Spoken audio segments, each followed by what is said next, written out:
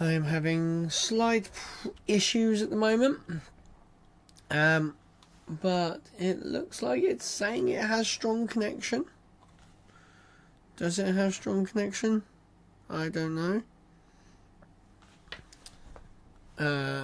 Can anyone let me know in the chat if we are alive?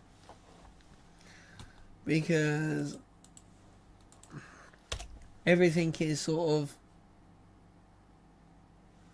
request access to streaming. What? Oh, I know why. I've selected the wrong access to streaming. Aha, we are back. What? There we go, guys. Hello, welcome back to another stream. So we just had some technical issues, but we are clearly back. So what we are going to do, guys, we have the Crew 8 launch. Basically, last night's attempt was scrubbed due to unfavourable winds on ascent. Yeah, they ended up doing moving it back 24 hours, but that is all fine. So looks like we had a peak, and now obviously everyone's gone because of the peak because of the thing. But we are here, and I don't know why, but my sub goal just never changes. Never changes. I have no idea. Things don't really seem to be working out too well. But we are here. We are live. And as you can see, I have a clear... why am I getting a warning? Stream bitrate is lower. What is it? 260.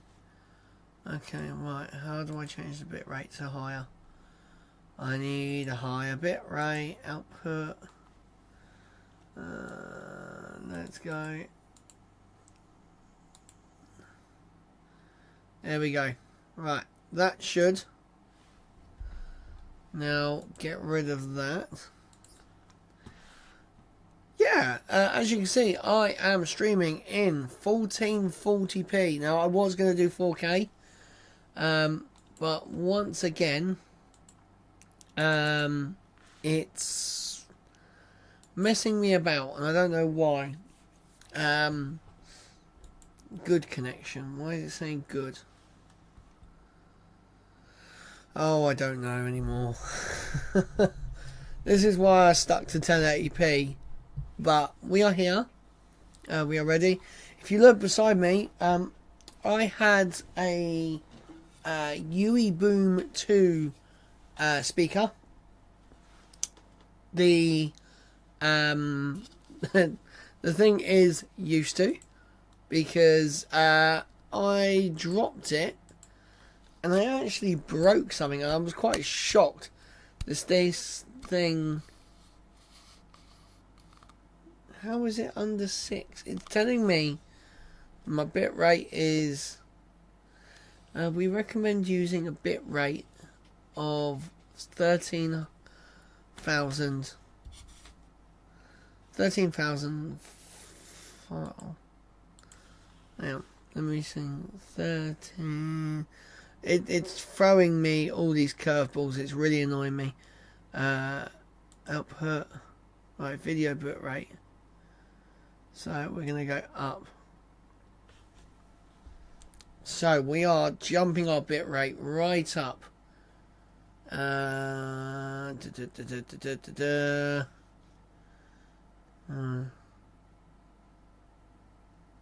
this is taking forever. 13,500. 12,000. Right, here we go. Let's see. Right, so NASA and SpaceX have just tweeted, so they are live. Let's go back. Oh, I have not changed my audio. Oh, that's terrible. Here we go. And welcome to Kennedy Space Center in Florida, where we have 3 astronauts and 1 cosmonaut about to suit up for their journey to the International Space Station in just about 4 hours. You are seeing aerial views of what their ride will be today. A brand new Falcon 9 rocket. Atop, we have the Dragon Endeavour. We are trying to launch these. Oh, that's after the launch team chose to stand looking horrendous. What's going on? We had elevated winds. Can you guys can see that as well, can't you? It's like things are looking much more promising. Really jagged. It's not 53 and 38 seconds Eastern time, and the weather, while still a watch item, that really does not look good. 75 item, better than yesterday. 75% go here at the launch site, and the conditions have also improved along the ascent corridor. I'm not liking this. Teams will be keeping a close eye on that corridor through the T-minus 1 hour weather brief. Crew 8 is a continuation of regular crewed flights. This camera view looks awful. As part of the and I know it's not my program screen because ride to space again. I've literally on your screen. Can see. Dragon Endeavour will fly for a 5th time with this launch. And over the next 4.5 hours, we will show you all the action live and in 4K. Yeah, 4K. Yeah, it doesn't look very 4K. Broadcast of Crew 8's launch. And with me to help commentate to what's happening tonight is NASA astronaut Rajachari. Hey, thanks, Megan. Glad to be back. So I'll own the first scrub from yesterday. We kind of joked that I may have jinxed it, and I think I may have. No. But I think I'm also going to blame my wife a little bit, because it turns out she was not wearing her Crew 8 shirt yesterday. So she's got it on tonight, and so I think now that myself and better half are synced, we're good to go. Well, some quick background on Raja before we turn our attention to the operations we have before us today. Operations. Raja was the commander of NASA's SpaceX Crew 3 mission, which launched back in November 2021. Once aboard the space station, he served as a flight engineer and conducted science experiments and technology demonstrations. He also performed 2 spacewalks. And then after 177 days in orbit, he and his crew, as you can see here, splashed down off the coast of Tampa, Florida. And then in March 2023, 1 year ago yesterday, Raja watched his first launch from the ground while co-hosting our Crew 6 launch broadcast, and we are, of course, happy to have you back for Crew 8. And happy to be here and still going for 3 in a row. So like you mentioned, got to see my first launch after my first launch being on the rocket, and then got to see Crew 6. I got to be lucky enough to come to Crew 7's launch and be with Jasmine Mogbelli's, one of my classmates' family for that launch. And then back Right, my sub goal is going to disappear. It will come back. Keep that string alive. And that turtle, of course, is Matt. Yes, it is. Yes. Matt Dominic, the commander. So right now we are T-minus 4 hours, 4 minutes, and counting until liftoff. In just about 4 minutes, we expect to take you all inside the suit-up room. So the suit-up room is a room within astronaut crew quarters, June, July, and astronaut August, crew September, quarters is a section of 09. the historic Neil Armstrong Operations and Checkout Building here at I've been Kennedy. past this building. Famous doors where astronauts have walked out for their ride to space since Apollo 7, 1968. Yeah, it's been a long Since they got on that big rocket right here.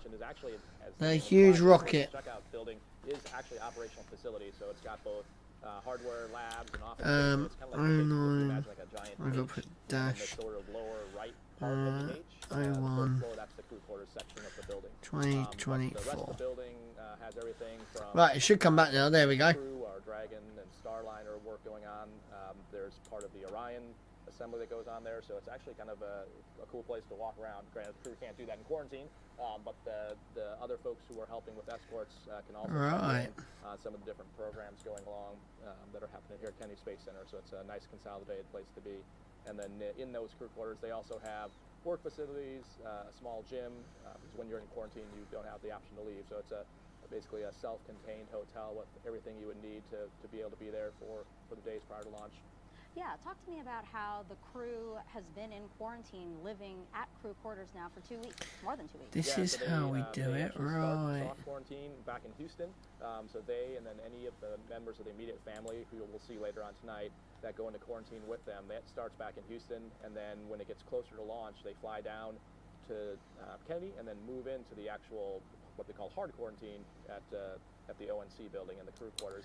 And from that point on, I am just trying to do stuff, guys. I will be with you in a second. They'll do some pad tours, I things like don't that. know why. All those things will always be blocked off from other people or kept in safe distances. And that's all protocols from pre-COVID. So it has nothing to do with just COVID. That's a long history, decades worth of us trying to avoid getting pathogens, viruses, bacteria, really anything that doesn't belong in space. Other than the human up to the space station.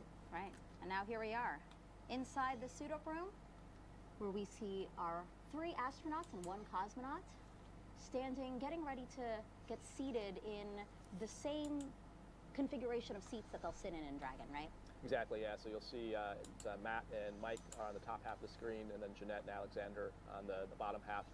We're getting to see a little bit more than we did yesterday. So you saw Alexander kind of fist punching, so he's working his fingers into the gloves. It looks really like there looks something wrong with this. White zipper.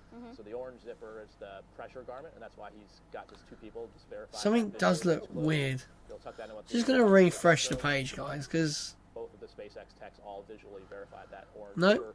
When you pull it closed, there's a white tooth, and that's how you know it's completely sealed. And so that's what they're visually looking at. And then Maddie, who's the SpaceX tech there with the iPad, is kind of that is weird.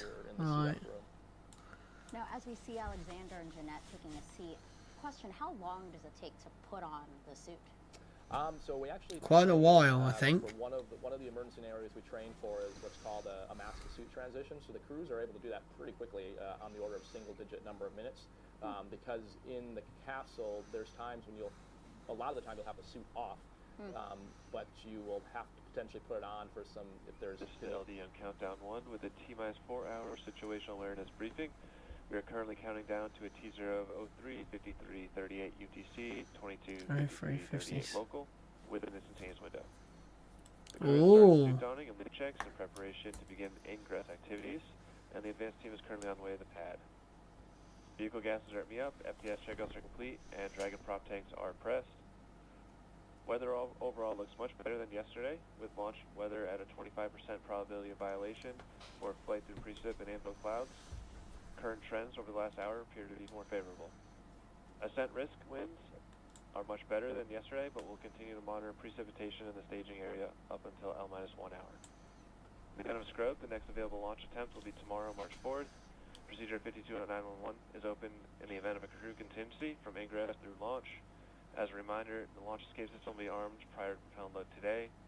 Hangar access will go into lockdown at T-minus 45 minutes and will last until a spacecraft separation or after the launch escape system is disarmed. All personnel requested to stay in their locations until lockdown is complete. And CE, you have a report on Falcon 9 health. That is mad. Falcon 9 is healthy and tracking no issues at this time, ready to proceed. And ND. Dragon team is looking good over here. Dragon is healthy and ready to proceed. Alright, copy all, and this will conclude the T-minus 4-hour brief, unless there's any further questions.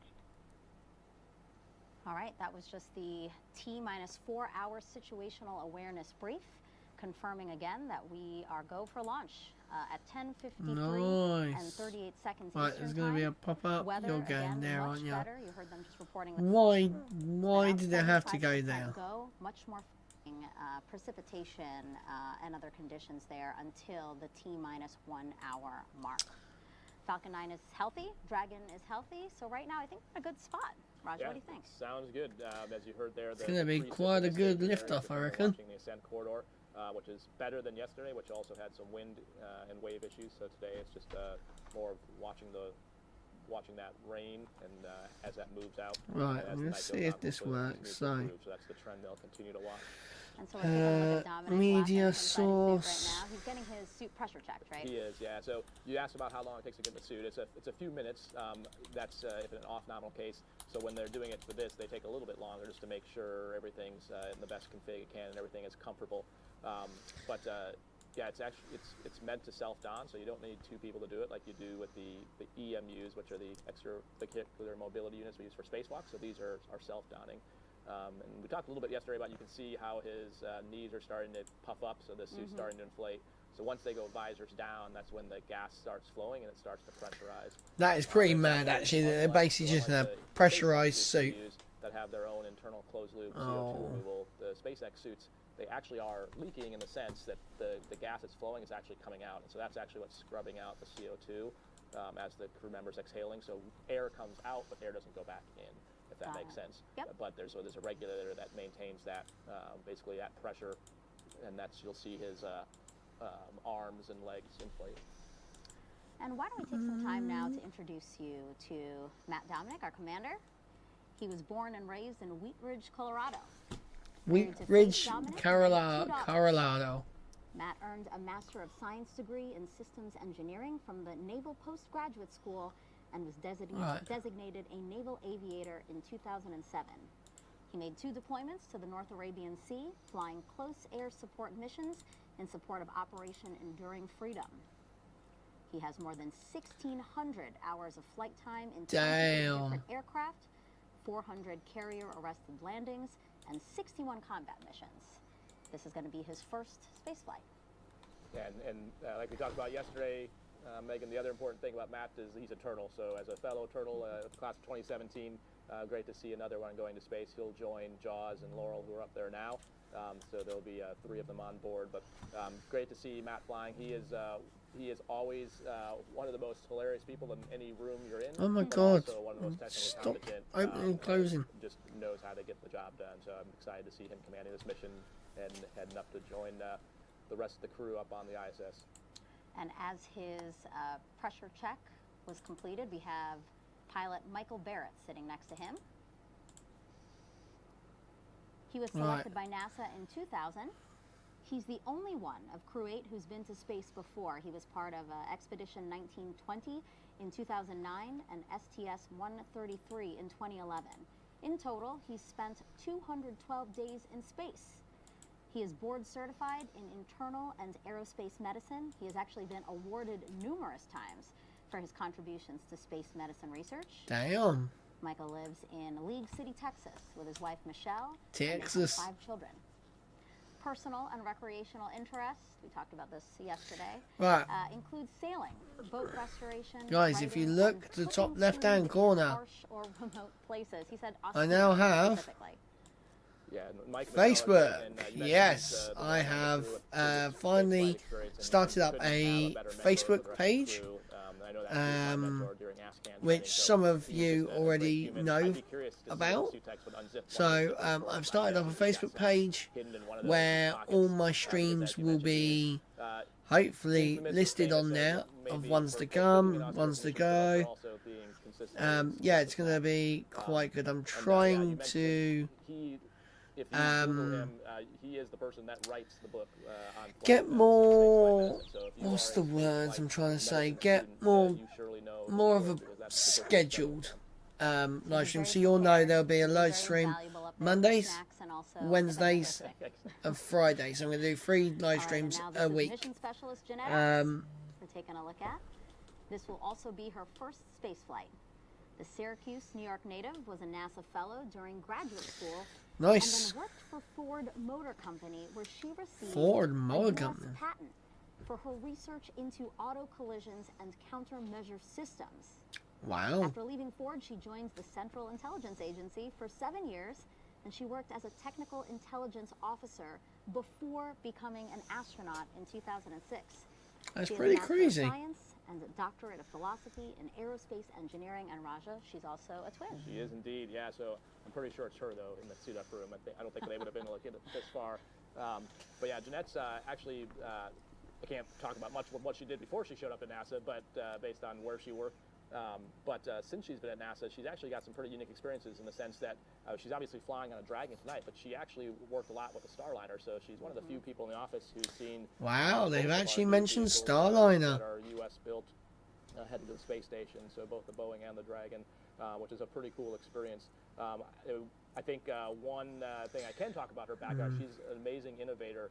So we had a T-38 flight, and I'll keep it short, but basically we had to figure out a way to get something. There was really windy, so something got blown down the intake while we were in outbase, and she helped with the tech out of the outbase figure out a way to get it out from inside the engine. So we can talk more about it later, but we'll let them keep watching the suit up here.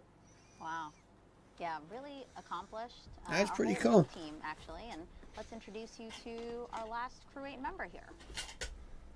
So this is Alexandra Gorbenkin, mission specialist, also a first-time flyer, graduated from the Irkutsk Military Aerospace Engineering Institute in 2002, majoring in the engineering, maintenance, and repair of aircraft radio navigation systems. He then attended the Moscow Technical University of Communications and Informatics, graduating with a degree in radio communications, broadcasting, and television.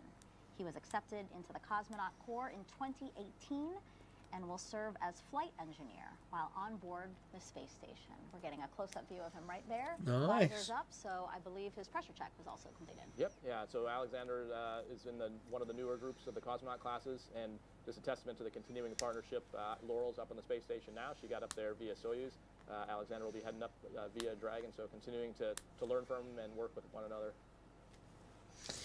So my mission tonight, So right guys, now, we talked about is this a little basically bit to get before, this but little those who white aren't joining bit us for this broadcast and off maybe this they weren't with us PCB. yesterday. So right now, it seems like they have Basically, some I've got to downtime do here, and some they're kind of soldering hanging out. And why is that? of this little So they bit build in time, so the whole purpose of onto this, what we're seeing right now, this is little to bit bring here, the or this separate big bit. suits. They'll do it again when they So get it's gonna inside the go- Dragon, but if there's a problem, then it can have the potential to have delays to the launch. Whereas here they have all the equipment. You can see there's a lot of people. I can't remember now. Around. Oops. So anything that doesn't pass on the suit leak checks, they have the ability to fix Yeah, it. it goes this And way. So because of that, they build in the assumption. So of what I've they got to like to expect basically, when they build I the timeline for completely this. broke Maddie there, who's the one with the iPad. the little which is, connector. almost like a quarterback has a That's, tough checklist on yeah, her, that's my left hand issue. there, so she's got the timeline, I got to do and this then without building everything. damaging But, yeah, they this, build in because you extra cannot time. buy If they did have to take this apart on the its own. component, they would have time to do that I'd have to now. buy a So whole in speaker. the case where it looks like everyone's suit leaks check passed on the first attempt, and you've got a little bit of time left to just relax a little bit, get on cooling. So right now they're in umbilicals. They're not on the mobile cooling units yet. I can't tell Oh, that I shit. don't see it, yeah. But so right now this is a good chance to kind of get their MET rates down, get the core body temperature down, because once they get outside in hot, humid Florida air in a suit, it can get warm fast. It was Sure. pissing down with rain earlier It's in also Florida. good for them to catch up with Literally, the like, folks you're I seeing watched, here, what was I watching? The 11:34, golf. then And it was number was literally, the like, plan. absolutely There's lots of chucking different it down. families, the astronauts And I was just to like, their families. I was thinking, oh, they're not going to fly tonight, but it's actually looking pretty good. There's an ISS family. Should So be every one of those families is a separate. They've been decent working with these people flight for tonight. 24 months, and specifically, I've got under see a lot. And then This is a shot actually. one of the of an pieces. astronaut support person, right? So Yep. wearing number 21, the one is covered there, but number 21 that is Denise Oh, it's Burnham, glued down as and well. she is Oh, an this is NASA going to be astronaut candidate, awful. graduating actually in 2 days. And what's her role here? I Yeah, just so don't Denise want to is break what we call this. the ASP, which is the If I break this, Astronauts Support guys, I have to Mission. buy a whole In new the shuttle speaker. era, they used to call it the Kate Um, Crusaders, but I mean, essentially I've already brought a new that, speaker anyway. is the eyes and ears of the crew But if as I they're can setting up rescue the final this- stages for the launch. So she's been in quarantine with them. Oh, come on. And in the shuttle era, it would involve being the person, the only other person besides the crew that would go inside and configure switches. What Denise will do, Quickly, what yes. has been doing this whole time in quarantine. We're As off. the schedule shift and as there's different meetings and launch, like the weather briefs, all those kind of Yes. things. If the crew Yes. is unable to make It's those off. things as their schedule shifting, she is covering all that. Oh, The other- beautiful. you'll see the very public thing she'll do later on is call Oh. from the phone on the pad. This is going to be horrible to solder. All the little things, so like getting glasses. Right, ready, what's going on? Like someone has a Why? timer, if they like where exactly on Can their get leg rid they of want you. the iPad position. So all those things seem very little, but after so many sims, you kind of have a scan, or we call it a cockpit cross-check, and it's very kind of particular of where you want all those different things, where you want maybe, like I said, like a timer located, as you can see, where you want your watch. And so she's kind of like the expert and knows for each person exactly how they want it configured. To include, you know, Jeanette maybe wants her volume set at whatever on this loop, and having all that preset, so when they get into the Dragon, things are ready to go. Nice. Right. And I do want to point out that everybody else who's in a black suit, SpaceX employees. Correct. Yep. The We call them only the ninjas. person, yep, the only person who's a NASA employee in a black suit is Denise. Correct. Yep. Wow. Yeah, and you can see the. Oh, what's this? the Live folks, now. in the room, so that they're. Weather is 75% go, guys. That is going to be great. And they're basically just watching the clock at this point. Yeah, and you were saying that it is more comfortable for them to be sitting because the suits kind of scrunch them down. Yeah. Thanks for reminding me of that. Yeah, I mentioned that yesterday, but forgot to bring it up again tonight. So they're not just lounging. It's actually How the hell am I going to do this? Reason they're laying there. So you saw when the pressure checks, the helmets expand. And the reason they are very tight is because you want to have expansion, and you still want to be able to see out of the visor when it's pressurized. But that means when it's not pressurized, like right now, if you were to stand up, it kind of hunches you over, and you'll see that both when they stand up here, and it's really obvious when they that get on the pad and is. they're trying to look up at the rocket. If you have to lean This backwards, looks evil. and so it puts pressure on your head and on your shoulders and back. So the longer you can be in a reclined position, the more comfortable it is. Right, because they're So in what this I think I room might do until about 3 hours and 20 is add minutes. wires That's to quite some this. time. They're ahead of schedule. Again, no problem there. But the Great news. problem You is I can see, can't that add wires little because thing that's dangling outside, this that's helmet has for- already got a port and so the reason they haven't popped on out it. is since they're not getting comm through the umbilical, they're talking to people in the room. So they have one out, one in most cases, so they can hear the conversations of people talking to them. But they still usually will have one in, so that if there is anything when they do the umbilical checks, when they're doing those suit leak pressure checks, they're talking to them through the earpieces. So it's kind of a 50-50 thing. That is going to be Really cool. And very, I didn't know very that. I difficult. did know that they got comms, but all right. So I I'm have not a looking question for forward to you. doing that, guys. As we I'm take a look really at Matt not. and Mike there. How long has this crew trained together? Right, I think what we're going to do, 24 months is the whole training flow. It kind of depends on we are going whether to you backup flow or not.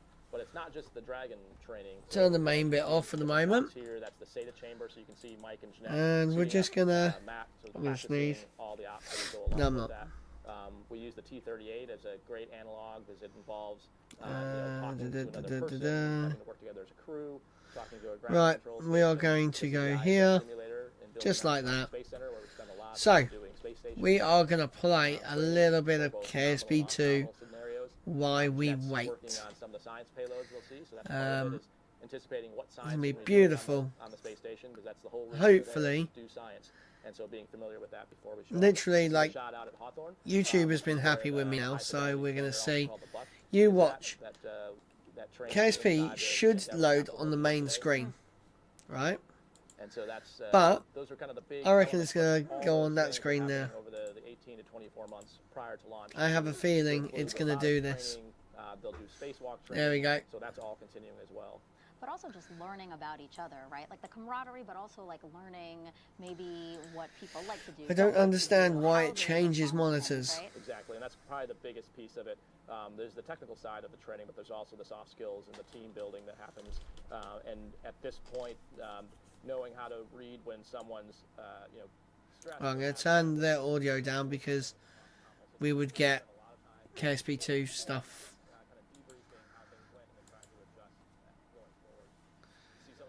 Right, here we go.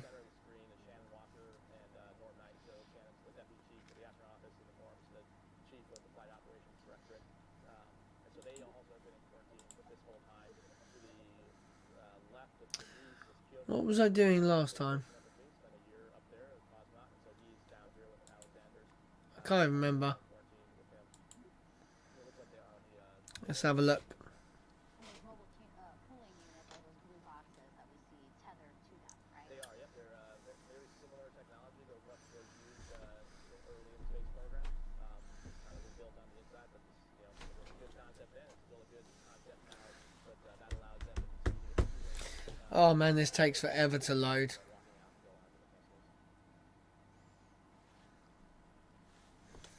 What's my watch battery at? Very knowledgeable. And so we are inviting you to challenge him with your questions over the next 4.5 hours. Jump on X, Facebook, YouTube, or Twitch. Send in your question with the hashtag #AskNASA.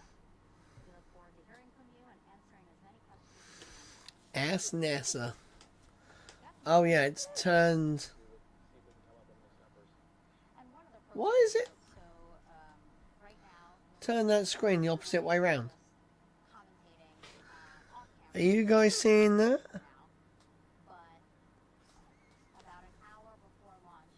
Yeah. Okay, for some reason, with the one below me, it's the opposite way round. Why is it the opposite way round? Right.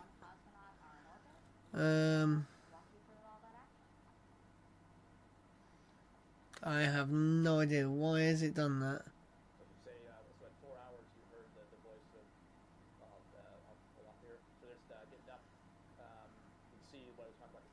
Right. KSP2 is going to just disappear a sec.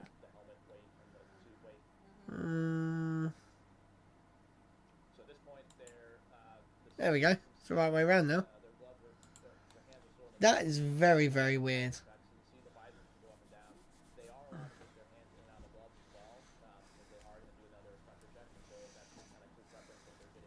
So what is this battery?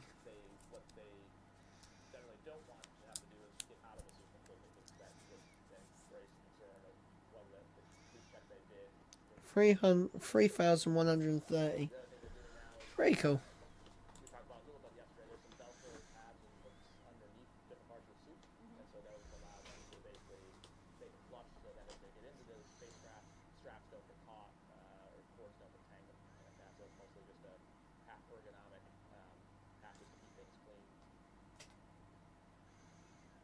Very cool. Oh, here we go.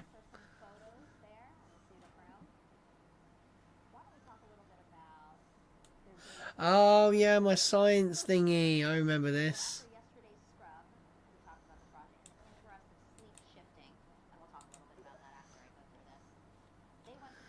Did.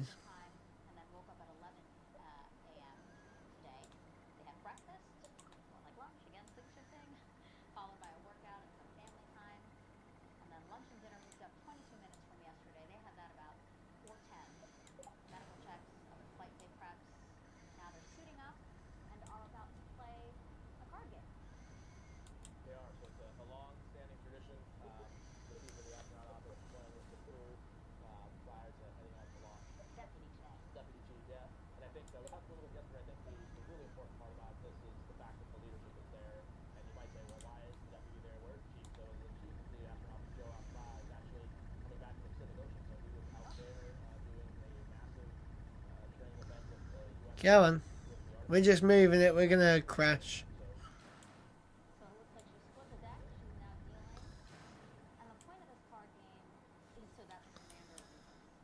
What? Oh wow, that's pretty cool. I didn't know that.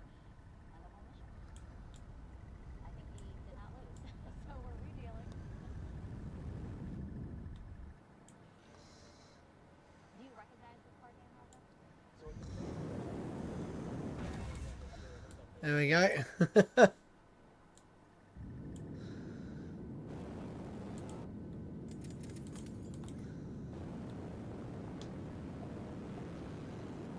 Oh wow, that is noisy.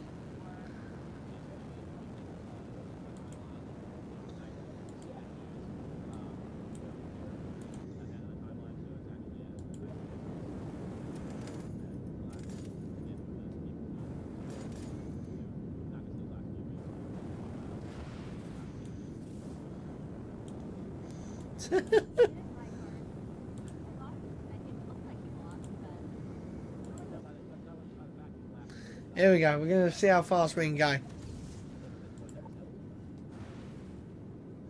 Oh, we're going pretty fast.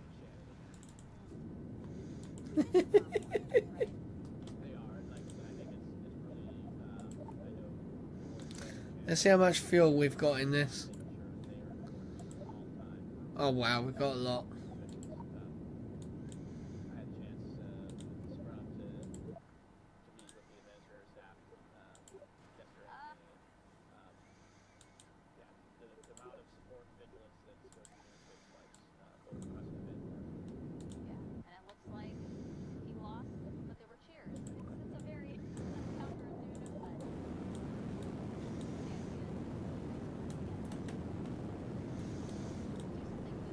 36.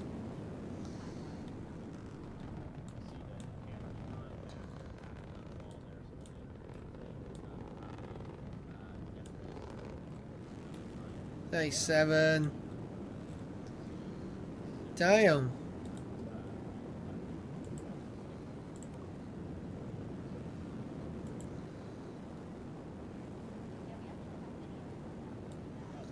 It's turning on its own. That is mad. Come on, baby. Let's turn around.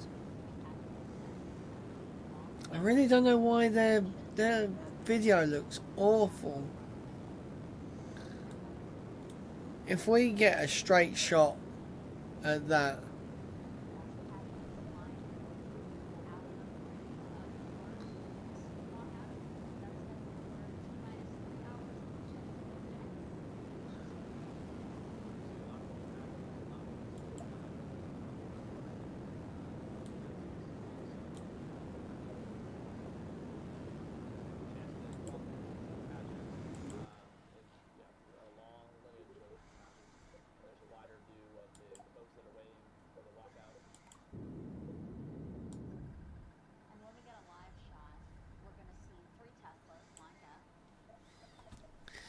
Here we go, guys. We're going to have...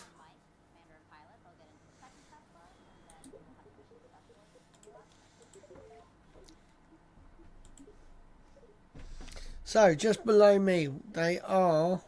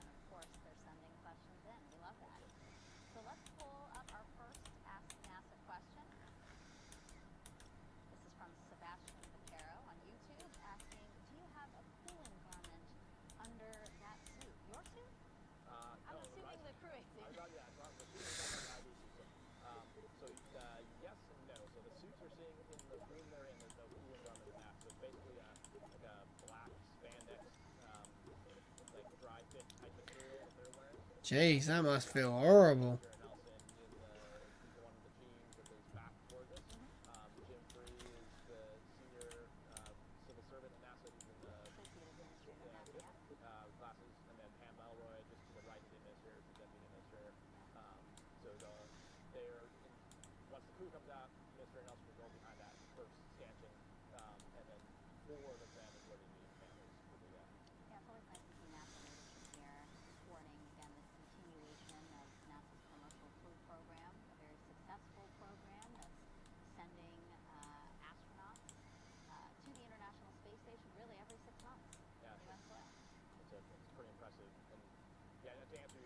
Question, so that in the SpaceX IVC, which stands for in-vehicle suit, there's not a cooling garment, there is airflow, and so it's basically the convection of that airflow that takes heat off the body, and then I mentioned before that the air actually comes out, and so that's what keeps you cool.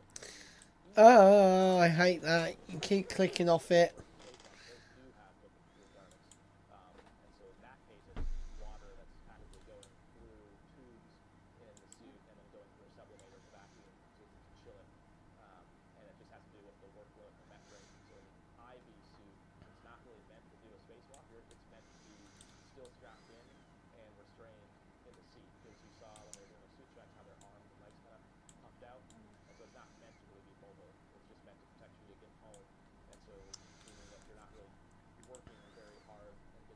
I'm playing a bit of origami, guys. doing spacewalks, you're absolutely working very hard.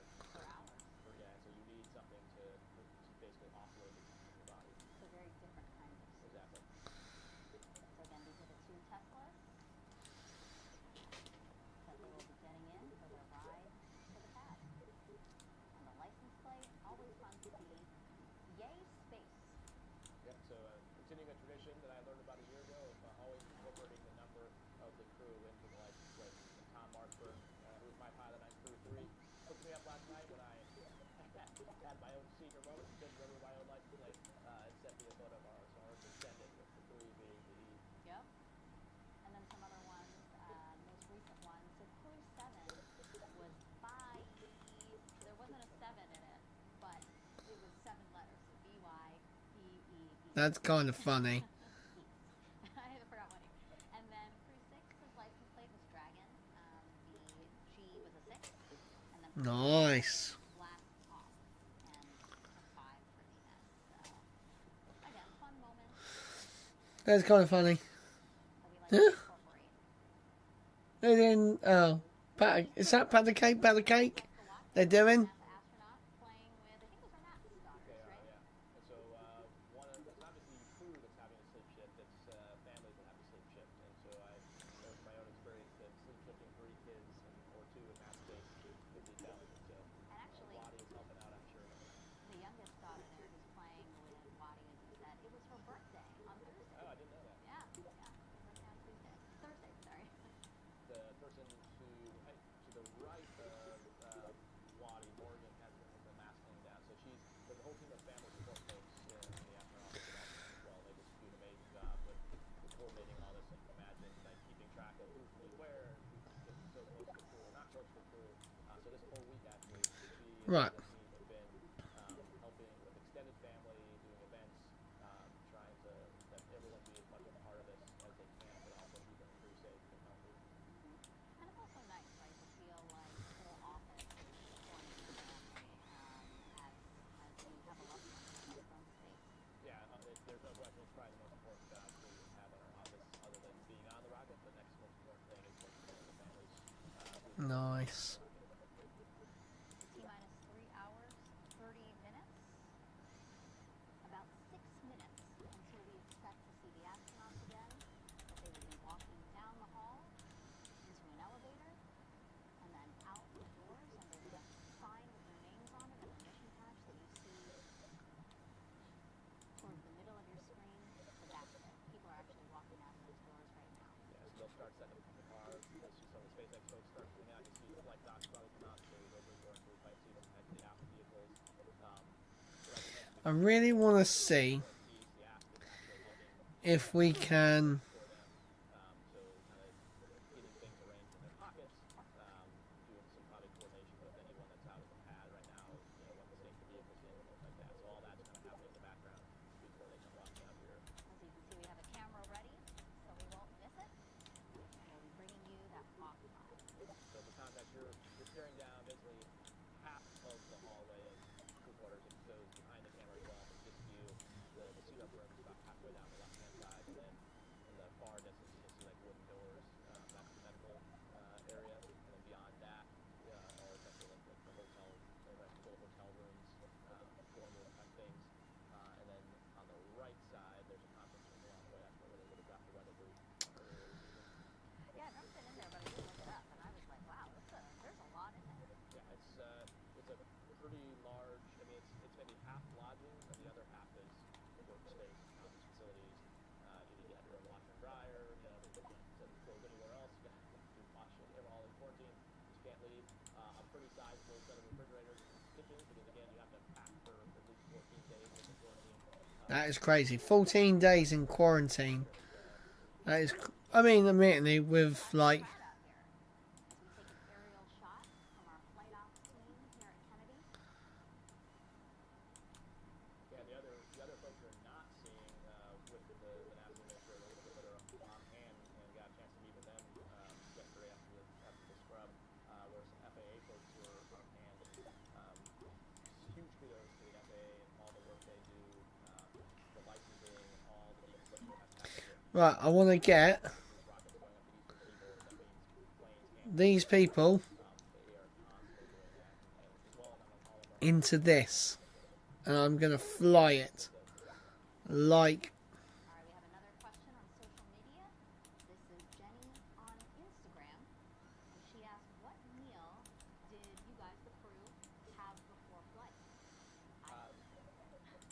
See, for them, I think Megan's got the answer for them, and I can talk about what we had for crew 3. Yeah, sure. What did you have for the crew? Well, we actually got to have 2, we had which is unusual since we had a pretty significant launch today. Ooh. The great thing we did on our second one, though, is have a group meal. So I think it was actually Thai food with key lime pie, I think. So, yeah, it was now I'm really I'm hungry. very hungry, yes. No more questions about food. I have a banana. That's literally all I have for you.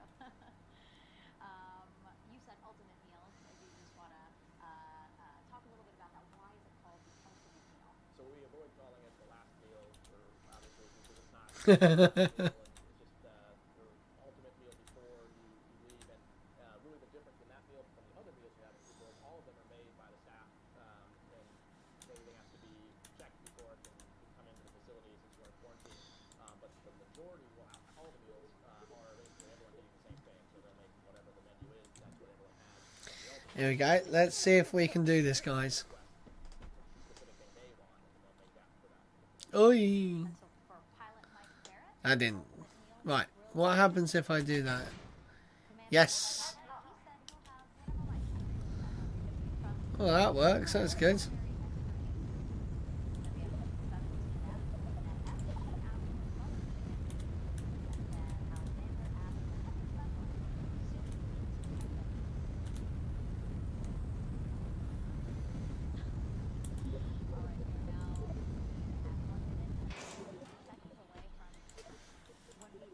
Revert to launch.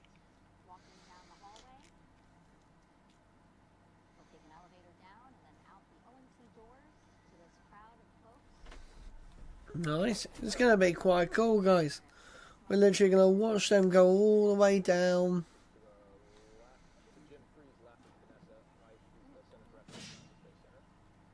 Oh, actually, I want to go revert to BAB.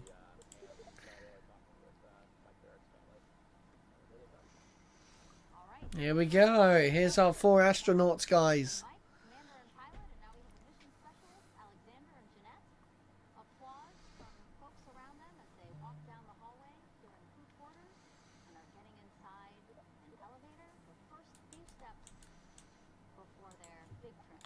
It's kind of a cool surprise. I don't know if they got this far yesterday since we didn't have a feed, but I at least didn't know that there would be that banner in there when we got in the elevator. So it's a really cool thing, because this is cool. So the camera's on, you can turn around and see all the signatures of all the folks that we work with on the channel. It's kind of a really touching time. And like I said, the surprise factor, we didn't know was there. And actually, yeah, that's a good note to point out from yesterday. So yesterday they decided to stand down from the launch attempt right before the smoke, actually. We were waiting for crew 8 to walk down the hallway when the launch director came onto the mission audio loops, and you guys heard that live for yourselves. That's when they said that they were standing down from yesterday's launch attempt because it's elevated into the ascent corridor. But again, we are looking much better today, and I think we're going to see a launch. The Woo! officers telling the team a little bit before the T-4 hour mark that it's looking like a good day to fly.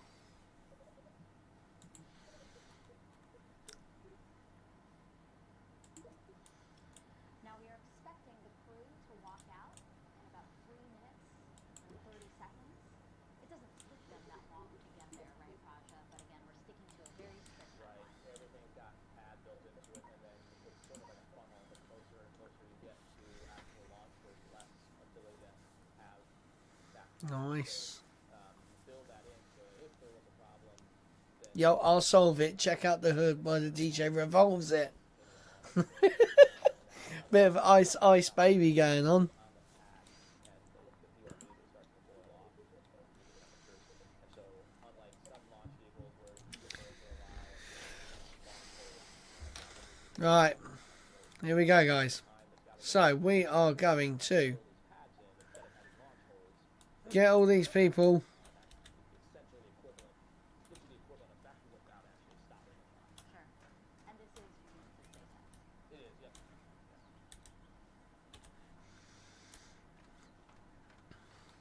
You said this yesterday, but it looks like we might be running out of space on The right-hand side of the door. Wow. You can see it's the recent SpaceX mission, so I can spot mine easily, but through down. What's really annoying is I don't think I'm going to be able to get out and over. Ah, guys, I should have made this a bit easier, surely. It's a good problem to have, right? With all the space flights that are happening from here at Kennedy again. Hmm. We talked about yesterday was the 5-year anniversary of the Demo 1 mission. Right. Yeah, it's crazy. Yesterday was the 5-year anniversary of Demo 1. How much has changed in humans in the United States in the last 5 years, where in that short period of time we went from not having the ability to get our astronauts to space on our own to now we're on the 8th operational rotation of a commercial vehicle. It's pretty amazing. One where the booster flies itself back, one where they use the capsule, they use the booster. Tonight is a new booster, but this is the 5th time we're using the Endeavour capsule, which is also a record. So just amazing. Yeah, it's a real testament to what we can accomplish when we put our minds to it. I mean, What SpaceX can accomplish, basically. commercial companies so that we can do this more frequently and reliably. That's exactly right. It has been a partnership from the beginning. One of the things we'll see later tonight, we'll talk about the team in Hawthorne, we'll talk about the team in Houston, but what a lot of folks don't realize is actually a whole other team in a place called X over on the Cape side. That is chock full of NASA engineers from Marshall, Johnson, Kennedy, who are looking at the partnership streams and working with the SpaceX team establish the launch vehicle.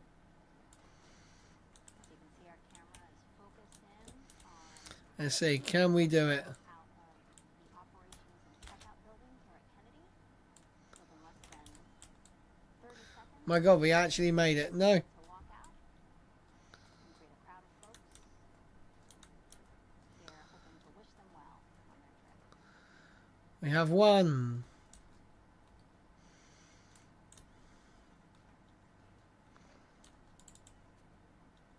Right, shall we see what happens to one Kerbal? Here they come. Oh, here they come, guys. Here we go. Just below me, we have them walking out. They're gonna go say hello. From left to right, let me introduce you. We have Mission Specialist Alexander Prevenkin. Then we have Pilot Michael Barrett, Commander Matt Dominic, and Mission Specialist Jeanette Epps. Nice. They're walking now to greet family and friends who came specifically for them. They have assigned spots with assigned stanchions of people. Exactly, yeah. So what you'll see is they won't go any further down towards where the administrator is standing, so that's as close as they'll get to them since they have been in quarantine. And then their families, the immediate families, are staying behind the stanchions there. Then once they get in the vehicles, the families that have been in quarantine will come up to the windows. Nice big Right, I'm wave going to to turn the the audio family off so we there. can hear Now theirs. we have a shot of Michael. Right, here we go. Do you recognize, Go. are those his kids there? Or? Oh, he's still in there. The ones he's right in front of right now are the administrator. Yep. I can see the administrator yep. Nelson. Yeah. Now he's going back by his team. This is actually working. Because I know he has adult children. He does, yep. Yeah, Mike. Oh, well, we're trying to walk. Oh. And his wife He's fallen over. behind Steve in the second. Oh, no. We're getting some audio from the feed. Let's see if we can listen in to what folks might be saying. Oh, wow. We are going for it as well. Oh, we're starting to get a bit rocky. Starting to get a little bit rocky. All right, so Haley's giving him the wrap it up, number 34. Like I said, like one of the key SpaceX members that they're very familiar with. And she's What's going on? Whoa, he just got kicked out. Mate, he's going for a spin. Leave the ONC here at around T-minus 3 hours and 15 minutes. Another great cheer from the crowd Are we going up? as we see Now we are Jeanette falling down. in her seat in her Tesla. She'll They'll be joined by Alexander Benkin, and then in front of them we have Matt and Mike, who just got seated as well. There we go. The people in the Teslas with them are the SpaceX ninjas, and usually there'll be a suit tech, and then either a flight doc or two suit techs. Oh, we so could. So you're kind of always ready to respond if anything is having problems with the suits. And so they're also going to attach them to their umbilicals in the cooling units again. That's why we also have the second opportunity for families to go up. Correct. Yeah. So that's why they limit them on time, just so they don't get too hot, as it is not as bad tonight. But that was hilarious, guys. Those cooling units are there. I can't believe that even worked. Cooling flow again. And like we mentioned before, it's much more comfortable for the crew to be sitting than it is to be standing. It offloads the weight of the suit off their shoulders and head. And so the folks who are at the cars right now, they've been in quarantine. Exactly. I'm falling at 55 meters per second. Extended family, but those can't actually come up to the window because they haven't been in hard quarantine the whole time. Looks like Matt's wife is. Yep. And the two daughters. Waddy's taking a picture of them with Matt in the car there.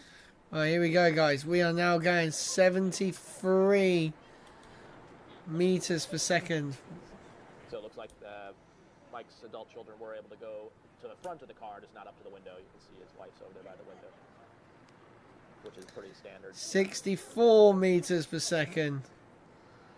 62. Are we going to be able to slow down enough? Close enough to actually be. And no, our Kerbin has died. You know, since we did see that Matt has younger children, I know you had younger children when you. Revert to launch. We're now going to put a couple more Kerbins it's interesting. I think into that top bit. Deals with their own way. So we talked a lot about it before. I just saw that bug go across. I'm like, where the hell is it? Departing from the Neil Armstrong Operations and Checkout Building, beginning their 20-minute drive with a full security escort across NASA's Kennedy Space Center to Launch Pad 39A. In the words of their license plates, yay space. Now, we again want to invite those who are watching to participate by asking Raja a question here. As we see Convoy hang a right, again, they're going to be driving through Kennedy Space Center. Just hop on Facebook, YouTube, Twitch, or X. Send your question, #AskNASA, and we will answer as many as we can. And as they begin their drive out, yeah, right, one is in. But as we begin the drive, let's again hear from Commander Matt Dominic. Again, first space flight, but he has more than 1,600 flight hours and 61 combat missions as a naval aviator. Here we go, guys. They are transporting them to the pad. I am most excited.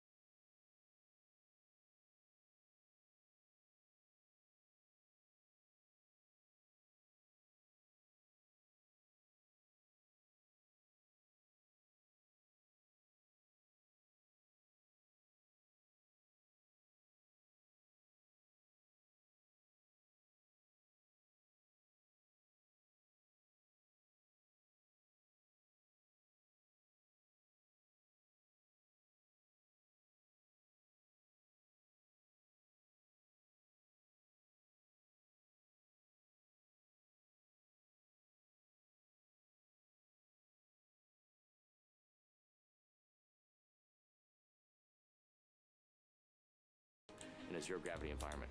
That sets us up to go to the moon. It sets us up to And go they're gonna go. Many folks think of NASA and they think we're using crazy cutting edge technology and all kinds of adjectives and superlatives to make space work. There's no smoke and mirrors, there's no magic. It is just hard work through the laws of physics and basic material science to get us into orbit. Yep. That's the magic. Exactly. We are part of a massive The Earth is not flat, and NASA are not messing around.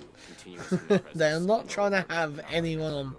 We are line soldiers on the ground marching Right. to make sure that this continues. And just being a small part of that and continuing that is what's important. Here we go, guys. So we have 2 Kerbals on each side. Here we go. 3, 2, 1, go. It will be the third launch to space for the pilot of Crew 8. Michael Barrett has previously flown on Expedition 1920 in 2009 and STS-133 I am 2011.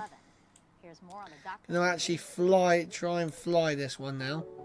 The ISS is, I would say, a very critical step in Oh. human exploration beyond low Earth orbit.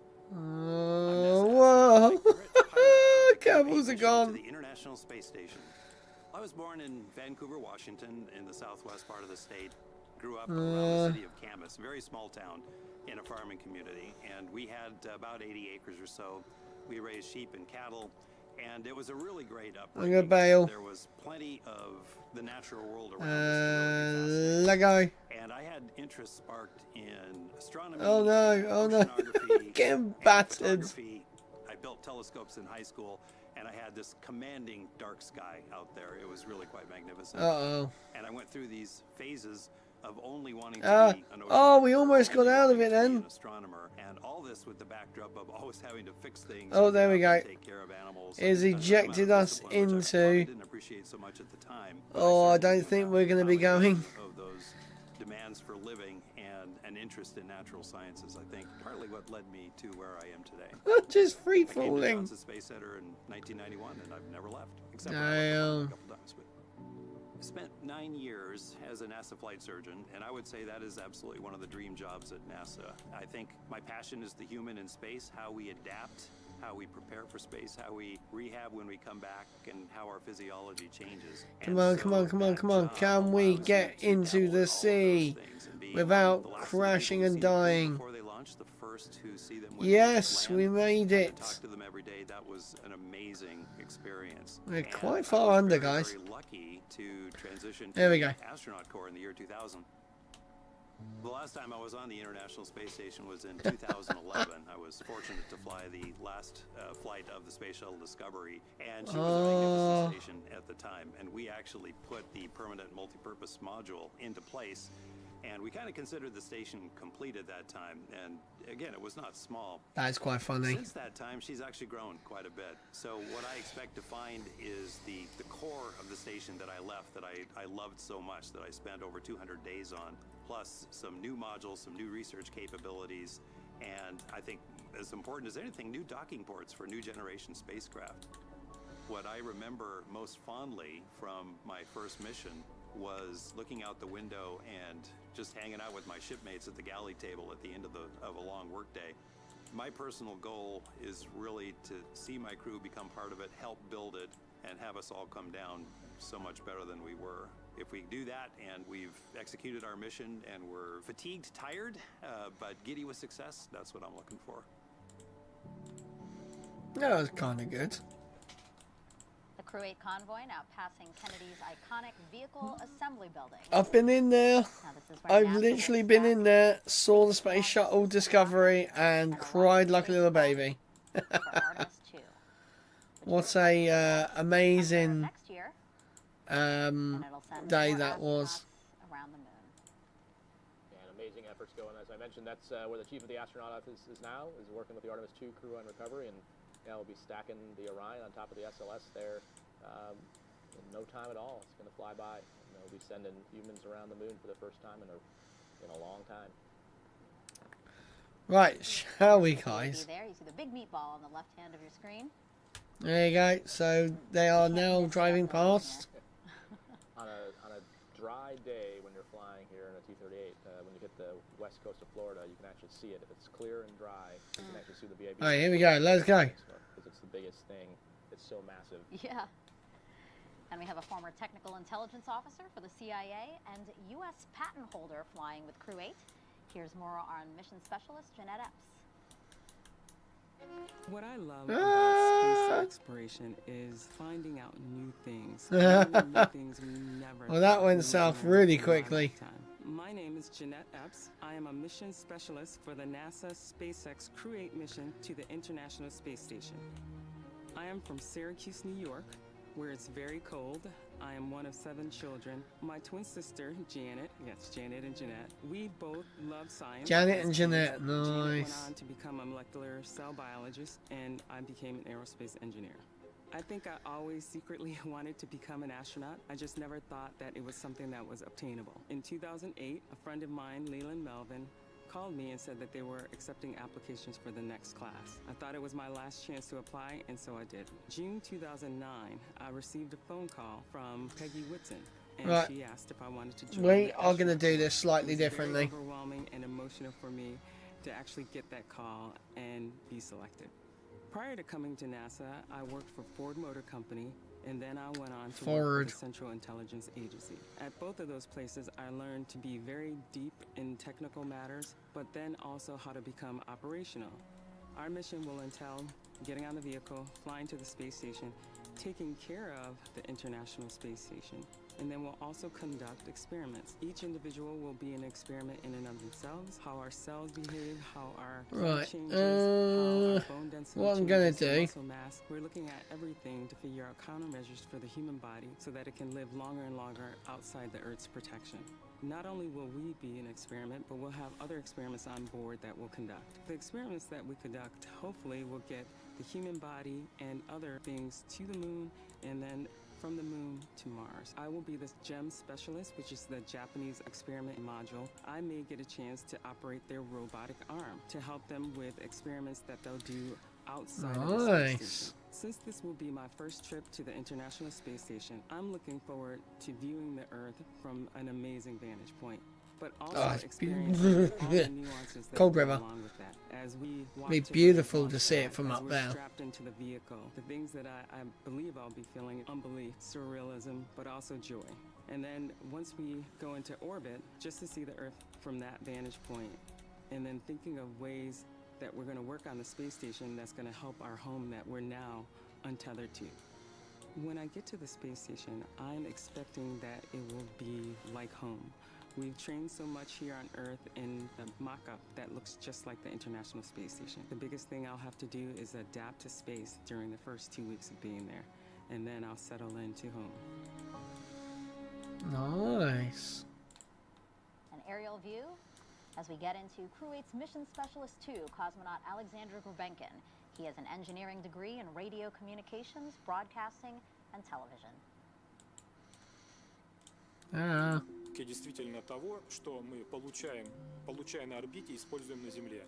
Поэтому, если прям вот вкратце, это ведь и новые материалы, это новые лекарства, новые какие-то открытия, которые связаны именно, скажем так, здоровьем людей, которые, то есть обследования, которые там возможны.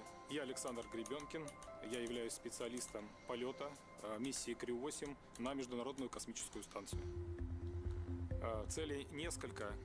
Основная из этих целей — это, конечно же, та научно-прикладная работа, которая будет выполняться с использованием различного оборудования, с использованием различных укладок. Это, конечно же, задачи, связанные с обслуживанием, своевременным ремонтом и дооснащением систем Международной космической станции. I have no idea what I've done here. Важно, потому что I have broken this. Она в первую очередь приносит. Right, we are gonna delete all of this. We are gonna start again. Они позволяют открывать новые горизонты, разрабатывать новые препараты. Это все используется впоследствии здесь на Земле. Oh, they are just getting to the pad. Некоторые заболевания, которые раньше. Here we go, guys. Увидеть нашу красавицу Землю с высоты орбитального полета, и то, что я задумал. Should we make a Falcon 9? Пока буду осторожен в высказываниях. Штатно мы услышим заветный лифт-офф и подъем, и окажемся на станции, и будем, самое главное, You are seeing live. I was trying to make a plane, actually. That's what I was trying to make. At launch pad 39A. We'll be driving around the back, right, Raja? Yep, yeah, they kind of take a circuitous route, head up to some trailers. God, I'm getting so many notifications. I know, I'm watching. Up to the elevator to the rocket. A bathroom break. Yeah. Are they going to do the famous astronaut lean when they go like this and look at the rocket? Mike Barrett, when he was first to flight dock at NASA, I don't think I'd seen some of those pictures before. Yeah. And real quick about the bathroom break, this is the last opportunity they're going to have, right? Right. I mean, they've got what's called MAGs, maximum absorbency garments, which is a fancy acronym for a diaper. But yeah, this is the last chance to not use a diaper.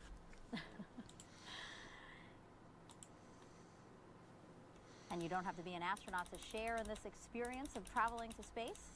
Just check out our Crew 5 astronauts as they explain how you can get a virtual guest passport. Did you know there's been over 1 million registrations in NASA's virtual guest program since May 2020?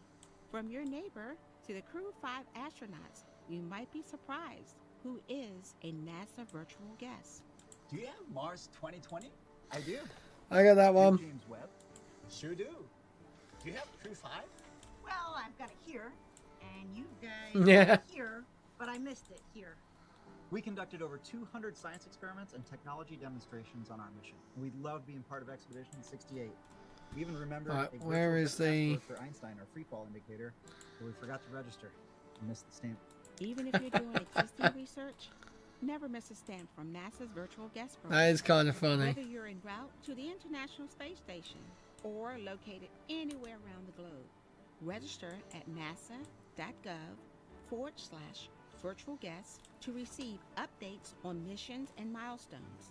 As a virtual guest, you will receive curated resources and a stamp for your passport following a successful launch. Remember, you only get the updates and stamp if you register.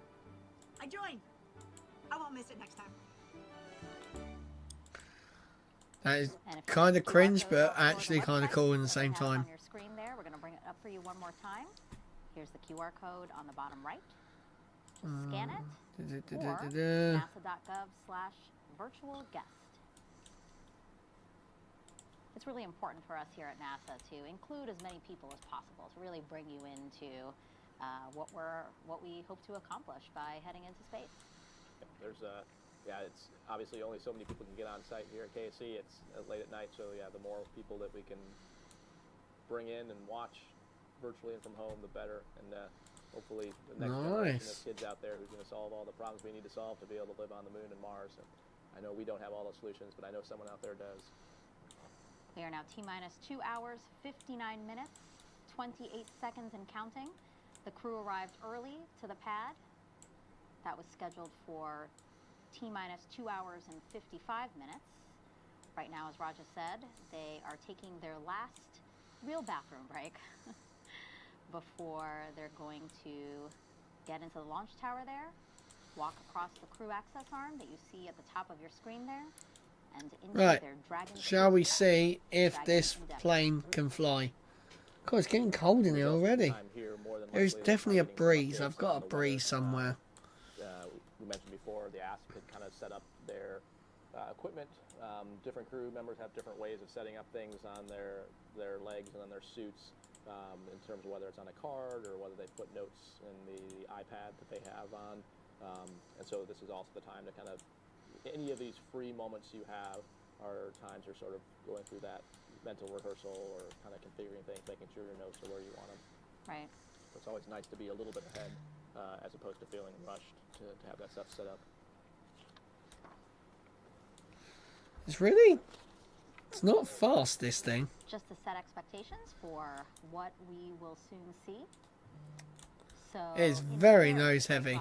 We're going to see I'm having trouble getting off the ground. They'll be the first to take a look at their rocket and then head up the launch tower, yeah? Exactly. Here we go. Mainly driven by in the air we go. Strap-in part. Trying to have all 4 people strap in at the same time would be kind of just get crowded. And so we are pulling a few G's, and we are going. For something this light, this should go really, really fast. Yeah, we're gonna take our viewers Got a rare intakes. crew access arm in They're a the bit of white an room, which angle. is the room that's at the end of the crew access arm, just before they get into the Dragon spacecraft. I mean, they're gonna see that it's tight. Yeah, and it's and the reason it's tight was partially just because you're on the top of a giant tower, but also because it's essentially a clean room. They call it the white room, which harkens back to original day of the space flight, the terminology that was used then. But it's basically it is a mobile clean room, so you can see all that that black plastic and rubber. Those are seals, and so it is. And then you can see the air hose running into the cabin. So it is not hot and humid in there like it is outside that area, and so they're temperature controlling it, humidity controlling it, but most importantly, what we call foreign object debris controlling for that, because even something like a human hair across that hatch could keep it from sealing. And so you'll see that's why they wear those black Eng outfits. They'll have the masks and everything on to keep anything. They'll have booties on. You can see that white square thing before the hatch is sticky material, so that catches any. Right, let's try and pull a loop. You know, little pieces of. I don't think this is going to be able to pull a loop. Picked up as they go from the elevator, but the crew will have booties on their boots until they get to the outside the crew access arm, and then take those off and they go to the clean room. But that's oh my gosh! And then you can see there's like a little piece of Kapton tape over the hatch seal, so everything is protected to maintain the integrity of that hatch. And here they are coming to take a look. We are not even. There's Oh. There's Matt and Mike. Are we gonna get the lean? To get a good look at their ride to space. And like we mentioned, it's hard to see because the helmet's heavy and not really melt the tilt backwards, so you got to kind of lean back. Yeah. They are doing the rocket lean. Look, there you go. That guy there on the left is doing the proper rocket lean. Yeah, as you mentioned, the capsule is being used for the 5th time, but a brand new booster. And SpaceX has recline back. Pioneered the reuse of both the booster and the capsule, so pretty amazing. With the. Yep, 5th time Dragon, 1st time Falcon 9 today.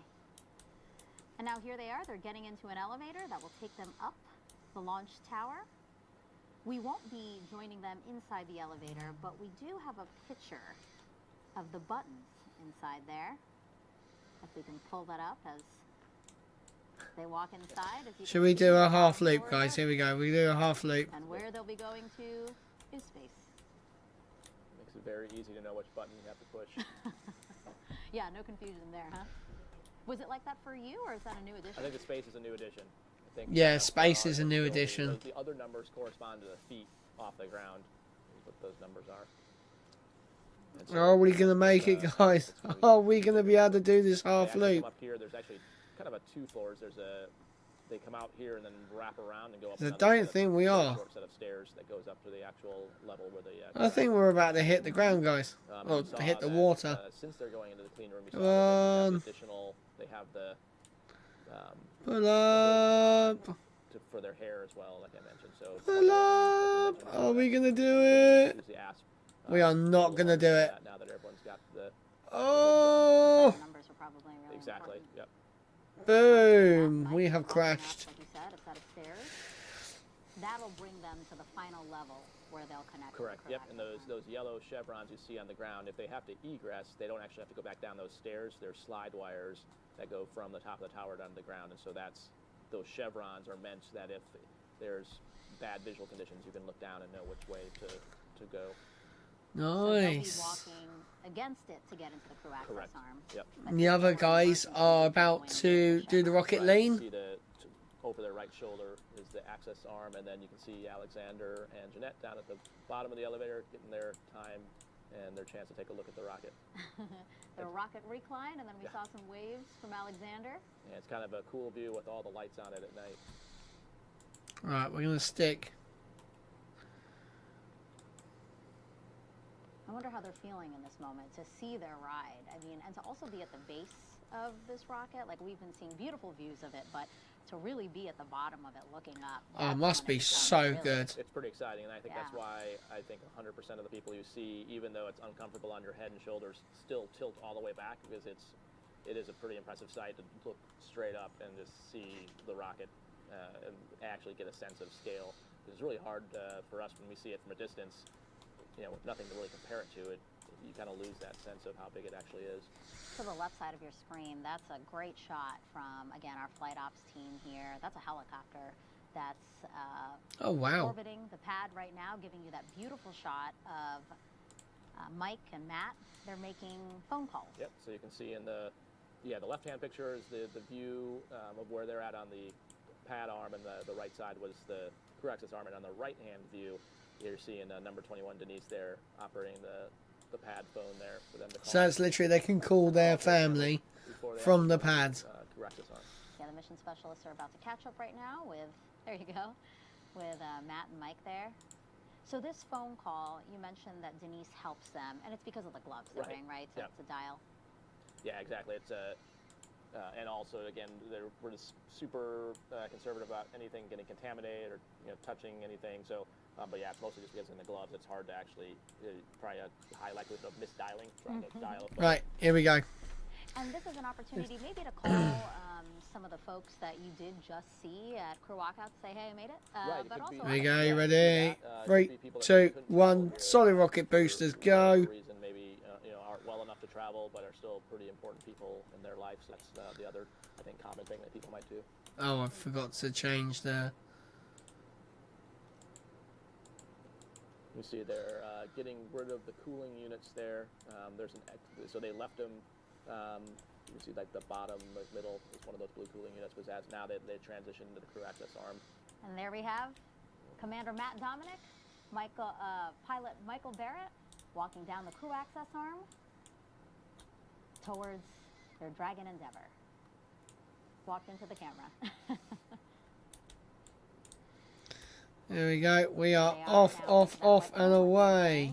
So it looks like they are removing their gloves now. This looks mental. They might be signing the around the meatball here. So this is another tradition. Yep. We have the NASA meatball here, and starting with Demo 2 with Bob Hurley and Bob Benkin. Bob Benkin. Yeah, whoop, I was like, whoop, wait. You say their names often, all the time together, and then, but so they sign their names around this meatball. Yep, and then it started as many traditions start. Once one crew has done it, then you keep doing it. There we go. So we are actually Running speeding. there too. Oh wow! I've just noticed as well. And right next to the meatball was actually the. Is that going to melt that, or is it? That is that going to do anything? Axiom 1, 2, 3. Yep. Axiom Space is the first commercial company to transport private crews to and from the International Space Station. And they launched all 3 missions with SpaceX, and the logo was also signed by the Inspiration 4 crew, so the first all-civilian crew to orbit the Earth. So again, this is like a physical representation of all that we've been doing in the last few years, and 2020. Like a perfect representation. Right, here we go. We are getting there. And the private right next to each other, and it just indicates that enabling private space by utilizing government infrastructure. I mean, it's the same pad, the same facilities, the same Kennedy Space Center, and everything's all the same. And working in tandem with one another to make it all happen. So what's happening now? FOD checks? Is that what's happening? Foreign object debris checks? I think so. It looks like he's it's still putting their hands back in the actually he's gloves, doing really well. Out to sign. It's crew preference on whether you want to ingress with your hands in your gloves or not. So it looks like they both are electing to put them back in their gloves now. So that's what they're doing now is holy cow! And like we are getting up there. Mike gets his back in there. I think I should just put 2 of these on. Good. The zipper's closed. Maddie there, who's got the white cuff checklist on, number 11, is also watching the time all the time and keeping them on timeline. And you were talking about FOD again, foreign object debris. I mean, it is as small as something like a hair, which actually got into the seal for Crew 5's launch, and they had to reopen the seal, remove that hair before they could close the seal for launch, or close the hatch for launch. Yeah, and that's why the last thing you saw the suit tech there is pull off that umbilical cover off their right leg. All right, let's get some height. Took off because you're also trying to prevent any FOD from getting into wonder if I could actually loop or into the connectors there. Then put the spacecraft is essentially kept completely sanitary and clean. So once you're in there, in theory, there should be nothing else that can contaminate the suit. And like we mentioned, they've got their booties off now. Booties off. That's the last thing before they go across that piece. And then come Jeanette and Alan. Right, are we still Jeanette gaining speed? Jeanette Epps. Alexandra Grabenkin. We are still walking across gaining speed. About to join their crewmates in Dragon. Wow. We saw some waves. Okay. Thumbs up. Here we go. Now we're not. Across the crew access arm. Point it down a little bit. They'll do the signing of the meatball here while the other two are getting strapped in. Yeah, the other two are already both in. So we have Matt and Mike already inside Dragon. We are almost actually out of the going into Dragon. That's called ingressing. They just ingress higher into atmosphere. Dragon. Wow. This crew is moving. Alright. Better to be ahead than behind, that's exactly. For sure. So that's Alexander signing right there. Right, we're going to cut off the power.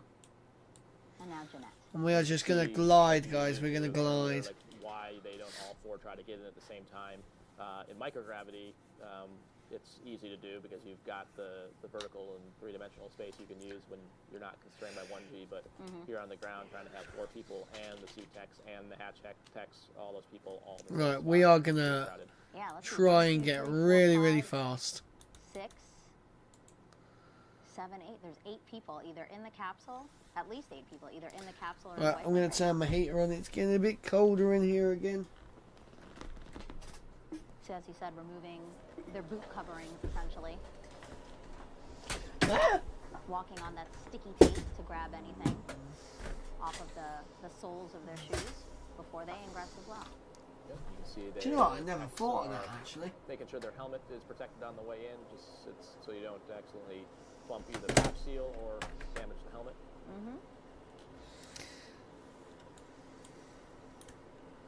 How big of a space are we talking about? Can you give us an idea for how wide it is in there, Dragon? Inside the Dragon? Yeah. So it's, I mean, you can see that the 4 seats across, and then below the seats, it gets a little wider. So it's wide enough that you can lay head to foot pretty comfortably. You can probably fit 2 people down there. And then it narrows as it goes up. So above the displays that Mike's using right now, you could probably fit 1 person laying horizontally. Alright, let's try and translate back to... Actually, Dragon is configured for 7 passengers if needed, right? Right, the original outer mold line design was built so where you see the cargo bags underneath Mike and Matt's feet, that at one point early in the design was considered for extra seats. That wasn't, that's not what it's certified for now, but that was originally part of the original concept. You can see number 22, those products I was talking about earlier that, you know, each crew runs a little differently. Some like have what we call like lineup cards. Some use the iPad. Some maybe have wave for Matt there. Yeah. Finding the camera. He sees us. Thumbs up. I think that's for you, Raja. From a turtle to another turtle. That is kind of funny. So as we can see, Matt and Mike have their harness on. It's a 5-point harness. Yep, yeah, so there's a harness, and then also where their boots are at, there's right. We're going to take the big engines the off. sole of their boot that locks their feet into the footrest. And then, yeah, you're seeing that they're helping. You can see it could be a valid. Let's see. I've got a green laser pen. Obviously, I've got the green screen filter on. Does it turn it purple? And it looks like it does. Mike's nice. Right leg, that's where the umbilical will be connected to, right? Right, they're all connected right now. You can see it on Jeanette. Yeah, all their right legs. You can see it's connected. So at some point, I would assume they'll start doing comm checks. They can probably hear each other at this point, would my guess, depending on whether the ground's configured yet. Yeah, comm checks are They'll usually expected. probably wait for the text to get out of there, because otherwise you hear a bunch of background noise. Gotcha. Yeah, so explain what the umbilical system does. Like, what do they get through these umbilicals that they're now attached to? Yeah, so the umbilical gives them air, both what's going on? breathing air, and then also it's the comm link. So that's the 2 big things. It's so environmental control and then communication.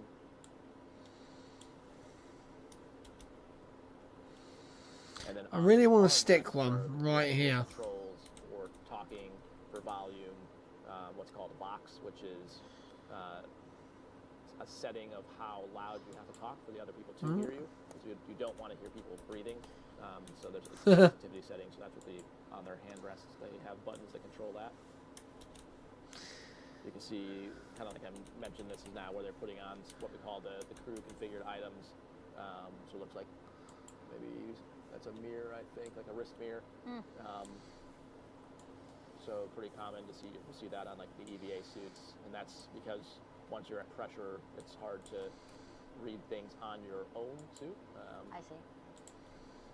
And the team actually, Raja, just got another weather brief.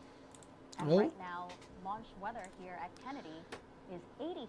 85%, nice. It has gone up, guys. Yes. Through precipitation and Bell cloud rule. Explain what those rules are, Raja, and why we do have to keep a close eye on launch weather. Sure, yeah. So the flight through precipitation is just kind of the physics of a vehicle going really fast. If you imagine driving in your car at 25 miles per hour.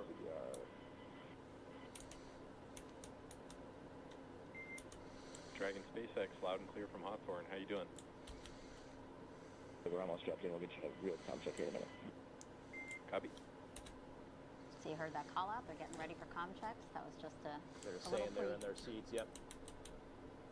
So real quickly, obviously. So yeah, so the flight through precep is just the speed, at that speed with the rain hitting the structure of the rocket, the concern that it causes structural damage. And then the anvil clouds is... SpaceX, PLD for comm check. Pilot, loud and clear. How me? Delay materials Q. Good to be with you guys tonight. There's MCCX and Hawthorne. Use well, Mike. And the anvil cloud rule is essentially thunder clouds, is when we talk about anvil clouds, and so the concern there is lightning, also potentially hail that can be in the uplift part of the anvil. Come on, baby, come on, baby, come on, baby, go. The nasty stuff usually gets pushed up higher, so avoiding flying through that is usually something we try to do. But again, improving trends, 85% go here at the launch site, and also improving. We have a lot of weight at the front, so I don't know if we're going to make this. So teams are growing even more optimistic that today we will see Crew 8 launch to the International Space Station. Alright, come on, we're going so fast. Oh no. Please no.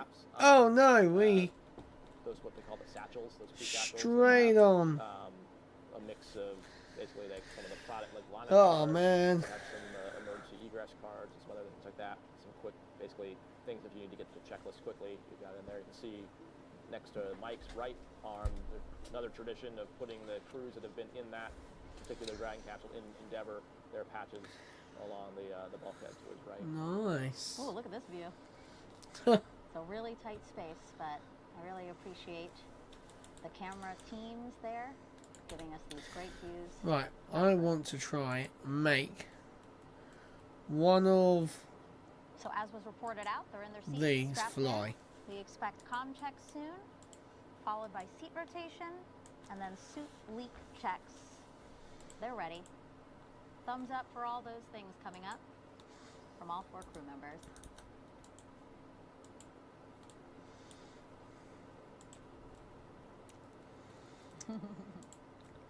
I bet they're literally like It's nice to see them looking calm and collected and ready, it looks Ready like. to go. so Pretty good happy. view there of the stuff below Mike and Matt's feet. You can see not just the people going up there on the great vehicle, but also cargo. And so the white canvas bags are called CTBs, and then those lockers in the middle are powered payloads, meaning it's probably science that needs either cooling or heating or or air or something to preserve whatever it is that needs power. And so the Dragon has the ability to take really high value and high end science to and from the space station because we can bring it back to Earth for further analysis. And so things that are perishable, that we can't necessarily don't have all the tools on the space station to analyze, we can bring back, which is a pretty amazing capability that we now have. With I have to say, the Dragon capsule itself is like crazy. Up to 7 people can be like transported inside it. It's mad. If you're just joining us, it is T-minus 2 hours, 38 minutes until Crew 8, you see there, launches to the International Space Station as part of NASA's Commercial Crew Program. Commander Matt Dominic, pilot Michael Barrett, and mission specialist Jeanette Epps, Alexandra Korbenkin, strapped into their seats inside Dragon Endeavour, waiting for comm checks, as well as their seats to be rotated into the launch positions. Yeah, so what you're not seeing in this view is all the activity in the white room as the techs are starting now to clear out those hatch seal covers and prepare the hatch for closure and start working all the white room ops. There you can see it there. And then, as we mentioned, so they're getting ready for comms checks, what probably Mike and Matt were doing on the displays there. We're configuring the different seats. You can set up different relative volumes between different loops. So kind of like if you were talking to me and someone else was talking at the same time, I can vary that mix. That's pretty cool. The crew kind of has an idea over time of how they. Right, let's see what happens to this. Like I mentioned, doing checks amongst Oh, why is it done one this? person talking to make sure you're not getting bleed over into someone Do you else's. know what? I'm going to see. It can be pretty annoying. Can we make this? Ready for comm checks. 1.4. So now we'll listen in here as they run through all. Copy, let's do it. Let's go left to right across the vehicle. MS1, Commander, Pilot, MS2, comm check. MS1, comm check. Jeanette, loud and clear. Nice. Loud and clear as well. Comm check. Matt, loud and clear. Good same. D, comm check. Mike, 5x5. 5x5. Full comm check. And Alexander, loud and clear. Thanks all. Good evening, Crew 8. Okay. That's the umbilical comm check. And next up is seat rotation. Report when ready for that.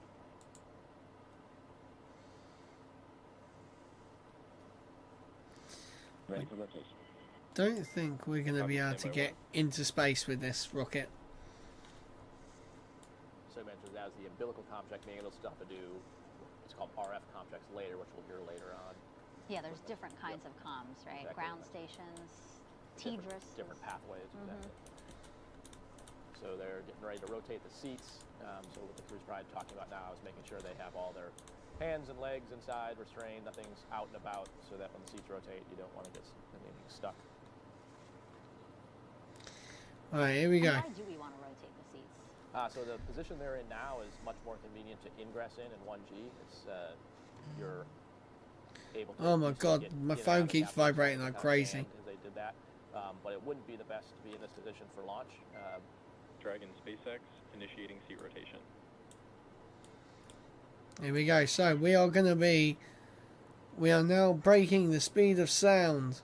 If they were to stay in that same position they're at now, as the vehicle was up, the force of the acceleration, the gravity vector. We are going to get some heating effects in a second, guys. The bottom of the capsule. So in the position they had been in, that would pull the blood out of their brain. So very similar to when fighter pilots fly and do G-strains to keep the conscious, it would be the same thing. And to avoid doing that, since this is a much Oh, she's a wobbly. we rotate them onto their backs, and that way, when that acceleration vector pulls the blood down, it's still staying in their head. It's mostly staying in their chest and head, which is a much more sustainable, basically, body position to have.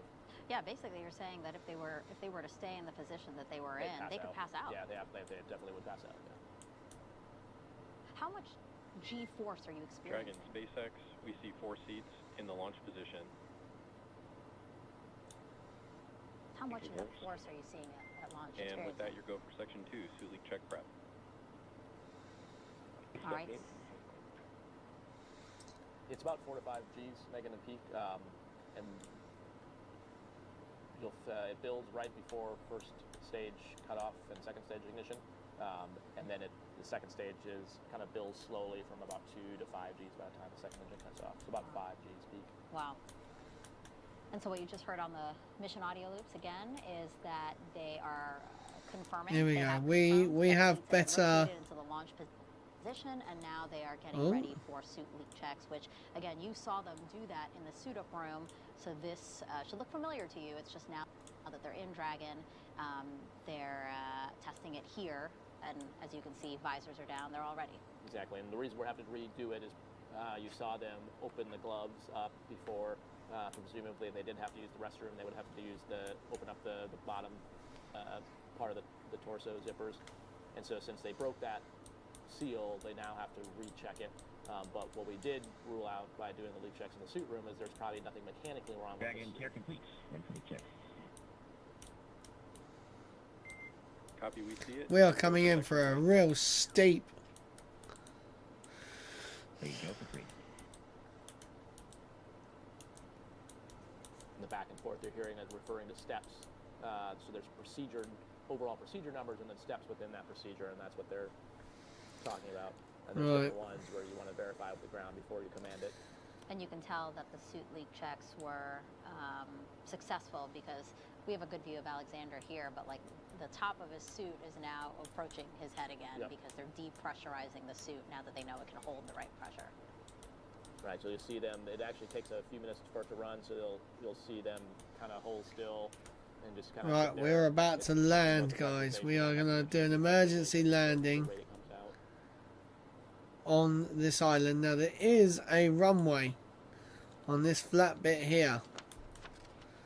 So we are going to try and... The leak checks in the suit room, in this case, that you can actually also test out your ability to see the displays. Like you mentioned, Megan, the helmet kind of expands up on your head.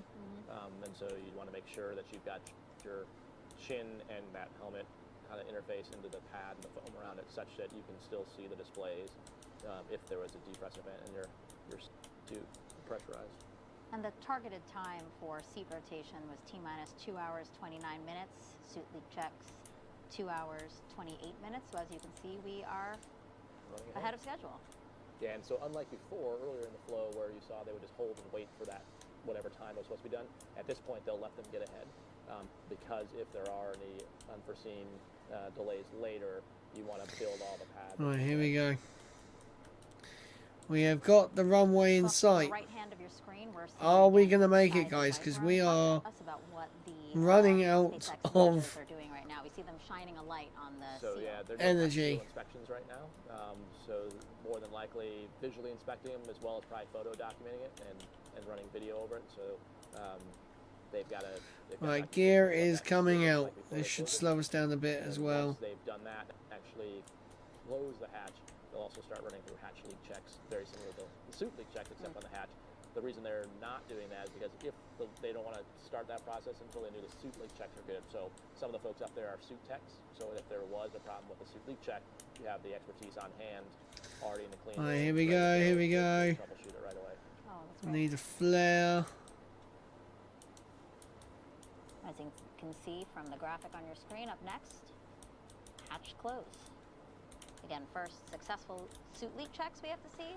Nice. We have to successfully check the seal around the hatch, and then they will close the hatch, and that'll be the last time they open the hatch until it splashes down, right? Yep. Yeah, that hatch is not the same. Right, we're going to do a space station. That's, UE. You can see it in this particular view. It's on top of the spacecraft in this configuration. But yeah, exactly right. This is the same one. A lot of the same people actually too. A lot of these ninjas will be the ones that are on the recovery boat about 6 months from now.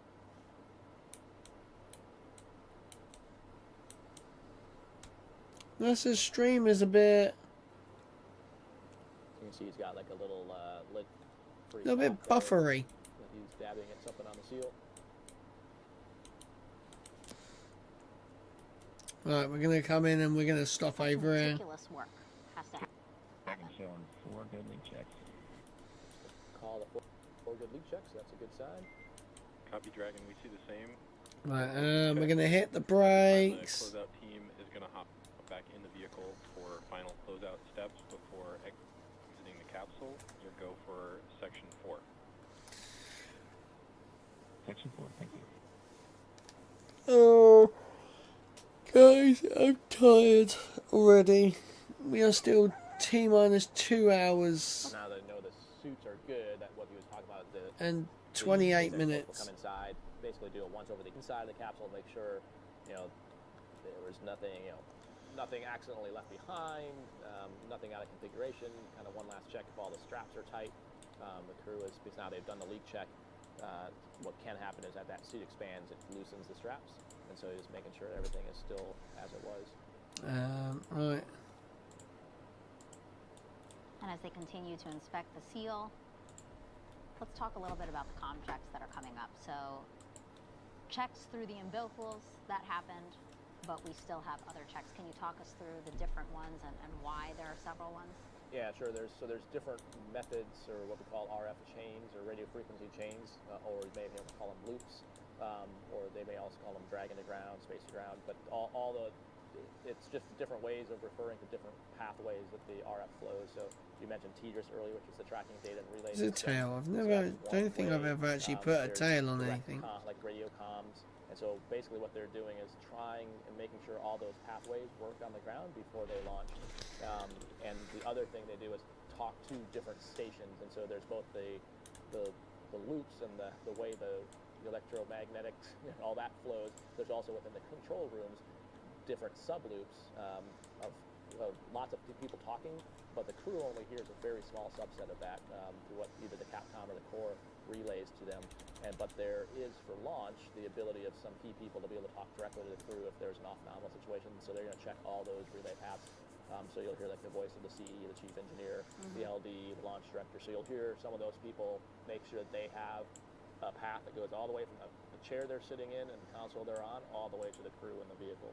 And that's a good awareness for our viewers as well. They're hearing chatter on the loops, but there is a lot more that's going on in the background to make sure that everything's working properly. And yeah, the crew is not hearing the vast majority of the back chatter here, right? The average controller probably has like 14 or 15 loops that they're listening to. Jeez, that is crazy.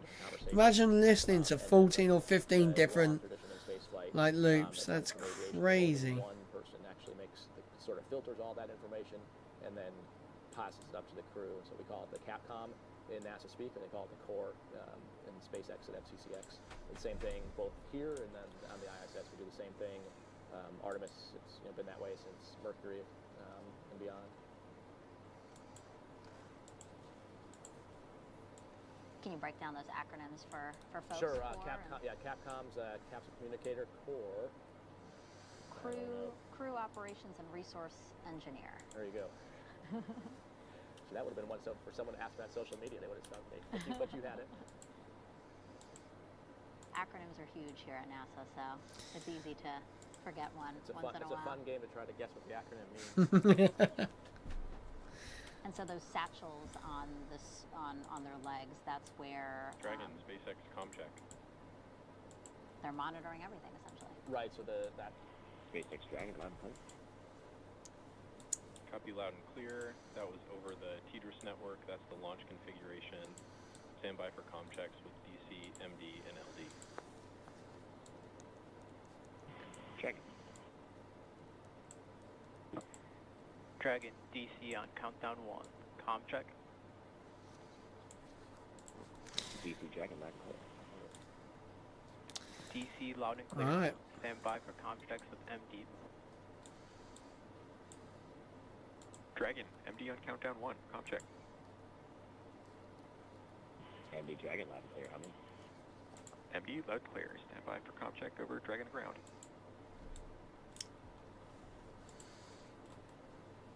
Dragon, MD on Dragon ground. Comm check. MD Dragon ground loud and clear. MD loud clear. Stand by for comm checks with LD. Dragon, LD on countdown 1. Comm check. LD! Dragon loud and clear. Hey Matt, got you loud and clear. Stand by for comm check over Dragon ground. Dragon, LD on Dragon ground. Comm check. LD Dragon Frank, we got you loud and clear. LD loud and clear. And Dragon, that'll do it. Launch configuration comm checks complete. Nice. Right, I want to see if this will work. I want to go pick up I mentioned them guys. Earlier, and that's just another piece of the family. There's that guy even. Family, there's the ISS family, the Houston family. There's the F9 Kennedy family. And so about a year prior to launch, the crew first starts actually interacting with the same folks that are on the loops with them this evening. It actually kind of worked out good that it scrubbed last night as I got a chance to meet my CE. And so it was really interesting. You heard the familiar in the voices, which is a really big part of the team building. So even though Jared was my CE, crud, I forgot to put beard and his hair was longer. As soon as I heard his voice, I recognized him immediately, even though he looked different. And just yeah, you learn over time, and after multiple sims. I may have forgot to put some some bits on there, some aero parts. Things in their voice that give you an indication of what's going on. Oh, come on. Some of those voices are coming from here at Kennedy, some were coming from Hawthorne, and then we're also tied into MCC. This is going to be a long night, guys, honestly. We're still 2 hours, 22 minutes away from launch. All kinds of things about other ships ready to go. Are the DoD forces that are ready for off-nominal, are they ready to go? So it's an amazing orchestra of stuff happening in Houston. Right, we're going to air intake. There's a whole another team of experts that are air intake. Yeah, it takes a lot of people to send folks to space. It's super humbling to be the astronaut that just gets to be the tip of the spear that all those folks are supporting. And it's amazing job to be able to do that. And it sounds like Matt and his there we go. That looked pretty good actually. 14,000. We are now at 2 hours, 22 minutes from the liftoff of the Falcon Here we go. from Kennedy Space Center in Florida. Why is it so bouncy? Currently inside Dragon Endeavour. We have 3 first-time flyers on this mission. We have Commander Matt Dominic and Mission Specialist Jeanette Epps and Alexander Gravenkin. As for pilot Michael Barrett, who's seated second from the left, this will be his 3rd visit to the International Space Station. They're Here we go. Actually, I was after yesterday, I was able to message back and forth with Jaws and Laurel and pass the word on to them. So they sent me a pretty awesome picture of their sad faces. That the 3rd turtle wasn't going to be up there for a while, but they're ready to catch Endeavour when it shows up to dock. Man, we are going to need it. Launched on Crew 7, and he wrote on Twitter today that we should say Crew 8 is crew late. That's kind of funny. Crew 8 is crew late. That's... Yeah, it's weird. What's weird when thinking about it, you train a lot together, and then all of a sudden the crew in front of you is gone, and the next time you see him, it's in space, which is a pretty surreal place to have a reunion. So we have the split screen, obviously, of our Crew 8 astronauts inside of the Dragon capsule, and right outside, again, the white room as they work to close the side hatch there. But so far, we are running ahead of schedule, actually. Astronauts have completed their comm checks, their different ones, as Raja mentioned, to make sure they can communicate with the teams here on the ground, they can communicate through satellites around the world, they can communicate with each other. Their seats have rotated from upright to their reclined launch position, which allows them to see and access the display panel, which you can see both Mike and Matt, it's off camera, but you can see them touching display screens in front of them. They also have completed their suit leak checks to make sure their spacesuits are working properly.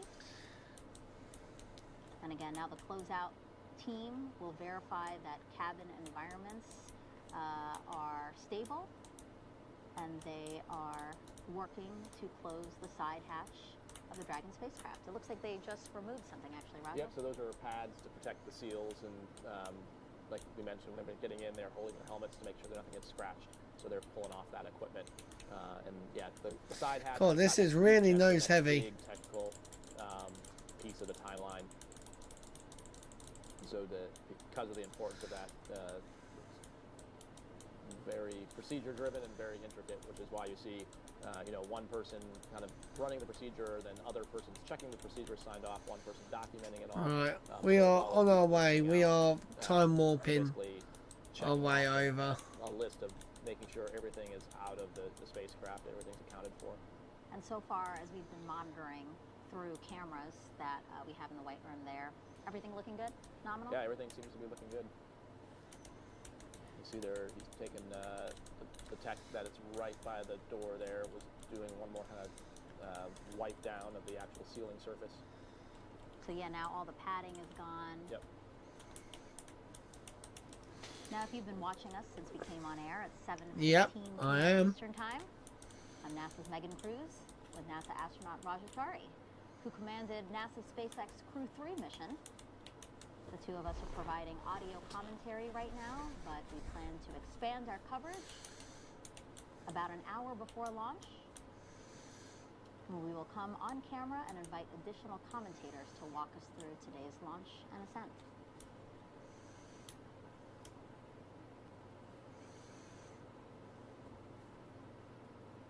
Let's now take another look at the crew going into space let's get up. today.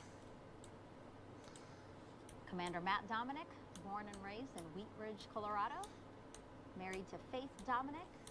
They have Colorado. And the youngest one, who was her birthday on Thursday.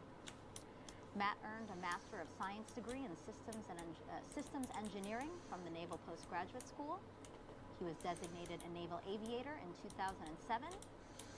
Made 2 deployments to the North Arabian Sea, flying close air support missions and support of Right, now we're gonna have a landing, guys. 1,500 hours of flight time in 28 different aircraft, 48 carrier-arrested landings, and 61 combat missions.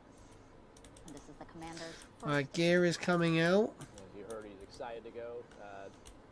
Definitely hear the excitement in his voice doing the ground checks. And then super excited to get to see Matt lead his crew up to the space station. You know him well. I do, yeah. Matt and I have, I've started together in 2017, so it's been a great journey and always a joy to work with him. He makes every class, every training event fun. Right, we're going to use the brake a little bit. Let's say so many questions. Oh, bounce, bounce, bounce, bounce, bounce, bounce. Lots of questions for the instructors, but I think both they and come on, bounce. Slow down, slow down, slow down, slow down. There's no bad question. Right, we're running. We need a full thrust. Ah. We have Dr. Michael Barrett. Right, okay, gear in. Selected by NASA in 2000. He's the only one of Crew 8 who's been to space before, the only veteran. He was part of Expedition 1920. Well, that didn't go very good, guys. And STS-133 in 2011. In total, 212 days in space. He is board certified in internal and aerospace medicine, has been awarded a bunch for his contributions to space medicine research. He lives in League City, Texas with his wife Michelle, and they have 5 children. I'm told that he's the one who's going to make the best meals for the crew once they get to the space station. 1, for experience, he's been there before, but 2, because he likes to cook in weird places, apparently. Yeah, you heard him, kind of That's kind of funny. He's got some really unique experience with space, and in terms of having been part of the team that assembled the space station, having lived on the space station, now getting to see it in its in an expanded form. So I think it's going to be really cool for him to get to see how it's grown and how the science is really matured. Come on, baby. Truly is an orbiting national laboratory. And all the research that's going on, which is near and dear to his heart. So it's, I think, a really cool circular journey for him to have started being one of the leading, flight med and science researchers at NASA, now an astronaut, and now getting to go actually do the science and add to that. Like I said, he's written the book on space medicine, so he's going to have some more hands-on experience to add another few chapters. As we continue to monitor the closeout team. Come on. Working to close the side hatch, let's take a look at mission specialist Jeanette Epps. Also a first-time flyer from Syracuse, New York. She was a NASA fellow during graduate school and then worked for Ford Motor Company, where she received a U.S. patent for her research into auto collisions and countermeasure systems. And then after that, she joined the CIA for 7 years as a technical intelligence officer before becoming an astronaut in 2009. She has a Master of Science and a Doctorate of Philosophy in Aerospace Engineering. And we saw a picture of her twin earlier in the broadcast. Yeah, that was very cool. Just like I had not seen young pictures of Mike, I had not seen a young picture of Jeanette and Janet, which, as she mentioned, if being a twin's not confusing enough, having almost the same names. But yeah, so excited for Jeanette. Like I mentioned before, such a cool background for her. I mean, everything from Ford to the CIA, like it's a true expanse. I think very analogous to her career here at NASA of having seen different vehicles and having that unique insight and taking that to the space station and her deep technical knowledge and understanding. And as you heard in her video, she's very excited to be part of the the scientific research and payloads and experiments going on up there. So it'll be fun to watch her in her element. Uh-oh. And on the far left of your screen, we have Alexander Grubenkin, mission specialist, looking really relaxed as they await side hatch closure. Whoops. Matey over there is just seeing someone blow up. Whoopsie. In the engineering, maintenance, and repair of aircraft radio navigation systems.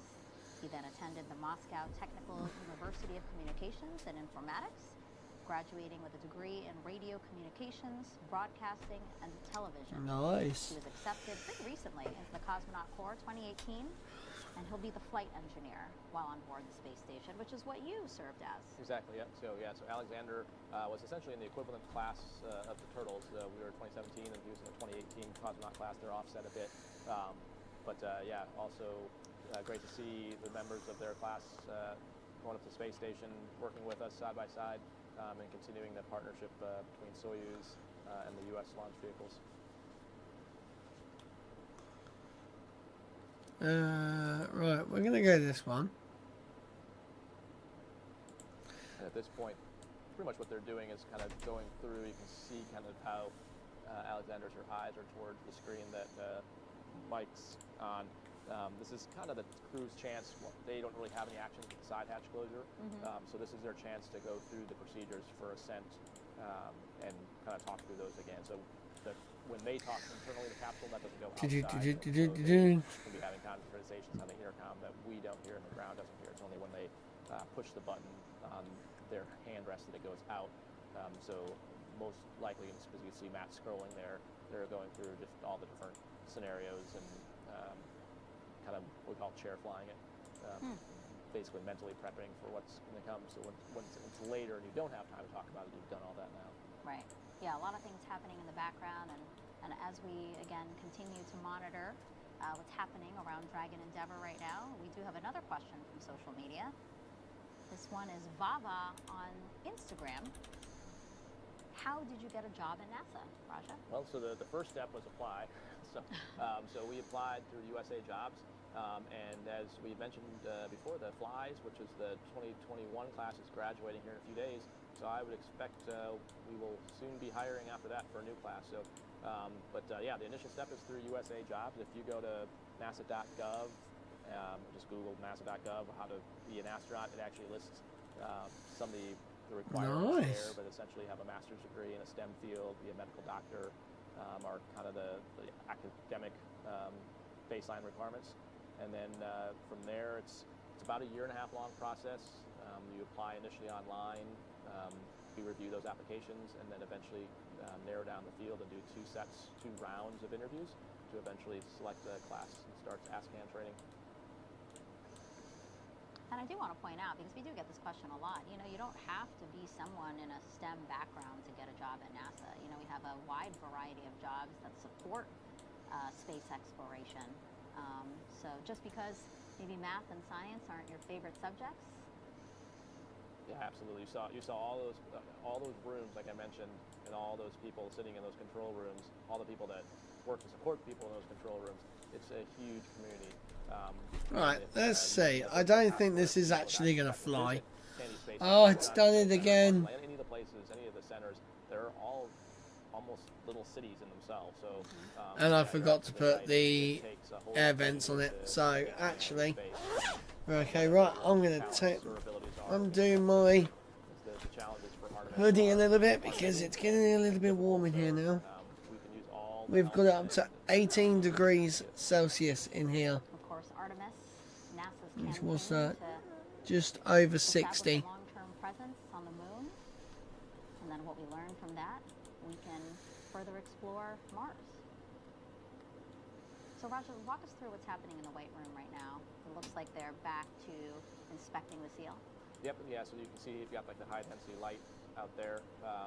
So checking there's 2 surfaces. There's the capsule side and there's the hatch side, and both of them have seals, so they have to check both of those. And then amongst the seals, there's actually dual. Right, actually, I'm going to keep that like that. So it's essentially 4 sets of seals that they're checking. Wow. And so sometimes what can happen, it's pretty common on the space station, maybe there's like a discoloration or a divot. You can kind of see Maddie's iPad there. There's like pictures on the right side. So some of what they're doing is making sure that as you saw them doing the photo documentation before, like let's say there's like a place where it's a slightly different color, they'd want to go back and make sure, is that new or is that an existing document or thing? So that takes a little bit of time to cross-check those things, which is probably what's happening now, just making totally sure that there's no new damage is the wrong word, but no things that you're visually seeing that's different than it was already documented or already known. Yeah, like we said, Crew 5, a hair was in the seal. That's crazy. And that is unacceptable. Worth putting a lot of time into this because it is a pretty big time hit if you fail the hatch leak check. That's built into the timeline. You'll see if it all goes well, we'll have some more time.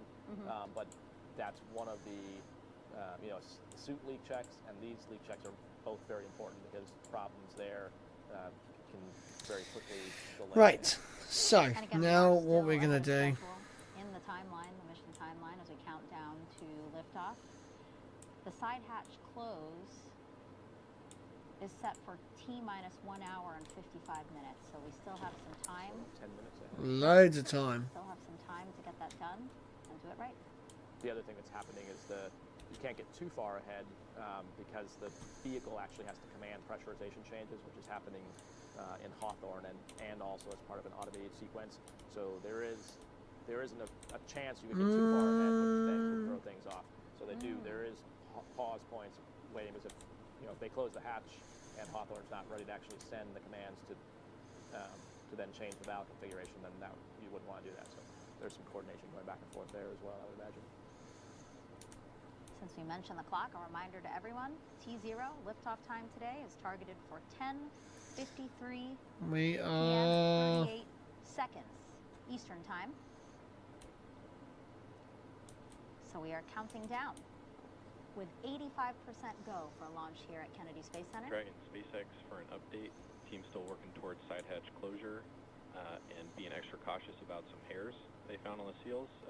Not a concern, and they're just being cautious. Dragon copy, thank you. All right, so the team just reported that out to the crew. You heard Matt answering back that he copies, that he knows they are dealing with a couple of hairs in the seal. And like we mentioned earlier, saw him using that lint-free cloth and taking pictures and comparing to old pictures, so kind of exactly like we suspected. Saw a hair, cleaned it off, and then probably photo documenting where the hair was at. And making sure that the act of wiping the hair off with that cloth didn't do any damage or leave any residual or anything like that behind. So that's the other reason they're wearing gloves. Whoa, we are pulling like 15 odd G's. Can degrade them. Again, so meticulous.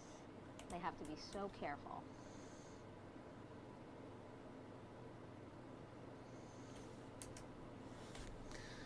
I mean, it was working. Now, happy with what they've gotten for pictures and documentation. And like you said, the next big thing here is still about 9-ish minutes away from the planned time to start the leak checks. Let's try to Nice. squeeze in another social media question. We have a lot coming in for you, Raja. This one is from Leslie on Twitch, asking, how come launch is so late in the day? Why not earlier? Well, Leslie, it's just driven by the oral dynamics. Sometimes they are in the day, sometimes in the evening, so it's purely driven by what's called the phasing. And Dragon, there's hatch closure. Stand by for transition to pad hatch closed. And then note for you, ensure all items are secure from now through launch. Confirmation of side hatch closed. Dragon. Yeah, so it's completely dictated by the orbit of the space station, so that's the ultimate target of where Dragon's going. So based on where the space station is and the days you're trying to launch, that's what drives the window. And you're trying to minimize the amount of propellant essentially that you want to use to do that. So you have you save opportunities for backup rendezvous. You heard the call there about monitor for state transition. So the crew now, well, your two kind of actions. One, to monitor for state transition. So one of the things the crew is watching through all this is what's called the flight computer state of Dragon on their displays, and that is sort of like the major shifts in what the vehicle is doing, and that kind of drives the main flight computers. And then you also heard them say, make sure that they don't have any loose items at this point, and that's because now that the hatch is closed, if you were to drop something now, you would have to open the hatch to go get it. So it would be not great to, this would not be the time for Mike to get out a pocket snack. So you'll see that at this point, pretty much everything they have is either going to be attached to them with a lanyard or stay on their leg.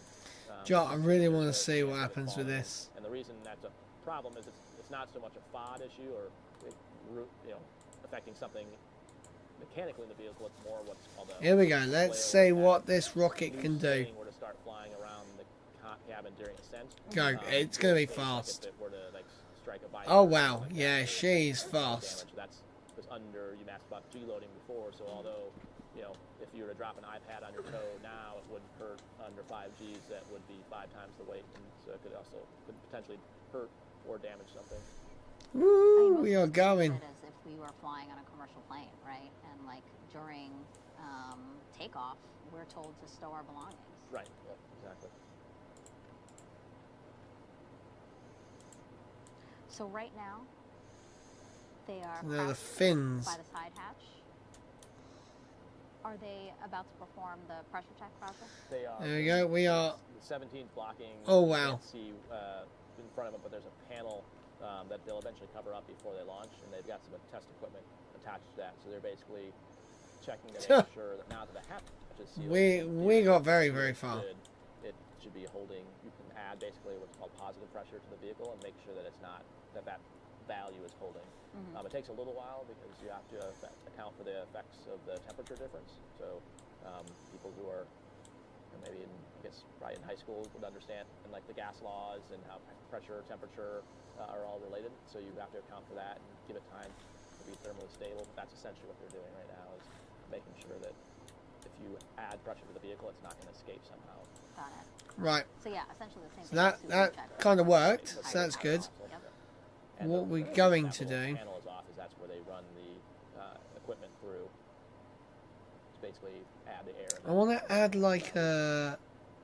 And so for those who've been following along, do I just do a solid rocket booster on the bottom? Astronaut crew brings a stuffed toy with them to space as a zero gravity indicator. When that toy starts floating, the crew, as we've seen, who've been strapped into their seats, that's their only visual confirmation that they've reached microgravity. So for the previous crew, Crew 7, that launched August of last year, they brought a stuffed sloth. And moments after reaching microgravity, Crew 7's pilot, Andy Mogensen, revealed that his family inspired the toy's selection. They say I'm the slowest person alive, which is also why it's a 3-toed sloth, not a 2-toed sloth, because apparently that would be too fast for me. So welcome to space, Sasha the sloth. It's a sloth. That's kind of cute. Your crew's zero-G indicator. You guys also had a very specific reason for choosing this one, right? We did, yeah. So ours was a blend of all the parts of our crew. So clearly it's a turtle, since Kayla and I were lucky enough to be turtles in space together. We named it FAO, which is German for turtle, since Matthias Maurer was our ESA astronaut with us. And it's actually specifically a peacock turtle, because Tom Marshburn, the pilot, their class is called the Peacocks. So it represented a piece of all of us. And you can see we even have a little space helmet for our turtle, so it could do EVAs with us. Dragon SpaceX, clock ticking past T-minus 2 hours. We're going to step into a health check for the launch escape system. Expect a momentary flight computer state change, and then we'll be back in pad hatch closed. Check. Check. And we'll talk a lot more about the launch escape system coming up. But really quickly, go ahead. Yeah, so it's basically the system, once there's propellant on the rocket, that if there's any kind of problem that the crew needs to immediately get away from the rocket, that right, let's see if this will actually work. From the F9 I don't think this is going to work. Talk about the reason they're giving that heads up. We mentioned the flight computer state that they're watching, and so they're seeing. Oh, she's heavy. They're giving that word so that when they see it change, something having to do with the launch escape system, that's a known planned event, as opposed to anything wrong with the launch escape system. So just checking that real quick. A critical piece of equipment that's obviously needed to make sure that in the event of an unlikely emergency, that the crew is safe. Just doing small little micro Real quick, adjustments. That zero-G indicator we were talking about, of course, that leaves us wondering, what is Crew 8's zero-G indicator? I don't know, do you have any insight? No, it's a very close-held secret. It is. If it's well done, it's close. It's got to be hidden there somewhere. But they do a great job of making sure it's out of sight. It's actually a tradition that's gone back quite a ways, and it seems kind of silly, but the reality is when you're actually strapped in that tightly, you, unlike if you're in a roller coaster or in a car and you slam on the brakes and you move forward before the reel locks, you're strapped in so tight that when the engine cuts off, you are pretty sure you're in space because you get this sort of feeling with right, here we go. We are coming up to booster engine cut off and separation. 3, 2, 1. Separation and go. If that thing is floating, you are definitely in space. Yeah. Oh no. And we're going to find out what Crew 8's zero-G indicator is soon after they launch. And when it actually starts floating around in the capsule, we're going to hear some words from them. So they can explain their choice. Again, also a nice thing for the whole team to do. Again, like they design their mission patch together. They pick a zero-G indicator together. Again, it just builds this camaraderie and feeling of a team. Yeah, there's a whole, as with everything you said, in space, there's so much more extra complication. So the zero-G indicator has to be tested as well. So the one I have is actually the test article for FOW, the peacock turtle, because they had sequins on it. So we had to do pull testing of all those sequins to make sure that nothing would come loose in flight or launch. So one FOW is on the space station, the actual one, but the test article is still here on the Earth with me. Because the sequins could be FOD. They could be FOD, exactly. Wow. Yep. Because since they're slightly metallic, if they were to come loose and then short something out, so yeah. Wow. That's mad. The FOW I have was a little bit beat up, but has all of its sequence still. All right, as you can see from the clock on your screen. Right, I think we're going to go for a medium-sized booster. Until the liftoff of NASA's SpaceX Crew 8 mission. You're seeing 3 astronauts and 1 cosmonaut inside of Dragon Endeavour, atop a brand new Falcon 9 rocket on Launch Pad 39A here at Kennedy Space Center. They are headed to the International Space Station to help maintain the orbiting lab and to conduct science experiments and technology demonstrations. You know, and speaking of their 6-month trip, Raja, it's going to be a really busy one. First of all, a lot of visiting vehicles, including the first crewed flight of Boeing's Starliner spacecraft. We got Starliner coming up. As I mentioned, Jeanette's had the opportunity to kind of see that. Matt actually worked on the commercial crew program and worked with the Boeing Starliner, so it's pretty exciting to have to be this close to having 2 vehicles that launch from the U.S. taking astronauts to the space station. So it is always busy during launch and landing time, but yeah, we're all looking forward to Butch and Sunny, who are the primary crew flying the Boeing Starliner, heading up there soon. Yep, it'll be a crew of 2, as you said, NASA astronauts, Sunny Williams. Right, we're just going to go straight up, the mission will be straight back down. You ready? 3, 2, 1, go. And that flight would move Boeing's Starliner spacecraft one step closer to certifying it for regular crewed trips to and from the space station for NASA's commercial crew program. And so while Crew 8 is up there, that's one Dragon of the visiting SpaceX, vehicles. good side hatch leak check. It's 2 a.m. guys, 2 a.m. Great news. It's too early. Out that access panel out, the leak check's done. They'll put the panel back on there. So in addition to CFT, we'll also have another cargo launch, another NASA Actually, we're gonna astronaut, go Dyson. She's going to arrive for orbit with aboard this. a Soyuz spacecraft. A really dynamic time for Crew 8 to be up there and doing work.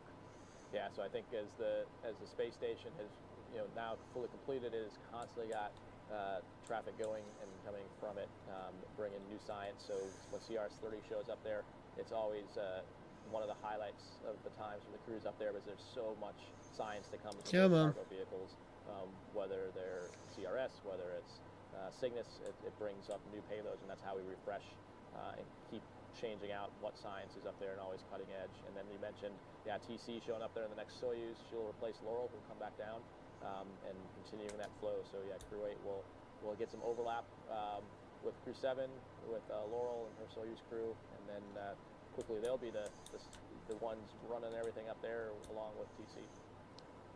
And Crew 8 is also going to perform at least 3 spacewalks, looking at the summer-spring time frame. One is going to remove radio frequency hardware. Here we go. 3, 2, 1. Separation. Go. To install a new HD camera. Yeah, so definitely a lot of work out there, a lot of work to be done, and that'll keep them very busy. But I think spacewalk training is definitely the hardest physical and mental thing of the training flow for ASCANs and in the astronaut program. But it's also one of the most rewarding things, and definitely. We try to do as much as we can in space using robotics or automation, but sometimes just like if you had something broken on the outside of the house, the only thing you can do is go out there and fix it. So they'll be doing that with the radio frequency hardware. Here we go. We're gonna now S-band antenna that just having some boop part. There we go. Unfortunately, it can't be fixed on orbit, so it has to be brought inside, brought back down to the ground, fixed, and then sent back up. Right, I need another drink. That's another acronym, but basically, here we go. Improved rollout solar arrays, I think. And so the space station's been continuously occupied for over 25 years, which means we've got better technology, more efficient solar panels. We're putting more science on board, and that science needs more power. We are going right out. We'll be installing 2 new sets of solar panel arrays, and it's pretty ingenious how they came up with the way those. People who've seen the space station online or pictures know the solar arrays, or they're called the SAWs, the solar array wings, are massive.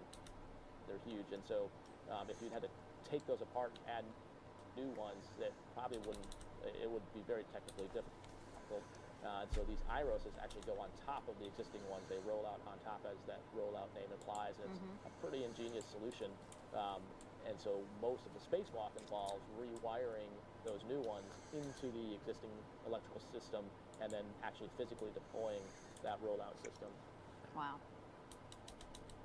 So again, they're on the space station for 6 months, all those visiting vehicles, all those EVAs. Right, here we go. We're going to try and re-enter Crew 8 without burning up. A lot of science, as we've been saying. One of the main reasons why we have the International Space Stations. They're going to help facilitate research, including whether algae. Oh, do you know what? I don't think we're going to have enough. Support systems. Many of the research conducted in microgravity have applications here on Earth. And we are out of fuel. Yeah, and I think that's, at least for me, Megan, the most exciting thing about working on the space station. That's why I became an astronaut to begin with. I mean, there's the exploration piece, but it's really about changing lives here on the planet. And so I think the most exciting research we're doing is things that helps us get to the moon, helps us to get to Mars. We're going in backwards. Also changes how we live here. So whether it's clean water technology, carbon dioxide scrubbing, both those things, we need them to live on other planets. But more importantly, those are technologies that would change the way humanity lives here on Earth. And so that's, it's so amazing to know that you're a small piece of the program, a small piece of the research that does that. It's really an honor for the astronauts to be able to be a part of that. Right, are we gonna? I was about to say, are we gonna start getting heating effects? And we are. You can see them removing some more of the parts and pieces that connect the white room and that clean room. So now that the hatch is closed and that cover is on, they'll start disassembling the pieces there, so that eventually when the crew arm retracts, nothing's still. Here we go. We're going very, very fast. Time now to take another social media question. This one is from Mars06 on Instagram. What does it feel like to travel to space? I think the best analogy, you kind of feel like a superhero, is the ability to float. So I think that's the thing I miss the most, is being able to just float around. it takes a while to adjust. You heard Jeanette. Here we go. We're gonna crash and boom. Probably accurate. A few days. That was terrible. Really completely have your body adjust, but then once you're adjusted, it's truly a joy. Great questions. Keep them coming. All you have to do is go on social media, really any platform. Making sure that they've still got their tools with them. Come through YouTube, X, Facebook, and Twitch. Use the hashtag AskNASA, and Raja will try to answer them, as many of them as he can. I'm sure there's many more that I'll get to. But yeah. So you can see him attaching the fall harnesses there. Is they're basically reaching out over the platform, so those harnesses are just fall protection. And they're basically taking off, like I mentioned, taking the seals off. Because again, up until now, this has been a completely sealed in environment. Now as they take these seals off, you actually are getting the ambient Florida air. The lovely hot Florida weather. Now that the hatch is closed and we know the seal's good, none of that's actually getting inside the spacecraft. Okay, T-minus 1 hour, 47 minutes and counting. So far, a very smooth, ahead of schedule countdown. Right now, again, as Raja said, you are watching the closeout team on the pad in the White Room, preparing for the crew access arm to retract. SpaceX for the big picture post-ingress. Go ahead. All right, Crew 8, timeline is ticking down to launch tonight. We've got the side hatch closed and leak checked with some margin. Closeout team is still on the crew arm. I'll give you a further update when they depart. How copy so far? Nice. Copy all. All right, no significant updates on vehicle and ground systems. Dragon, Falcon, and the pad look healthy as we continue ticking down. I do have a weather update for you. It's been trending better since our L-4 hour brief. Was it now? Item is still flight through precipitation further along the ascent corridor, but we're down to a probability of violation of 15%. We've got the meteorologist continuing to track as usual to monitor deviations from the forecast, but it's looking good out there. How copy? 15%. Great to hear that trending. Thank you. All right, here we go. Agree, great news. Look at that. Love it live. Hang it out. All right. And I did get some last-minute words from Rick on the crew training team. He wanted to pass along some advice specifically to you, Matt, to, quote, just don't break anything.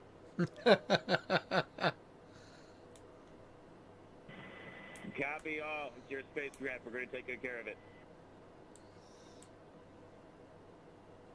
Some fun banter back and forth there on the mission audio loops. You were hearing Matt being told not to break anything because right now everything's looking great. No issues with Dragon, Falcon. Better again than Houston. 85% go. They are looking at some rain farther along the ascent corridor, but still looking good for launch. As you can see, 85% go. Great news. Yeah, and the fact that it's trending better is good to hear. Yeah, especially since weather has been... Oh my gosh. And actually was the reason why we couldn't launch yesterday. Exactly. So as we're looking at a live view of Falcon 9 with Dragon Endeavour and our Crew 8 inside on Launch Pad 39A, let's take you inside Mission Control in Houston. It's the hub of human spaceflight at NASA, as you can see there, with flight controllers who constantly monitor the International Space Station and the people living on board. They are getting ready for Crew 8's arrival. Let's hear from Rebecca there. Thanks, Megan. Such an exciting mission ahead for Crew 8. I am here in the International Space Station Flight Control Room in Mission Control, Houston. Wow. Including Demo 2, today's launch will be NASA's We are getting quite warm. launch under the Commercial Crew Program, which has enabled the United States to once again launch astronauts from American soil. However, it's not just professional astronauts that visit the International Space Station anymore. The orbiting laboratory was recently home to the third private astronaut mission called Axiom Mission 3 Axiom or 3, with a crew representing 4 nations. NASA is enabling these private astronaut missions to open up space unlike ever before and lay the framework for a commercial low Earth orbit economy where NASA will become just one of many customers. On January 18th of this year, the AX-3 crew launched from NASA's Kennedy Space Center, which is where Crew 8 is launching from today. The AX-3 crew spent about 2 weeks on board the station, completing over 30 important research experiments and conducting dozens of outreach activities. Accompanying AX-3 during their stay, now, are we going to make it through the atmosphere? 70 crew. When Crew 8 arrives at the space station, they will no longer be referred to as Crew 8, but rather join as Expedition 70 flight engineers. We have a photo of Expedition 70 that is that currently photo on looks board terrible. station and looking forward to the arrival of their new crewmates. Seated in the middle left is International Space Station Expedition Commander and European Space Agency astronaut Andy Mogensen. Next to him is NASA astronaut Jasmine Mogbelli, seated there. Heading back to the left are Roscosmos cosmonauts Nikolai Chub, Konstantin Borisov, and Oleg Kononenko. Next is Japanese Aerospace Exploration Agency astronaut Satoshi Furukawa, and on the far right is NASA astronaut Laurel O'Hara. As the station is first and foremost a laboratory, the crew will jump right into conducting experiments with new research still to be delivered on upcoming cargo flights. NASA's commercial strategy for low Earth orbit will provide the government with safe and reliable services, while also supporting the entire commercial ecosystem, where NASA will be just one of many customers. To learn more, let's take a look at this. Is that actually going to burn anything though? LEO. It stands for low Earth orbit. That's a portion of outer space, about 250 miles out. We're starting to get heating. It's been home to the world's most unique laboratory, the International Space Station. Boom. In this environment, the space station has enabled scientific and engineering breakthroughs that just weren't possible on Earth. It's just one of many customers. This new orbital economy will stimulate. Oh, mate, that's going to be crazy. The next generation of aerospace engineering, opening the door honestly, to scientific discoveries. The whole Axiom like space station thing is mental. Critical research in LEO, supporting deep space exploration and bringing those benefits back home to Earth. T-minus 1 hour, 40 minutes from launch. As we're taking a live look inside the White Room, which is at the end of the crew access arm. This is how the crew ingressed into their Dragon spacecraft, which, as you can see, the side hatch has now been closed and will not reopen until the crew splashes down 6 months from now. Wow. We've been talking about the crew's destination, the ISS, and how it's an incredible orbiting lab. So let's check out some of the research that's up there that has helped us down here. The International Space Station is a state-of-the-art microgravity laboratory that is unlocking discoveries not possible on Earth and helping us push farther into deep space. Every single day, Let's make this a little bit more aerodynamic. About Earth and about space, about where we came from and about where we're going. But the other thing that we're doing is we're learning more questions to ask. Microgravity turns almost everything we know upside down. Liquids behave completely differently. Fire burns in new ways. Biological systems reveal surprises. There's a few things that have made me gasp out loud up on board Space Station. Watching heart cells actually beat has been a pretty big one. We're studying ways to grow food in microgravity. I gotta tell you, these are pretty amazing. We're learning how human bodies react to life in space and how to keep crew members safe and strong on long-duration exploration missions. Deadlifts are awesome on Earth. They're also awesome in zero gravity. We're testing technologies that will be critical to our return to the moon and Great Leap to Mars. Our research has contributed to medical and social benefits on our home planet, allowing us to find new ways to combat disease back on Earth and develop technologies to deliver clean water to remote communities in need. You just need to ask Mr. Beast if you want clean water. More than 200 miles above our planet, supports our monitoring of Earth's climate, natural disasters, and plant life. The orbital perspective that we have here on the ISS is just absolutely amazing. Earth is gorgeous. The growing new space economy, so vital to our continued progress in space. Right, that heater is now flourishing really low Earth orbit. starting to get me a bit warm. We're inspiring future generations from a platform that is Oh, one man. of the largest international collaborations of our time. We're doing science at 17,500 miles per hour. Come along for the ride. Nice.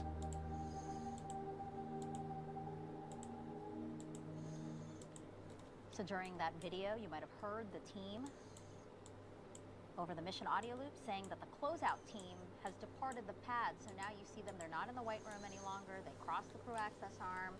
They're down one level and they will be leaving the pad shortly, right? Yep. Yeah, and all that information they're telling them that is that you can see shadows. I mean, the crews were straight in their seat, and especially once their seats rotate, you can't really see out the window, but you can see movement and stuff outside the windows. So just giving them the situational awareness that they shouldn't be seeing that anymore. If they are seeing movement, that would mean something else is happening with equipment. And it also gives them awareness. So one of the things that we talked about earlier is emergency egress. And so the crew is always kind of keeping track of how many people are on the pad. Because if you have to use those slide wire baskets, you have to make sure everyone's accounted for. And so this is all that, there's a purpose to all that communication to let them know who's there, not there. Thanks for that insight, Raja. Ooh, not long now, 1 hour 36 minutes. Oh my jeez. We have the Dragon bowing with respect to the ISS as it stands watch over Endeavour. Endeavour, of course, is the spacecraft that's flying Crew 8 to the ISS, therefore enabling a continuous human presence on the lab in low Earth orbit. The Dragon's tail, of course, in the shape of a number 8. The crew also wanted to highlight the international effort on the station, and that's why you see a world map in the background. Nice. And also, each Crew 8 astronaut is allowed to bring a few personal items with them for their roughly 6-month stay in space. Here's a few of the things Crew 8 says they're taking up. So we will do left to right. Alexander, we have there. Family photos and things that remind him of home. Mike Barrett, the pilot, he said the coolest thing he's taking with him is his crew. But he also plans to fly mementos for people who've inspired and supported him throughout his life, as well as specifically, Raja, hard copy photos of his family. Then we have Matt, Commander. So he said that his dad had the same style watch provided to Apollo astronauts, and his dad recently gifted that watch to him. That is pretty cool. To the space station with him. And then Jeanette, she'll be bringing up a photo of her mom. And for those who don't know this, her mom passed away 5 days after Jeanette was selected to be an astronaut in June 2009. Oh, that'd be horrible. In Dragon Endeavour without her mom's work ethic and the emphasis that she instilled in her, emphasis on education growing up. Yeah, and I think there's not a whole lot of room to put things in your suit pockets, but some of the most precious things for you and your loved ones are usually what go there. So in my case, it was my wedding ring, and then some basically pieces that my children in the future use for their weddings, hopefully if they choose to do that, since they're still younger now. But that was giving them the option to have something significant that flew with me to space for their eventual marriages. That's a really great, thoughtful thing. It was not my idea. It was passed on to me by someone else who thought it was probably passed on to them by someone else. It's nice of you to admit that. Again, speaking of Jeanette, I passed it on to Jasmine as well, so that's probably part of her answer. Oh, Jasmine McNally, Crew 7. Oops. Speaking of Jeanette's work ethic, as we were talking about, she's probably one of the most thoroughly cross-trained astronauts in the Corps right now, because again, trained in Soyuz, Starliner, and now Dragon. Wow. Imagine just having that many rockets under your belt. Unique and definitely not something that all the astronauts are doing. It's a good problem to have this many vehicles to train in. But right. Also a challenge. Let's see if we can get this now into space. She's uniquely qualified, having seen all of them. Let's go. Again, a beautiful shot of the A launch little pad. bit We're flying a new Falcon 9 squirrely. booster. That's fine. Dragon Endeavour flying on its 5th flight. That's the most for any Dragon spacecraft. Right, Raja? Yeah, it's the fleet leader. And the original certification done by the Commercial Crew Program, which just the fact that we were reusing capsules to begin with was, you know, new boundary breaking and not unprecedented. So just the fact the program and SpaceX pulled that off together, in and of itself is amazing. And now they're at 5.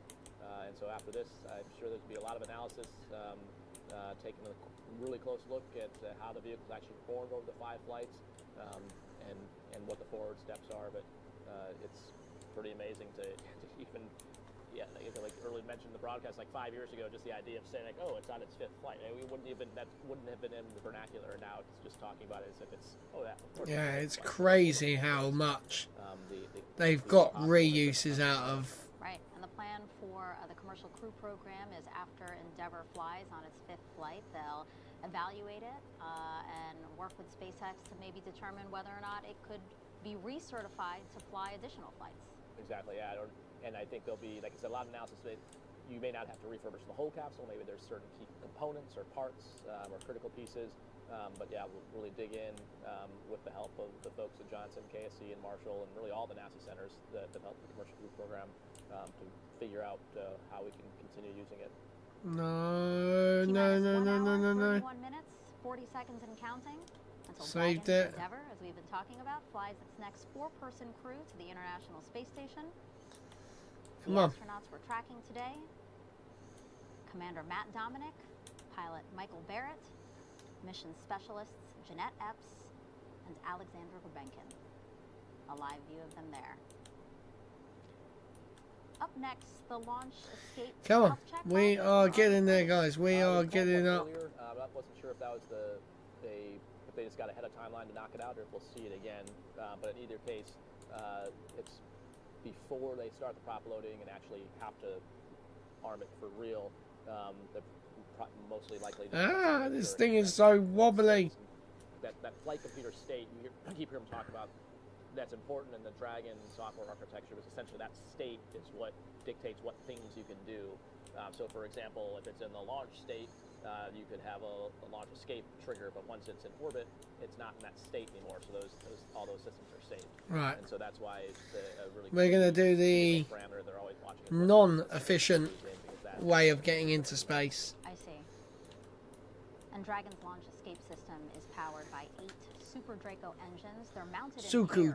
Super Draco thrusters. And each engine is capable of Right, here we go. We are going to dump. pounds of thrust. 3, And 2, there's a system 1. of sensors throughout the Falcon 9. Dump. Those sensors feed telemetry to the ship's flight computer, which constantly monitors the performance of those critical components. So if there is Right, we should now. that is detected, that flight computer is programmed to automatically fire the Super Draco engines to propel Dragon away from the Falcon 9 rocket at a rate of a half a mile in 7.5 seconds. So really, Wow.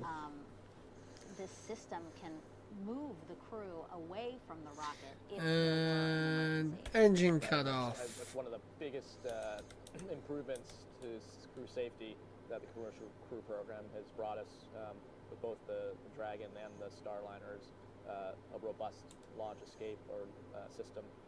So, like you mentioned, designed to be automated, but also able to be activated manually by the commander and the pilot, who have a way to force launch escape.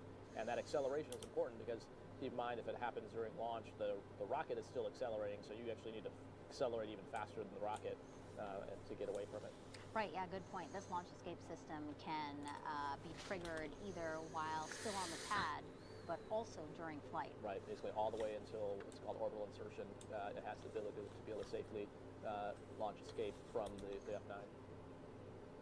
So we'll be arming that launch escape system just before propellant loading of Falcon 9 at T-minus 35 minutes. Now with Crew 8 going up, that means Crew 7 will be returning home. NASA astronaut Jasmine Mogbelli, ESA astronaut Andreas Mogensen, JAXA's Satoshi Furukawa, and Roscosmos Konstantin Borisov. You see them there? They launched from Kennedy Space Center in August of last year. They've been living and working on the space station now for 6 months, and once Crew 8 arrives, there's going to be what's called a handover for about 5 days, and then Crew 7 will undock. My computer is not liking this, guys. So, Raja, what is this handover period? What happens during that time? So usually it's about a minimum of 5 days for the new crew to have some overlap or on-the-job training with the outgoing crew. All the crews are already trained when they show up there, but really that handover period is for all the little mini things that are impossible to cover in training, like where do you keep the camera covers, where's the microphone for that camera, where did you leave out, every crew maybe organizes the food a little bit differently in terms of how we have breakfast food here and lunch food there, or maybe we break it up by there's meats in this drawer and vegetables in this one. So it's kind of all those little day in the life things, and as you heard Mike say earlier, the space station's constantly changing. Every cargo vehicle that shows up there changes the configuration, and so what you saw in training may not actually be the same in some areas, and so getting those kind of real-time specifics from the crew are pretty important. And you also side saddle a lot of the tasks, so 3, 2, 1, stop. Exercise equipment. Perfect. Have maintenance you do based on use, and so they can give you that handover. And one thing specific to this handover with Crew 7, I thought this was interesting. The astronauts are going to be testing new water bottles? Yeah, so soft water bags. Right. We'll use hopefully. So now we're going to deploy our solar panels. Potentially as part of the Artemis program as well. And the idea is the hard plastic water bottles, they're not super efficient to get all the water out, and they take up more room when you pack it. So this is more like an International Space Station type of so you can get all the water out of it. setup. It's a lot easier to compact, and you can refill it potentially. So on the Orion vehicle, that's also a use case as well. So definitely an improvement. Nice. There we go, guys. And trying to always come up with better and more efficient ways, because water, as it turns out, is pretty heavy to take up and down to space. And so as we look towards lunar and Mars missions, the more efficient we can be with that, the better. So a lot of planning and coordination has to happen to bring astronauts home safely. So I want to introduce everyone now to Right, what we're going to do, we're going to go here. For NASA's Commercial Crew Program. And we are going to set it to burn up in the atmosphere. Commercial Crew Program. So my job is to coordinate and lead the NASA team that brings the astronauts home from the International Space Station after their roughly 6-month mission in space. I think something that's surprising about Commercial Crew, especially right now flying with SpaceX, is that we're landing capsules in the ocean, both in the Gulf and the Atlantic side of the state of Florida. We're bouncing between coasts of Florida when we're bringing these astronauts home. Right. We are continuously learning about the hardware associated with the capsule, the parachutes, the recovery. Look at that. So we took off from itself, there, and we've just made a beeline this way. Me the most. I was new to the Commercial Crew Program. It was the Crew 3 return mission. We were still right. We're gonna just wait for this to flick around. A challenge for everybody around the world, but including NASA. Finding ways to make sure that our astronauts were safe, our landing recovery teams were safe, our partners in SpaceX were safe. So seeing that mission, the challenges that we saw, the way we overcame them together as a team, and having that mission be successful as my first with Commercial Crew is something that will stay with me for a long time. Nice. Really cool insight there. Again, speaks to all the folks that helped make a mission like this possible. All right, everyone, we have another QR code for you. This one will show you how you can download NASA's new Spot the Station app.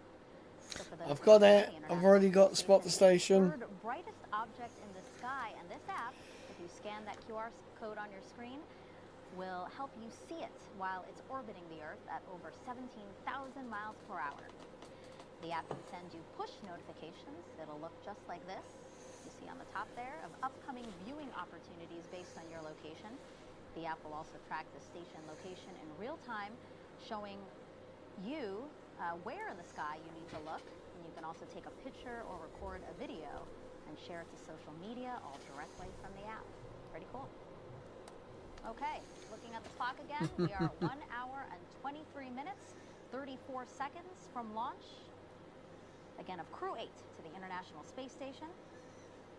Crew has ingressed, as you can see, helped by the closeout. Let me just make sure I have got the right one, actually. They're attached, and those provide breathing air and comms to Dragon. Their suits were checked, were pressure checked. Oh, okay. I actually have team also the wrong closed one. The seal, it closed the hatch, which also gets its own leak check. And that team has now departed. Cool. And we will be hearing a final weather My check. computer does not like running this game and watching YouTube at the same time. No-go poll for launch. Before we get to that final poll, the various teams at both NASA and SpaceX will do internal polls, making sure conditions are right with Falcon 9, the Dragon, the Crew, the range, and the space station. That's a lot of moving parts, a lot of conversations. Kind of like I mentioned, it's really the epitome of the partnership between NASA and SpaceX that makes that happen.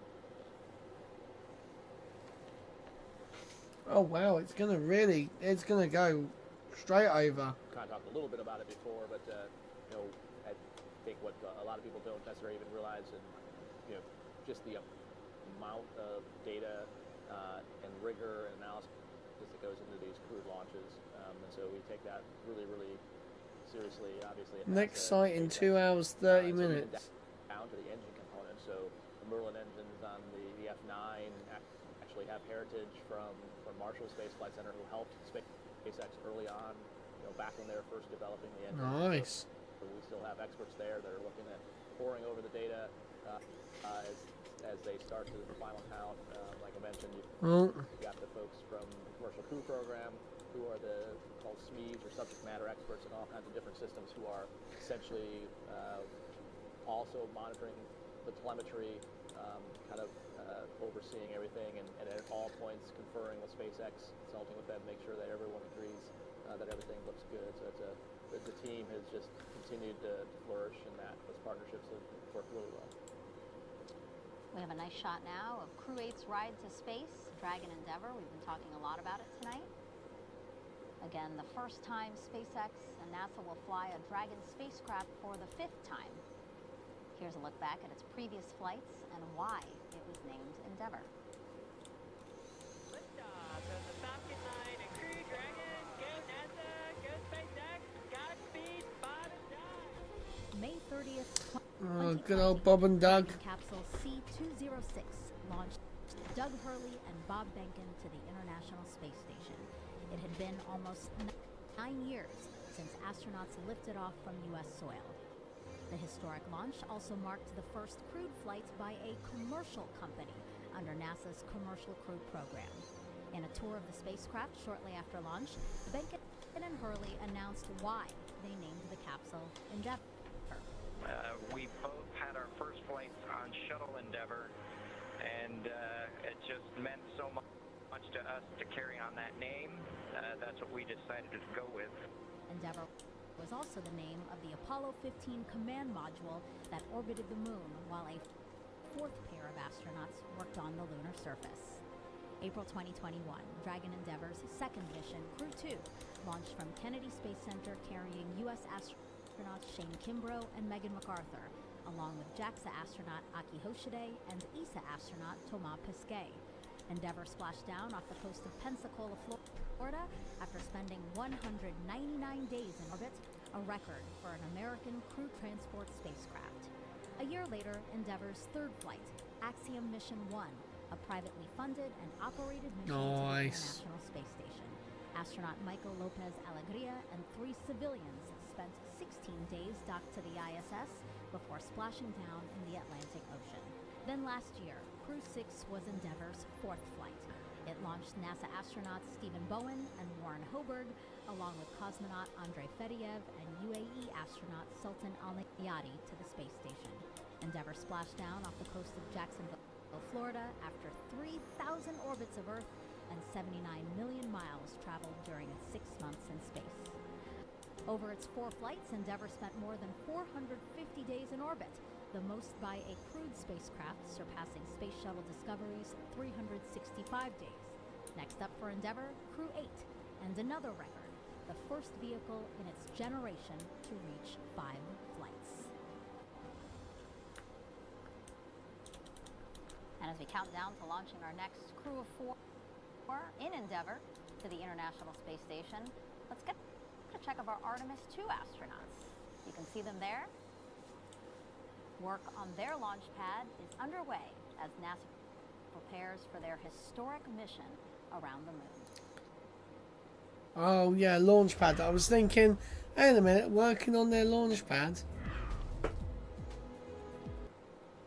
Earlier this year, teams with NASA's Oh, my computer is dying. Systems began installing and testing these emergency egress baskets at Launch Pad 39B at Kennedy Space Center in Florida. The baskets are in preparation. Once everyone is safely on the ground, teams operating specialized emergency vehicles will drive them away from the launch pad. That's pretty cool. That's your Artemis moon mission. Right, expect that to completely die in a second. And next for that emergency egress system, teams will test Here we the go. baskets by placing water tanks filled at different levels so those can simulate the different weights of passengers. And once that's done, then the Artemis II crew themselves are going to practice that evacuation route.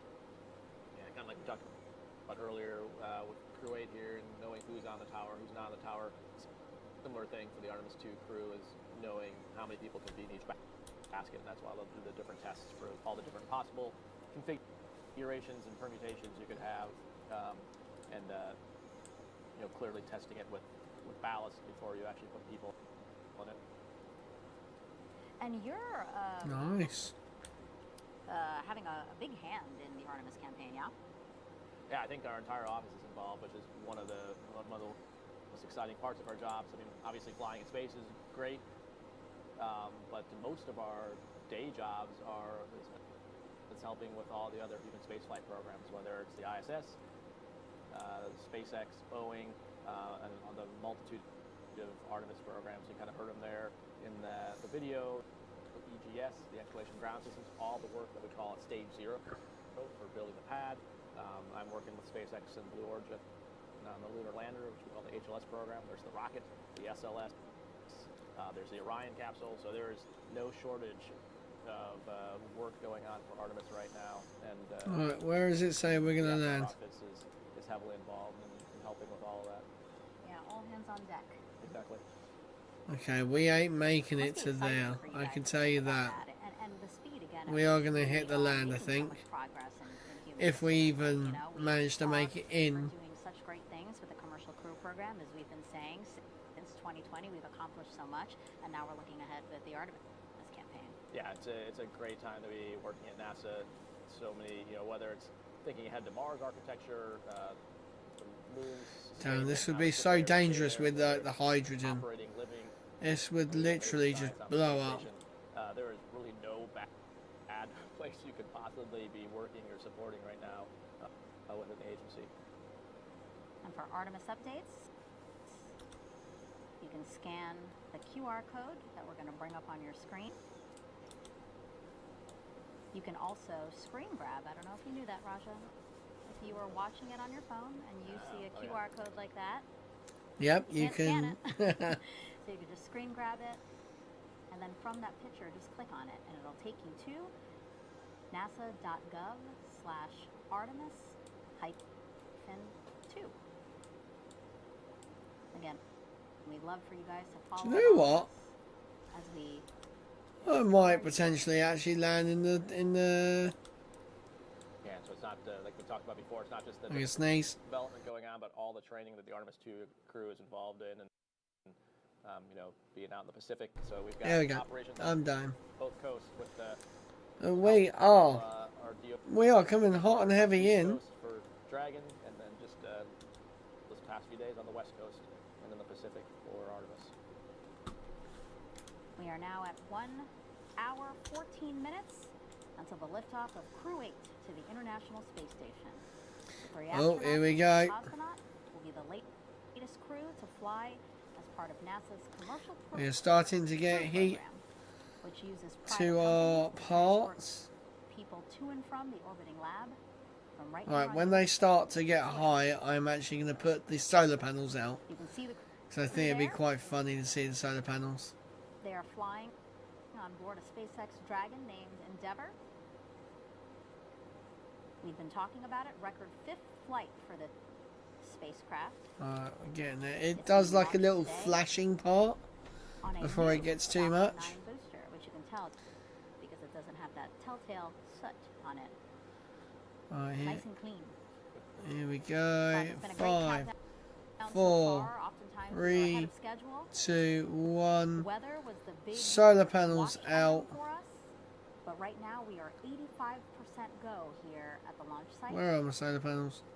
We are also keeping a close eye on the ascent corridor, and weather there Oh, has it's been gone. in the right direction for us. So the excitement is really picking That up is here crazy. to T0, right, Raja? Yep, it's definitely palpable.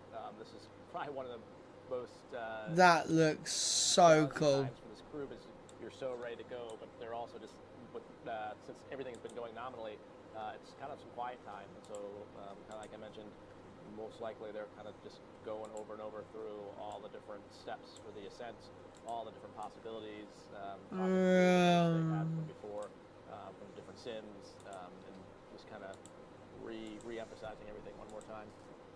And for those who might be setting an alarm so that they don't miss tonight's launch, T0 is 10:53 and 38 seconds Eastern Time.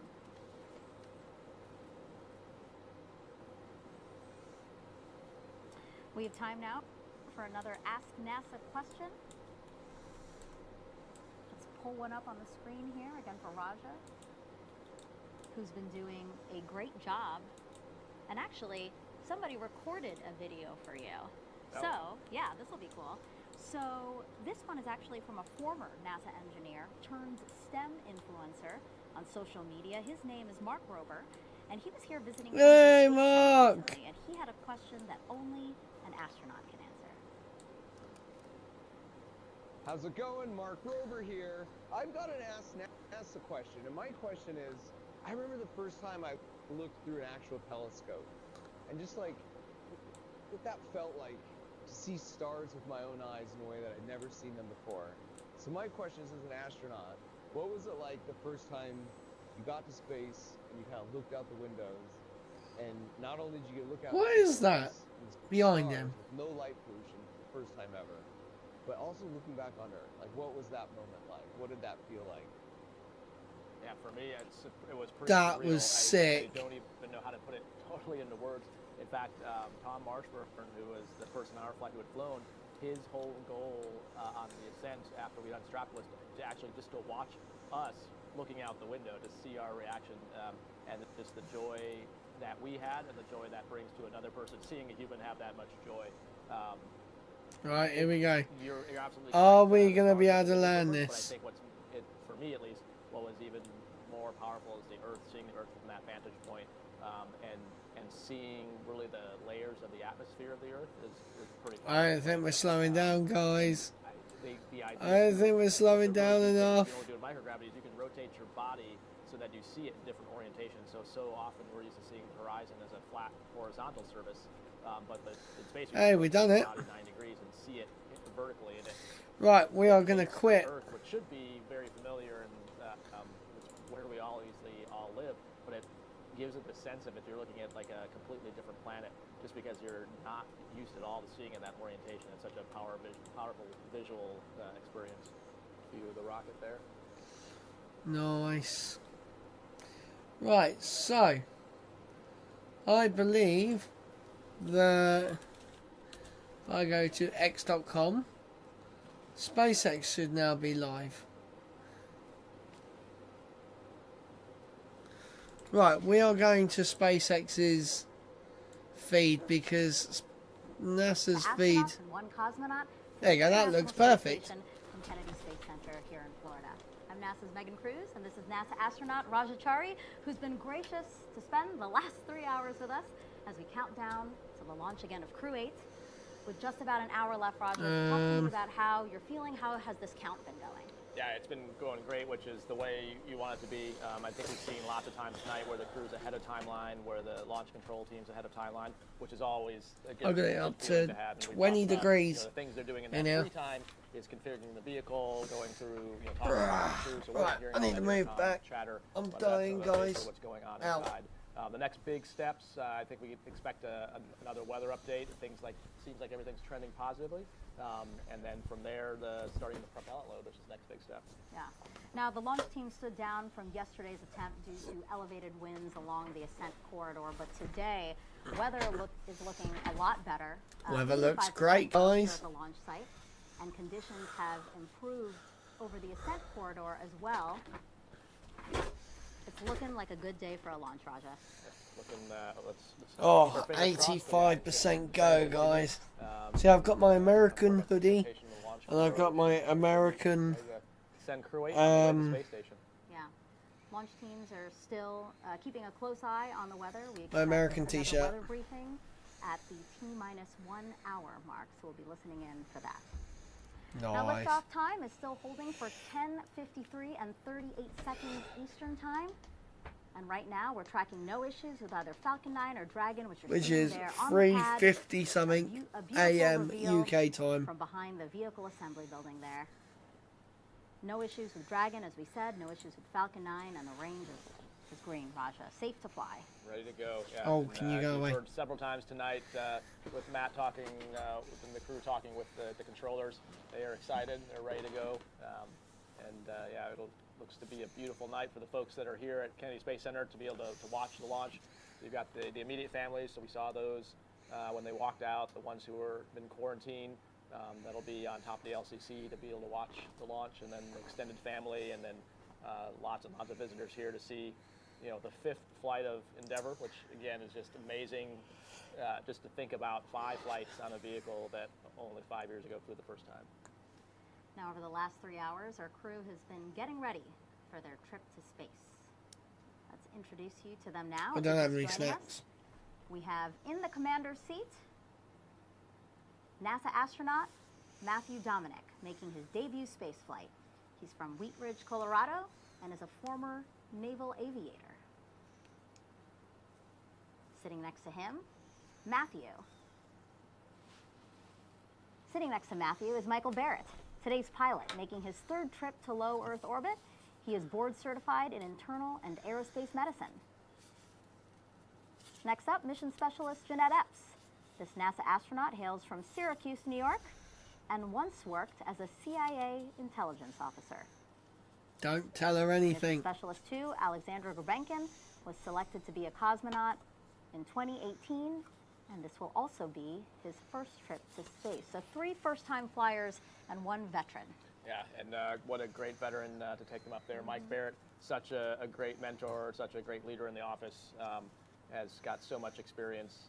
And you saw just a really cool span of those different pictures of all the training that goes on, whether it's at Hawthorne. You saw Jeanette down here at Kennedy Space Center practicing with the egress system, using those Humvees that we saw in the Artemis video.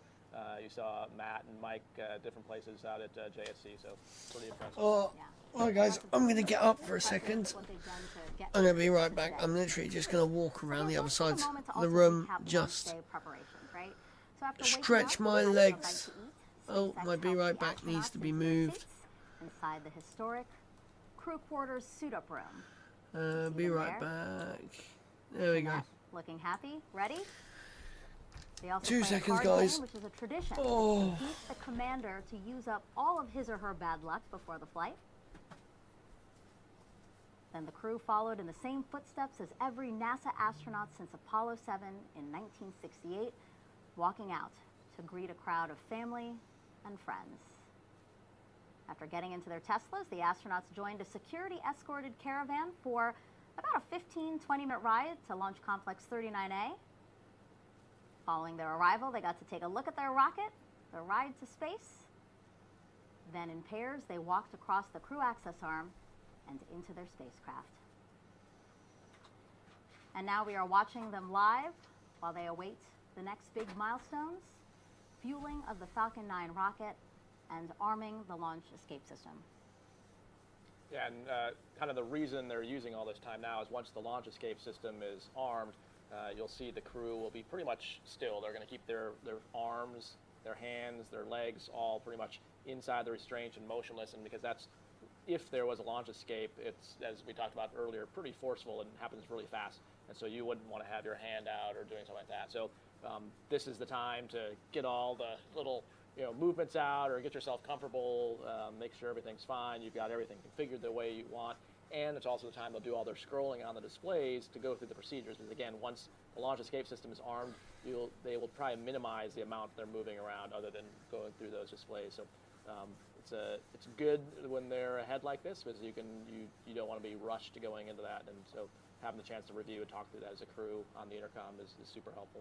And Raj, as we take these beautiful aerials again from a helicopter that we have orbiting the pad, I have an update on the weather. They had another weather briefing, and we are now 90% go. Great news. Great Trending better. news. Yep. So my guess is with a small percentage change, when they do the next update for the crew, they'll probably pass that on to them, but that's good to hear. Now at this time, we are expanding our coverage and would like to welcome SpaceX and NASA commentators joining us live from Hawthorne, California. That's where the SpaceX mission team is located. So we want to welcome now Sandra and Jesse. Thanks, Megan, and hello to each and every one of you joining us today. I'm Sandra Jones with NASA Communications. And I'm Jesse Anderson, a manufacturing engineering manager here at SpaceX. Sandra and I are joining you today from SpaceX headquarters in Hawthorne, California, as we count down to liftoff of Crew 8 just about an hour from now. Of course, Crew 8 is our 8th operational mission, with SpaceX flying astronauts for long-duration missions to the International Space Station. Crew 8 will have 3 first-time flyers on board, as well as a veteran NASA astronaut. I am back. Today's crew will fly aboard the Dragon spacecraft named Endeavour, which previously flew I NASA's really needed SpaceX Demo 2, Crew a 2, walk and around. My Crew 6 back is missions, killing me. In addition to AX-1, the first commercial astronaut mission to the space station. For those of you following along, Endeavour will be the first Dragon spacecraft to fly 5 We are times. T-minus 1 hour. 5 years since the Demo 1 mission, which was the first demonstration mission of NASA's We are getting there, commercial guys. program to the space station. And Dragon, we saw good feedback from today. and Dragon, we saw good feedback from all the valves there. And at this time, your go for section 5. Oh, I need to do my shoelace up now. My shoe has come undone. Copy, section 5, we'll go.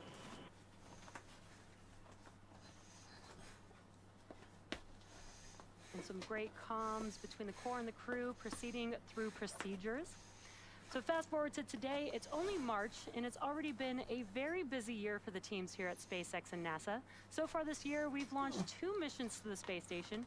Crew 8 will be our second human spaceflight mission so far this year, following Axiom 3. And for the very first time, SpaceX delivered a Northrop Grumman Cygnus spacecraft to the space station on our cargo resupply mission. On the heels of that mission, Falcon 9 launched NASA's ocean-studying PACE satellite on a polar trajectory from the Cape. And just last month, we launched our first commercial lunar payload services, or CLPS, mission to the moon for NASA, which we'll talk a little bit more later in the program. All of these missions we just mentioned continue to bring us closer and closer to That's our the one that fell over. going further into space. Copy, Crew 8, go for launch. Let's do it. Yes, we have go for launch. And great news there, we are go for launch. It's such an exciting time for all things space. History is being made every single day. It continues to be a smooth countdown, and we're looking good for an on-time launch, as we just heard. Coming up at T-minus 45 minutes, the team will report their readiness for propellant load with a final go, no-go poll. So in the meantime, It'd be funny if Rebecca Nightbot Turkington tells is me going off. to help us take a closer look at where the crew is headed tonight. Rebecca? Thanks, Jesse and Sandra. We are back in the International Space Station Flight Control Room in Mission Control, Houston. The crew will be making their journey today to low Earth orbit, which you may hear us refer to as LEO. This is classified as orbits around Earth that are 1,200 miles or lower.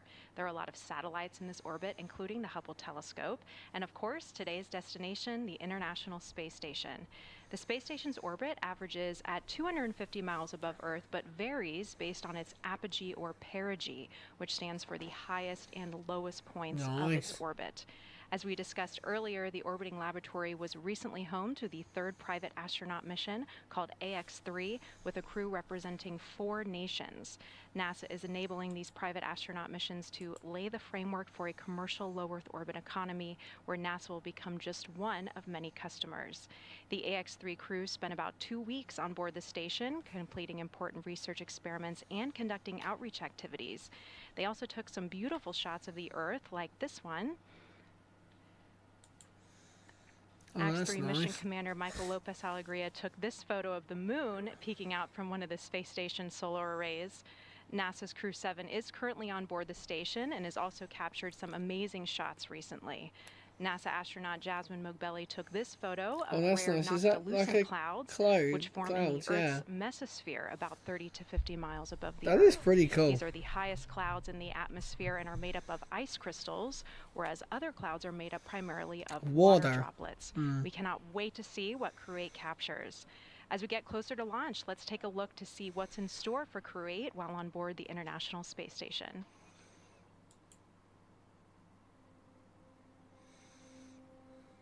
I view Crew 8 like an Olympic torchbearer.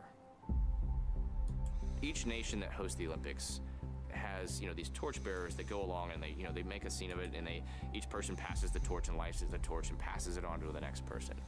And that's where I see Crew 8. We are keeping the flame of human presence in low Earth orbit alive by going up there, maintaining the space station, continuing to do science. Well, the International Space Station is by far the largest laboratory that we've ever had in flight, obviously the largest human-made structure in low Earth orbit. So whatever we can do in space to look at different types of materials, to look at ourselves without the force of gravity, to discover its true nature, we can develop better countermeasures back here on Earth. The International Space Station is capable as it is, becomes like a low Earth orbit wind tunnel, if you will. It gives us a platform to test things before we venture away from low Earth orbit towards the moon and eventually long transits towards Mars and eventually to asteroids. Это работа, связанная с различными научными составляющими. Это и материаловедение, это и биология. То есть спектр задач, решаемых на орбите, он достаточно широкий. Each individual will be an experiment in and of themselves, how our cells behave, how our blood changes, how our bone density changes, muscle mass. We're looking at everything to figure out countermeasures for the human body so that it can live longer and longer outside the Earth's protection. Working and training with Crew 8 is absolutely awesome.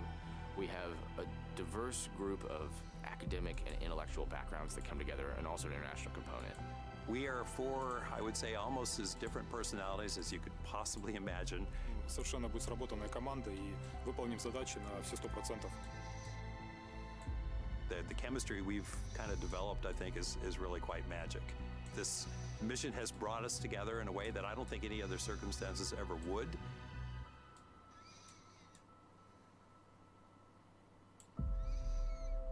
The ISS is, I would say, a very critical stepping stone in human exploration beyond low Earth orbit.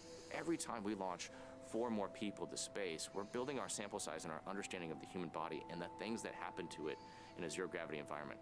That sets us up to go to the moon. It sets us up to go to Mars. So for us, we are just carrying that torch to go increase that sample size and be a part of the team that moves human knowledge of space travel further.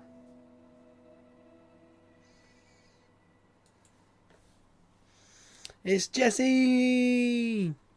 Reusability is We like key Jesse. to making spaceflight more routine and ultimately what will enable humans to become multiplanetary. Down at Starbase, Texas, we're continuing to build, test, and fly Starship, the world's most powerful launch vehicle ever developed. It's a fully reusable transportation system and will transform how we that's such a access good space photo. because it's designed to carry a massive amount of cargo and large numbers of people to Earth orbit, the moon, Mars, and beyond, which will help continue driving down the cost per launch. Starship will be capable of carrying up to 150 metric tons to orbit and up to 100 passengers. Oh, look at We're still in the that. testing phase, but major milestones like flying at a high cadence, full system reuse, and on-orbit refilling are key priorities. We're also building a second Starbase launch tower to further increase Starship's flight opportunities. Okay. This will also allow for continuous upgrades. So this is officially said now. Also in testing, our engineers are proving out all systems necessary to make a trip to the moon possible, such as propulsion, life support, and even the elevator that will take crew and cargo from the Starship hatch opening down to the lunar surface. In partnership with NASA, Starship will put the first Artemis astronauts on the moon. The vehicle will perform one uncrewed demonstration flight before the Artemis 3 mission, which will be the first human surface expedition since 1972. To that end, SpaceX has been hard at work getting Starship ready for its moon missions. With the ability to deliver cargo and people to the lunar surface, we'll be ready to help humanity build a sustainable presence on the moon and learn how to live off-world before the next steps to Mars. Just last month, SpaceX launched a lunar lander on Falcon 9 that became the first U.S. lunar landing since the Apollo program ended more than 50 years ago. And it may That's have right. On February turned 15th, over. as part of a commercial mission by the company Intuitive Machines, they sent a lunar lander to the surface of the moon. NASA was one of several customers to hitch a ride on the lander to deliver science and technology demonstrations to the moon's south pole. And it's part of the agency's And commercial basically lunar one of payload these services legs initiative to snapped. learn more about the moon before So it returning snapped humans 2 of there them under the struts. Artemis campaign. Shortly after separation, Intuitive Machines captured this picture of its lander named Odysseus as it flew away from Earth. And then it took another photo 6 days later as Odysseus entered lunar orbit with NASA's 6 science instruments. And on February is so 22nd, cool. Odysseus soft landed There it on the is. moon. NASA worked with Intuitive Machines to gather as much data as possible from Look at its that. 6 payloads until the lander's solar panels were no longer exposed to light. When the time So they comes didn't for humans admit to explore that it the fell moon over. and beyond, they'll have to take everything with them for a surface mission. Building bases or even cities will require huge amounts of cargo and eventually crew, and that's where Starship comes in. This year is shaping up to be a busy one for Starship. Right now we're getting ready for the 3rd test flight down at Starbase, Texas. Every launch and mission yields critical data for continuing to improve and pave the way for our future in space. And we look forward to eventual human missions to Mars, but right now we're paving the way with today's exciting mission, which will conduct over 200 scientific experiments and technology demonstrations, including new research to prepare human exploration beyond low Earth orbit and benefit humanity on Earth. But for now, I'll send it back to Megan and Raja at KSC. To go farther into space than ever before, NASA is in the process of gathering as much data as possible to understand how long-duration trips to space affect the human body. For more on that, let's go out to NASA's Jasmine Hopkins, who's at a nearby launch viewing location here at Kennedy. Thank you so much, Megan. Yes, we're joining you from the Operations Support Building here at Kennedy, which is one of the main VIP viewing locations here. And joining us right now is Kristen Man, from I'm the tired, Human guys. Research Program at Johnson. Thanks for being here, Kristen. My pleasure, and thanks for giving me the opportunity to talk about the Human Research Program. Exactly. So I see the excitement in your voice. Tell us, what is the Human Research Program? What do you guys do? Well, it's really all about the human. So we really focus on the risk and how do we reduce risk for humans in space flight. So that can be things like behavioral health, so stress or sleep, physiological changes like bone, muscle, how does exercise impact that, nutrition, food, medical capabilities. It's really about how do we understand those risks, how do we counter those risks, we call those countermeasures. It's all about optimizing crew health and performance. Right, and there's a lot that goes into that, of course, the human body. And right now, one of the Human Research Program's long-standing experiments is called CIPHER. There's like 14 different experiments over a year. Tell us about that, and how is Crew 8 contributing to CIPHER? Does it seem like that long ago that I was standing here talking to you about starting CIPHER? We're really excited. Crew 8 is going to have our 3rd CIPHER subject. And just to kind of emphasize what you were just talking about earlier, 14 studies in 1 research complement. So that's addressing a lot of the risks that I was just talking about earlier about behavioral health and physiological changes. And really what CIPHER is designed to do is to say, how do we connect those dots? All of those risks, how do they interact and impact the human as a whole over a period of time? That duration piece is so critical about microgravity. And so we're really excited about this. Right, there's a lot of excitement that goes into this, and again, studying the human body, especially in low Earth orbit, because that's really a stepping stone. We want to go further to the moon and then on to Mars. So how is our research in low Earth orbit getting us there? Yeah, so, okay, well, as we talking about Artemis and for Mars, so we have these unique spaceflight hazards that the human may experience. And so that can be radiation, so solar radiation or galactic cosmic radiation or distance from Earth or isolation and confinement, the environment of the vehicle like sound and lighting, or the environment on a surface mission, so lunar dust or Martian dust.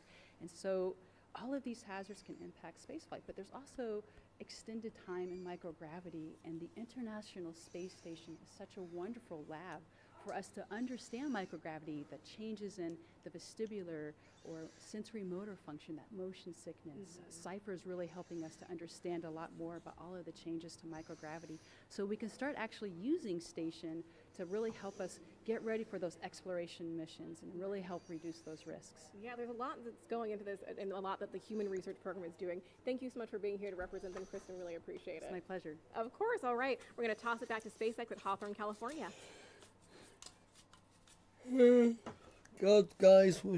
Thanks so much. I'm Ronnie Foreman, a commercial sales manager here at SpaceX. We are coming up on just about 47 and a half minutes to launch, and our teams are carefully moving through the process to liftoff. A lot of preparations have brought us to this point, including a dry dress rehearsal and static fire earlier this week. Now, as Megan noted at the top of our webcast, we did stand down from a launch attempt yesterday due to weather. But for now, everything looks great for launch tonight at 10:53 p.m. Eastern. Now, next up, in just about 2 minutes, our launch director will check in with the team for readiness, both for prop load and for launch. The 7 SpaceX responsible engineers, often called REs, indicate that they're go by voting electronically. The launch director will also check in with the Dragon mission director and NASA launch manager to make sure they're ready to move forward as well. And as Jesse mentioned earlier today, the Dragon launch team, as well as key NASA launch members, are in the Launch and Landing Control Center at Hangar X in Florida. On your screen right now, you have that beautiful nighttime view of the Dragon spacecraft with the white crew access arm still in the service position. Right now, Crew 8 is on board Dragon, waiting to get the green light to stow that arm for launch and arm the launch escape system. Once the launch director gives the go-ahead, we should get a good view of that access arm moving away from the spacecraft. The range also continues to be go for launch tonight, monitoring the clearance area surrounding our launch pad, as well as the air and sea space along the flight corridor. At Kennedy Space Center, weather is looking good for launch, although we are continuing to monitor some potential inland storms that could trigger our anvil cloud rule. Ooh. And if you're joining us on the Space Coast, you know it's about 64 degrees outside with light ground winds. So overall, we're looking good for launch in just about 45 minutes, with again less than a 10% chance of weather violation. Downrange landing zones, if needed in the event of an escape, are also go. Our teams will be staffed around the clock in mission control to monitor Dragon, not just today, but throughout the entire mission, from liftoff to Crew 8's arrival at the space station, all the way through splashdown when the astronauts come back home. On console and mission control, which you have a view of on your screen right now, there are 6 key positions. The mission director is in charge of the room and tasked with making real-time decisions to ensure mission success. The person that you may hear talking to the astronauts is the crew operations and resources engineer, who you'll hear us refer to as the core. And the 4 additional team members are focused on vehicle systems, including avionics, navigation and control, software, propulsion, life support, and communication with ground support teams. Now, apart from mission control, our Falcon 9 team is also currently located in the Launch and Landing Control Center at Hangar X. Now, with less than an hour until T0, all teams are settling in for final checkouts, propellant loading, and liftoff.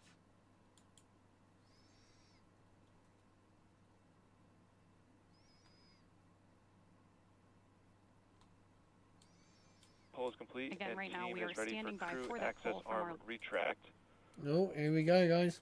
Both launch control rooms will go into lockdown at T-minus 45 minutes and remain in that state until launch escape system is disarmed. All operators are to remain in their console and maintain a sterile cockpit until MD confirms successful disarming the launch escape system following orbit insertion and propellant offload in the event of a scrub. For non-urgent no-go conditions, brief the CE or LD and approve boarding the countdown. For urgent issues affecting the safety of the operation, operators shall call hold on the countdown net. Launch control will abort the launch out sequence immediately and proceed in the launch abort sequence.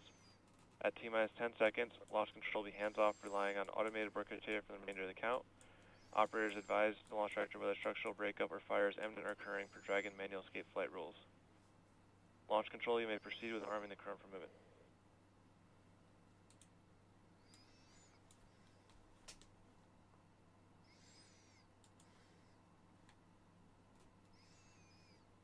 Crew arm status has And started. with that, we are moving forward toward launch. Propellant loading will begin in about 10 minutes, and crew access arm retraction has begun. So in the meantime, let's check back in with Megan and Raja. Thanks, Veronica. Now the countdown clock is continuing to tick, and we are now at T-minus 48 minutes and counting from launch. At the time of launch, the space station will be flying 260 statute miles over the southern Arabian Sea, southwest of India. Now the crew access arm will retract from Dragon. That is what we are looking for now, and actually it is happening right now. This is a critical milestone, right, Raja? It is, and yeah, so the next big thing will be launching. Dragon SpaceX for countdown timing. Go ahead. Oh. All right, Matt, we're looking at one closeout photo of the side hatch, doing some analysis on it, and are going to be looking for you to be crisp with the launch escape system arming. Team is under a bit of pressure here to get a call in. Dragon. So just the word there. Crew arm recheck complete. So now that the arm is out of the way, the next big step is to arm the launch escape system. You heard the MD asking you that they keep it crisp because they work some time constraints on the analysis from the side hatch photos. Yeah, a pretty key thing here, the launching the arm, the launch escape system. The crew will actually hear a number of valves, thunks and thuds, as the Super Dracos we talked about earlier. The valves that supply prop to them are actually open, so you can actually hear that and feel it, the vibrations in the vehicle, and that's part of the training flow. There's actually a thing called Sounds of Dragon where you listen to those sounds at that Buck high fidelity trader out in Hawthorne, so you can hear those before you're actually sitting in the capsule. What you can't simulate fully is the actual vibrations, and you can actually feel the capsule vibrating as those things happen. Now the launch escape system obviously built into Dragon to remove the crew, to pull the crew away from Falcon 9 either on the pad or I just during flight downloaded if there were a file. to be an issue. Why No, I can't isn't the find launch it. escape system armed sooner, Raja? So you want to wait until you don't really have any other alternative, and that we wait until we start loading prop, because once there's prop on the vehicle, it's essentially alive in terms of there's fuel and oxidizer, which is what generates the thrust for the rocket, but also essentially could cause a hazard. And so at that point, you want that ability to immediately clear. There still always is the possibility of defueling the rocket if there's some problem. And in fact, if there was a decision later to scrub, that's what they would do, is just defuel it and then swing the arm back out. But once there's prop on board, you want the ability to get off quickly if you have to. And like we talked about, it can be an automated system. It can also, the crew can initiate that. And before they arm the system, they're actually going to pull up a screen, and Matt and Mike will be able to see the parameters that trigger an automated escape, and they'll make sure that everything is within limits before they activate the system. Is what you wouldn't want to do is activate it and have it immediately trigger. And so right now the only way off Oh. the capsule is the launch Stuff escape is system. happening. At this actually, point, they can still, there's Starbase. two ways, exactly. So there's a command called emergency egress that initiates the crew access arm to swing back, and then you would unstrap normally and get out. There's also the launch escape, but you always retain the ability to hit the emergency egress, because there could be a case. Dragon SpaceX, expected decision at T-minus 37 minutes.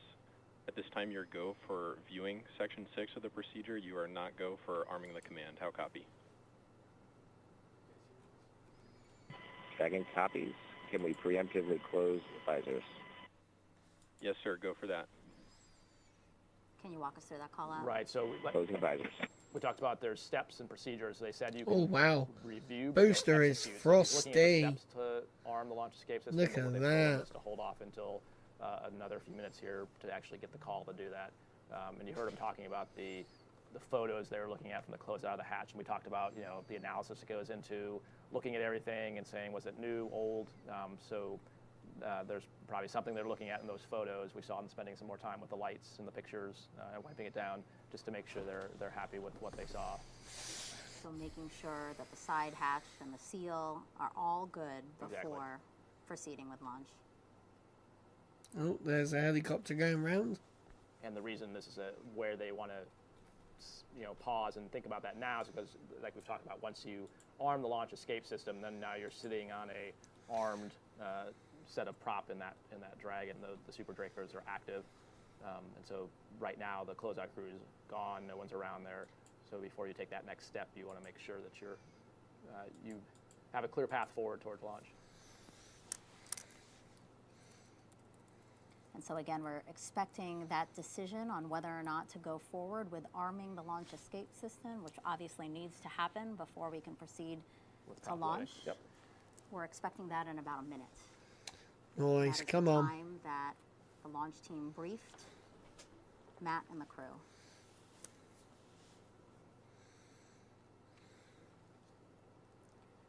And so arming the launch escape system was supposed to happen around T-minus 39 minutes. Obviously, if it happens, it were to be later. Still okay if Absolutely, yeah. that margin's The driving factor, so yeah, as I mentioned, as we get closer and closer to launch, the margin of pads they build in just gets a little tighter. But yeah, the driving factor is how long does it take to get the fuel and the oxidizer into the Falcon 9 before launch time. And as long as the launch escape You imagine you're just sitting there. Quick command and pretty instantaneous for those. You're valve just things. sitting The on more top they have of to back up how much basically time a to fuel the bomb. rocket and make sure they preserve that amount It's a of time. giant explosion you are basically sitting under. Again, we're going to stand Above. by for what we expect to be a decision. Dragon SpaceX, at this time your go for 6.4 arm launch escape system. Team is confident that we understand the issue well enough to proceed into LES arm, and it's within existing analysis. So they're working a small issue, but it's within. Advisors closed. We are arming the launch escape system. So it's within what they already know. And with that call out, again, arming the launch escape system, one of the major milestones. Right, I am before going to liftoff put today my watch on at charge. 10:53 p.m. and 38 seconds Eastern time from Kennedy Space Center I here in have Florida to send my little 3 astronaut. astronauts and 1 cosmonaut to the International Space Station. There we go. My little Crew astronaut. 8 launch, and you're watching the live broadcast of it. So you heard the acknowledgement for them to go ahead and complete the procedure. So you expect that you'll hear some Launch escape system is verified armed. 36 minutes, guys, until liftoff. Now, needing to use the launch escape system, it's just a possibility we have to plan for. No one wants to think about it, but it is something we have to plan for. Yeah, actually, it makes the overall launch safer because you have an alternative if there's something wrong with the F9 rocket. So yeah, you're absolutely correct. You wouldn't want to have to use it, but the fact that we built that into these commercial crew vehicles is a huge safety improvement over the past. And it looks like they're starting loading prop now, which is the next major step. And so now that the launch escape system is armed, they can start putting the prop onto the vehicle. You'll start to hear calls. And again, the crew can actually feel some of these things. They don't actually have direct insight into the actual fuel levels inside the Falcon 9, but they have a timeline inside the Dragon that gives them a sense of. I'm going to check my memories, guys, on Facebook. A call out confirming that There we propellant go. load has started on schedule at T-minus 35 minutes from liftoff. Oh, At so this point, basically this the little bit crew, here like I mentioned with the launch is escape going to system armed, swing away pretty much from in the flight mode. rocket. So they're watching the timeline and will be monitoring the calls they get from the ground as that kind of layout if the prop loading is happening according to timeline. And then for us watching on TV, a really super easy way to see how full it is just as the condensation comes off the rocket. That gives you a sense of how far up the fuel has filled inside the tanks as the cooled fuel and oxidizer go into the tank and then evaporate. Yeah, right now we have RP1 or rocket grade kerosene going in, and also liquid oxygen loading on the first stage. And again, the reason, just like with the LES arming or the launch escape system arming, as well as the prop loading, they make those calls to the crew so that when you hear these clunks and thuds and kind of ringing of the vehicle, that you know that was supposed to happen, as opposed to, without a call or without the timeline they have. If you just hear a very loud thud, it's kind of just like in your house. You're like, what was that? So this just kind of keeps everyone in sync as to the things they're seeing, feeling, and hearing are are normal. So inside Dragon Endeavour right now, we have Commander Matt Dominic, born and raised in Wheat Ridge, Colorado, married to Faith Dominic, and they have 2 daughters.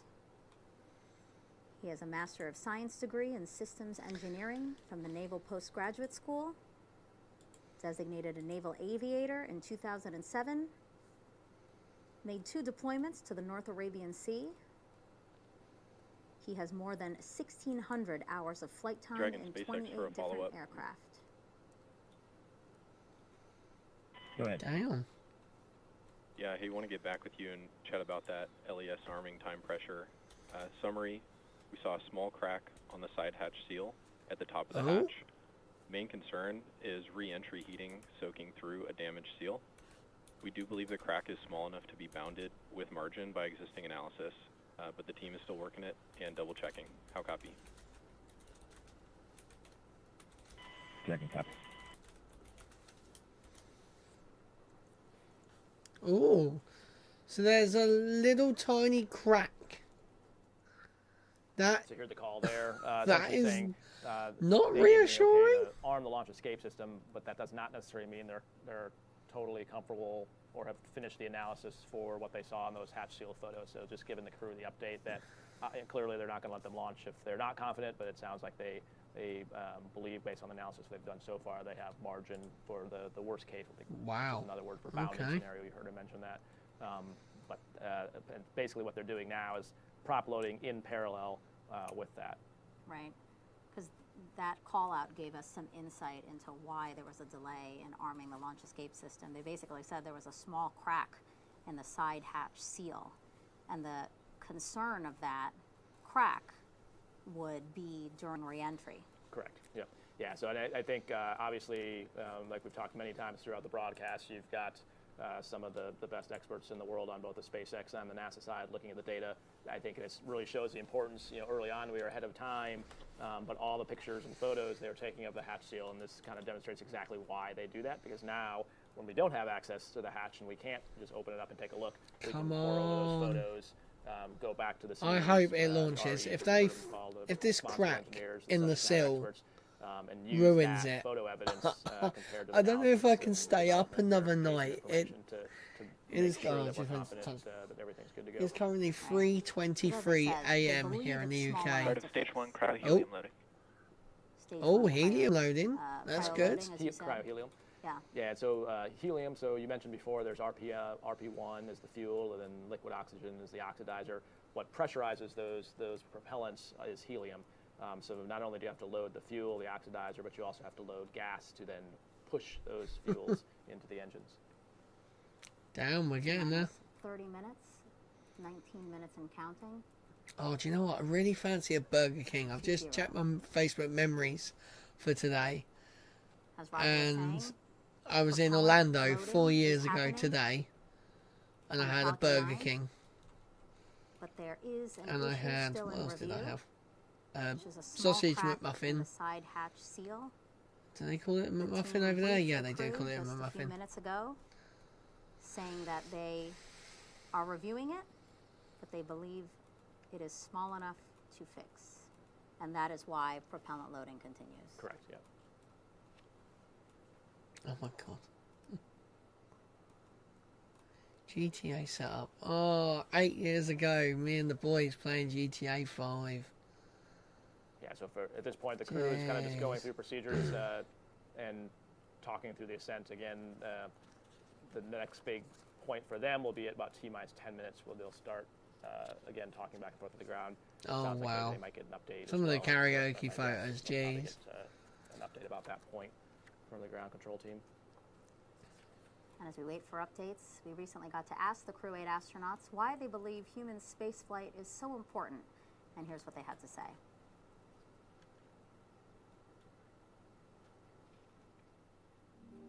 Everything we learn Ow. on space station I just got like a enables sharp our pain in my technology, it blimmin' increases our finger. knowledge, and it burns down our risk as we go further. As explorers, we're looking Oh my at god, ways literally to it was like further snowing so human many knowledge, times. human experience. In the last 8 years, it's snowed like every single year up to 13 years ago. Земля — это колыбель человечества. And now look. Не может человечество все время оставаться в колыбели. Look, Crew 8 on important за счет human того, space. что мы Oh, okay. нарабатываем сейчас пилотируемые полеты. People are so different on Earth. The more people we get into space, the more things we learn about what happens to their body in space, the more we learn to move humanity further to the moon and then ultimately to Mars. The experiments that we'll conduct help with radiation, how to grow plants in space, how to get the human body to last longer outside of Earth's protection. In zero gravity, we've actually discovered physiological processes, how the body works, Oh, there we go. that we didn't even know existed without finding them first in space. That includes mechanisms to lower your blood volume to adapt to a weightless environment, mechanisms that store sodium in your body, which we didn't know existed, ways that the human can control its cardiovascular system that we didn't know existed. Every single human that's ever been born and ever died has all happened on our planet Earth. And if we want to continue the light of consciousness further, we need to make ourselves multiplanetary. Go further, we will. Go further, we must. But we want to have that deck stacked in our favor as much as possible, and our mission will definitely contribute to that. T-minus 27 minutes and 10 seconds and counting to launch. Let's head back to Jasmine Hopkins, who's now with NASA Administrator Bill Nelson and Deputy Administrator Pam Melroy. Thank you so much, Megan. As always, it's an honor to have our NASA leadership here for a launch. And of course, we know there's a couple watch items right now with Crew 8, but both of our leaders right here have been to space before. So actually, can you guys talk about why safety is so paramount in human spaceflight? Well, you're dealing with a very unforgiving Oh, it's the Mormon president. With, a lot of it will always explosive be the Mormon president to me. And you're defying the laws of gravity. And as a result, everything has to be right. So you don't launch until it's right. Now, Pam Oh, is an upsetting the flat astronaut, earthers. Space Shuttle commander. She's flown 3 times in space. I've flown once. And you've been through this many times. You didn't have as many scrubs as we had on ours. We got in, strapped in, ready to go, and scrubbed 4 times over the better part of a month. But that pretty well tells you you don't launch until it's right. Yeah, that's right, Bill. I had several scrubs of my own, delayed 6 days for my first flight. 3 days for my second, had a couple of strap-ins. You're right, not as many as you. But I think, you know, it's important to remember that the crew is very focused on their mission on the space station, and it's not like they're saying, hey, I've got to get home for something. They're going to wait until they're safe, and that's Stage the way 2 we cryo-helium feel too. loading has As started. Bill said, a lot of things have to go right, and we're going to keep safety number one. Right. Thank you so much for mentioning that. And of course, we're on our 8th rotational flight with SpaceX. You know, it feels like just yesterday, Demo 2 launched. So can Bill Nelson, can you speak to the progress of the Commercial Crew program? Well, it's unbelievable. Just think how much the cost of launching has come down as a fact of reusing the rockets. And just the Falcon 9 has been such a proven workhorse. This past year, they launched Falcon 9s, if you can believe it, 96 times. Yep, This 96. year, they're going to launch 146 times, and next year, 200 times. Wow, it's a workhorse. Oh yeah, it definitely is. And you know, we've had a lot of success with SpaceX already this year with the launch of PACE to help study our climate. We also had a successful landing on the moon for the first time in over 50 years. So Pam, can you speak to what's next for SpaceX and NASA? Can you really call it a successful landing? It's amazing what's coming up. Tip First of all, over. the crew is going to have a very exciting increment. They have over 200 science experiments that they'll be running, including several medical experiments that will benefit all humanity. But while they're there, they're going to have some very exciting visitors. We're really looking forward to seeing Sonny Williams and Butch Wilmore launch on the Boeing Starliner on the first crewed flight test of that brand new human spaceflight vehicle. They'll be visiting the station, And then, if we stay on schedule, this increment will also see a new cargo vehicle going up with Sierra Space's Dream Chaser. Oh yeah, Dream Chaser. Oh my God! If you look at the rest of what I we're doing forgot in about Dream science, we Chaser. have, That's this year. An eclipse coming up. It'll be the last eclipse visible in North America for almost 2 decades. Yeah, I think it starts to come over Europe again. Which is our partnership with India to look at the Earth. And we also have the X-59, our new X-plane, quiet supersonic boom coming up. And then, of course, the Artemis II crew, you're going to be seeing a lot of them down here in Florida as they're training for their mission next year. This is a pretty thrilling year. We got a lot going on. It really is. There's so much going on, but of course, we still want to keep our eyes right now on Crew 8. So thank you so much, Bill and Tam. Oh my God, is that really Chris Rock on All right, our friends at betting SpaceX, back to you. advert? Come on, Jesse. Jesse? As we continue to count down, let's take a closer look at the vehicles that will be taking Crew 8 to the International Space Station tonight. Sitting atop the Falcon 9, the Dragon spacecraft and its trunk stands over 26 feet tall. There are 2 windows on the spacecraft, plus 1 under the nose cone. The nose cone opens shortly after launch to expose the forward bulkhead thrusters and docking mechanism that will connect with the space station. Dragon's trunk holds solar cells, which power Dragon while it's in free flight. The trunk can also carry unpressurized cargo. And Dragon has 16 Draco thrusters that can be used in space to help navigate the spacecraft to its destination, each providing 90 pounds of force. That doesn't include the 8 Super Draco thrusters used for an abort, which are no longer active once the crew is in orbit. For those of you following along, you'll know that the Dragon spacecraft has played a significant role in advancing our future in space by safely transporting crew to and from the space station. There are currently 4 Dragon spacecraft supporting human spaceflight missions that have docked to the station: Endeavour, Resilience, Endurance, and Freedom. Crew 8 will fly aboard Endeavour tonight, which previously flew NASA's SpaceX Demo Mission 2, Crew 2, and Crew 6, in addition to Axiom's first mission, the very first commercial astronaut mission to the International Space Station. Altogether, the reusable Dragon spacecraft has completed 7 human spaceflight missions on behalf of NASA and visited the space station 38 times under NASA's commercial resupply and commercial crew programs. As always, Dragon will be delivered to orbit today by SpaceX's Falcon 9 rocket, which provides 1.7 million pounds of thrust on its first stage thanks to its 9 Merlin M1D engines. Once the first and second stages separate, these engines are also used to help land the first stage. The first stage will perform 3 burns as it makes its way back toward Earth today. First is the boost back burn, and that's where 3 of the M1D engines will reignite to help flip the first stage around to head back to the launch site. The second burn is the entry burn, and that's where a single engine will reignite to help slow Falcon 9 down as it prepares to enter the Earth's atmosphere again. Finally is the landing burn, and that's where 3 engines will slow down the rocket enough to perform a precision landing back down on landing zone 1. Meanwhile, the second stage continues to orbit, powered by one single Merlin vacuum engine with over 220,000 pounds of thrust. The second stage will secure Dragon's entry into low Earth orbit. Oh. And we did just hear that call out that stage 1 RP1 load is complete. That's great. We're continuing to check through these milestones. Now almost less than 20 minutes until tonight's launch. So again, the second stage will continue to secure Dragon's entry into low Earth orbit before separating. Oh, hello. Sorry, Martin, I didn't see you there. To the space station on its own thrusters. Sorry, I was watching my other screen. There will be a bit of a delay as well.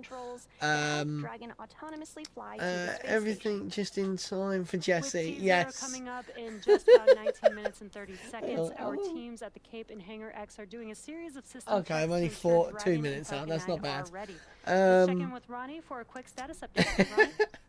You take the Thanks, blonde, Jesse. I'll have We Jesse. are Do you still know what? looking Yeah, good for fair an enough. on-time launch I won't even about mind the 19 redhead. minutes The from redhead's now, quite and we'll nice. keep monitoring all the vehicle systems as we get closer to liftoff. Oh, Both Dragon man. and Falcon 9 9 continue to be healthy. I'm too busy So as upsetting we the flat continue to earthers. listen That's and what it watch the is. countdown, our teams are continuing to prep the vehicle for Actually a flight. bit chilly in And here now. propellant What's it loading drop of both down to? RT1 and 15 liquid degrees. oxygen began at T-minus 35 minutes. What I'm We also looking heard the at call out a few doing minutes ago that the launch is escape a system hot is now water, armed. sort of like a radiator The system range, in which is here monitoring keep out zones, that among will other be key flight low requirements, energy because also I really continues to don't. report This no thing's issues, as they are 2,000 go to watts support tonight's launch. and it's cost me. Weather Where's my also phone? looks good, and we are still tracking Just less than a tonight alone, 10% chance of violation at our it target has impact cost time. me As a reminder, 20 tonight quid we do have an instantaneous for launch tonight. window, driven by the orbital So, mechanics constraints of two yeah, it's not good. spacecraft meeting in orbit. But the technical term for I'm that not sitting meeting here is in the called a cold. rendezvous. The reason we need to launch at a specific time is because Dragon is basically trying to catch up to the ISS, which, here as we we go, here we speak, go. is orbiting the Earth at more than 17,000 miles per hour. That means we have to deliver Dragon to the correct orbit, and we also need to time its trajectory relative to the orbiting laboratory so that they are in the same place in orbit at the same time. A precise liftoff is crucial for achieving a timely rendezvous between Dragon and the space station. So at this point, if we hear a hold called for any reason, we will have to stand down and target our backup launch opportunity, which is tomorrow at 10:31 p.m. Eastern. So with all systems go, I'm going to turn it over to Rebecca for a status update from Houston. Thanks, Ronnie. The flight controllers here in Mission Control Houston are ensuring the space station is ready to receive Dragon. They're also checking that all the communication links between the station, Dragon, and the ground are working properly. Right now, everything is proceeding as planned. The teams here in Mission Control Houston, the team in Hawthorne, and the astronauts aboard the space station will monitor the autonomous docking of Dragon on Tuesday when they enter joint operations, which happens when the spacecraft enters the approach ellipsoid, which is an invisible boundary that helps us monitor spacecrafts arriving and departing. After docking, the crews will perform a series of leak checks and then work to... Expect more words here in a few minutes, shooting for T-minus 10 minutes to get you a brief. 10 minutes. Oh, what's and this? We just received an update that There's been an attempted break-in today. Proceeding towards launch. Where? Once the crews perform those series of leak checks on board, they will work to open the hatches Thursday, on the Dragon 29th side and inside the station's pressurized mating adapter. We expect hatch opening to take place about an hour and a half after docking. Once on board, the astronauts will be greeted by the space station crew and will then join in for welcoming remarks for the... Here in Mission Control, Flight Director Garrett Hain is on console overseeing the team for launch, and Paul Kanya will be on console on Tuesday for Mark, docking. put my hoodie back That's on. it from here in Mission Control Houston. I'll toss Oh, it back Martin, to the team in Florida.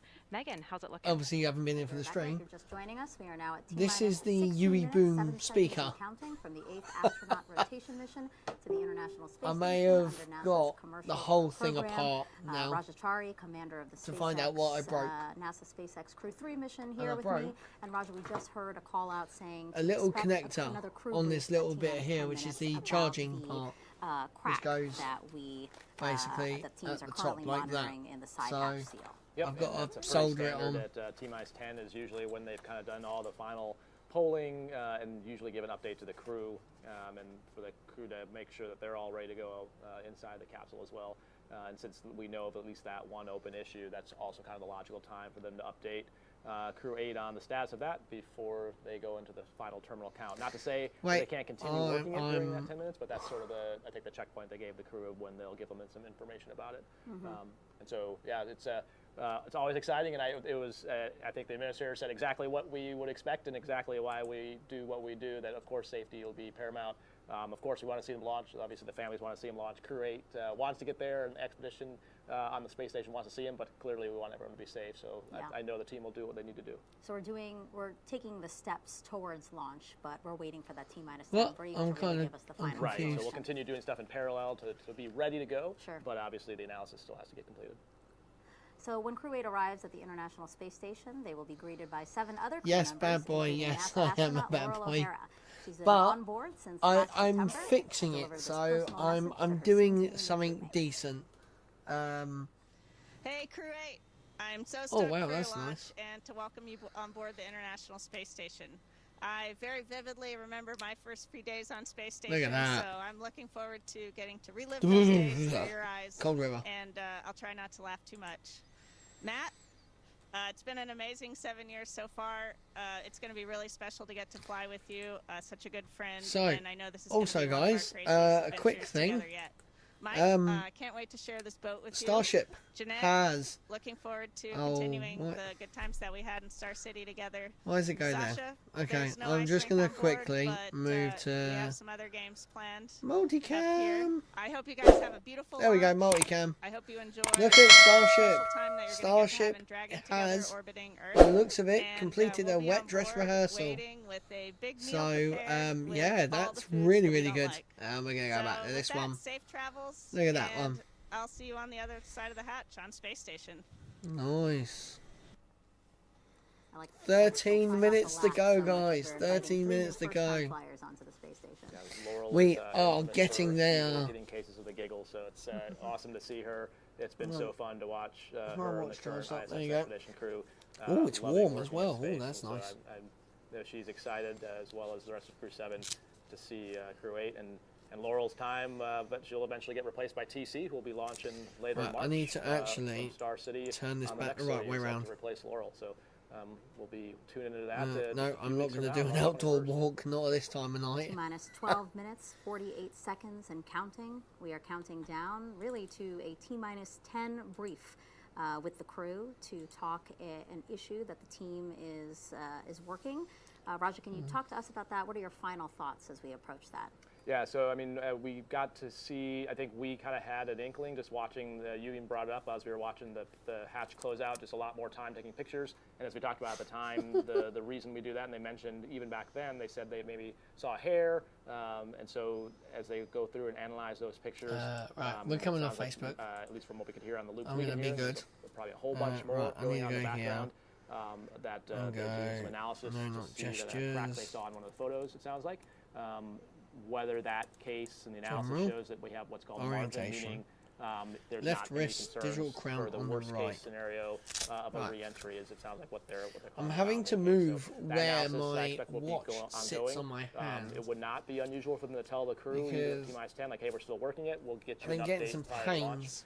Because again, the more And it's because time you buy the team I've had it to too do the close to my analysis, wrist. The more conclusive. So of the now I'm recommendation having they to can put come it to. So I here would, instead. You know, expect them to be poring over that data, and like we talked about earlier in the show, The problem is, that's I've why got such a that's why skinny we wrist. have all these teams here looking at the So data. it does come off. There's no more important thing than the human and human space flight, and so we want to be absolutely sure that they are good to go on their way to the space station.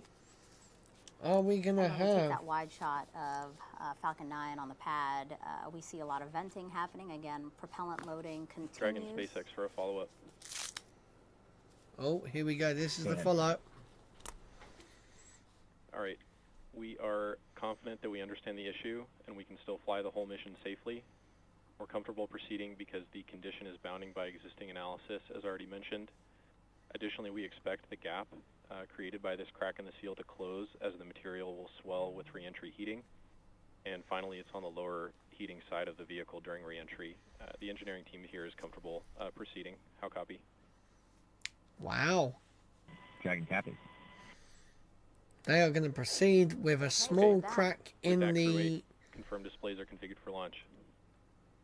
All right, so with that, it seems like we are go for launch. The team telling the crew they are confident. SpaceX Dragon Oh. displays are configured for launch. Oh, I'm Crew putting 7, my hoodie on. Crew 8, we're coming for you. It's time for Crew 8 to relieve you of the watch onto the International Space Station. SpaceX Dragon, we are ready for you to cast off the Strongback and launch Dragon Endeavour on its 5th voyage. There you have it, the team confident that they can Here we fly go. this mission end to I'll put end. my hoodie So on. now, It's cold. in this final stretch of the countdown, we're going to turn it over to Sandra and Ronnie at SpaceX There we go. headquarters in Hawthorne, California, to take us through launch and We ascent. copied all. Godspeed, crew 8. Godspeed, Crew 8. Oh, Thanks so much. I'm So dying. with that and Crew 8 sounding excited for liftoff, our next major countdown event will be around the T-minus 9.5 minute mark, when the Falcon 9 launch commit criteria get checked by computers. So right now we're listening in for that call. The launch commit criteria are specific thresholds and pieces of information about the entire Falcon 9 system needed to make sure that the rocket is healthy. Of course, we have many systems in place to ensure that the rocket and crew are both safe leading up to liftoff and during flight. Now that we're approaching terminal count, our teams are performing all those final checks before launch.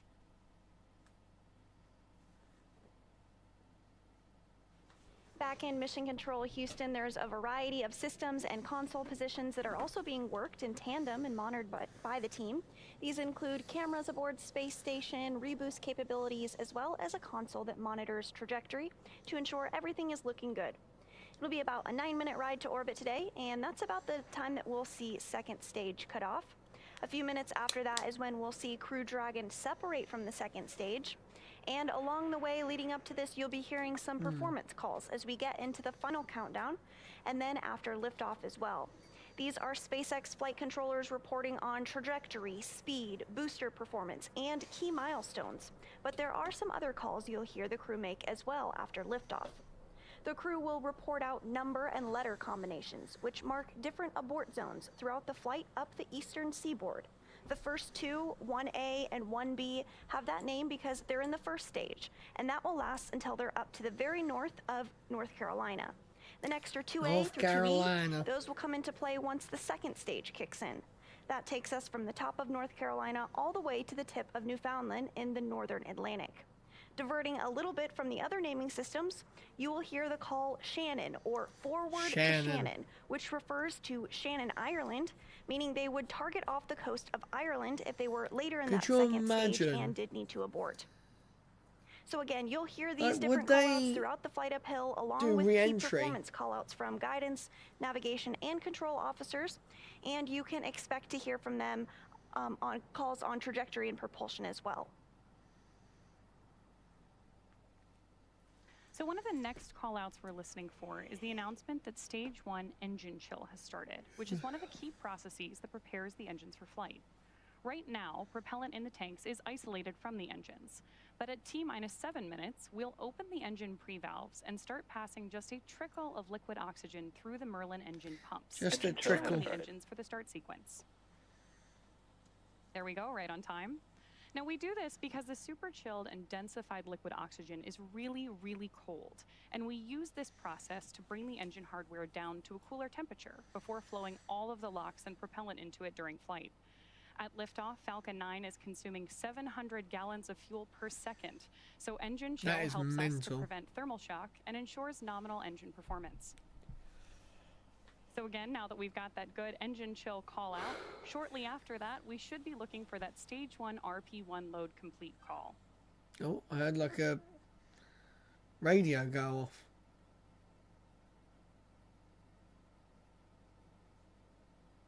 So with that engine chill now underway, we're looking ahead to the call out that RP1 load is, and there you heard it, RP1 load is complete. RP1 is densified kerosene or rocket fuel that will propel the crew into orbit. Nice. All of that RP1 is now loaded into the first stage, and we did hear that the second stage was completed a short time ago as well.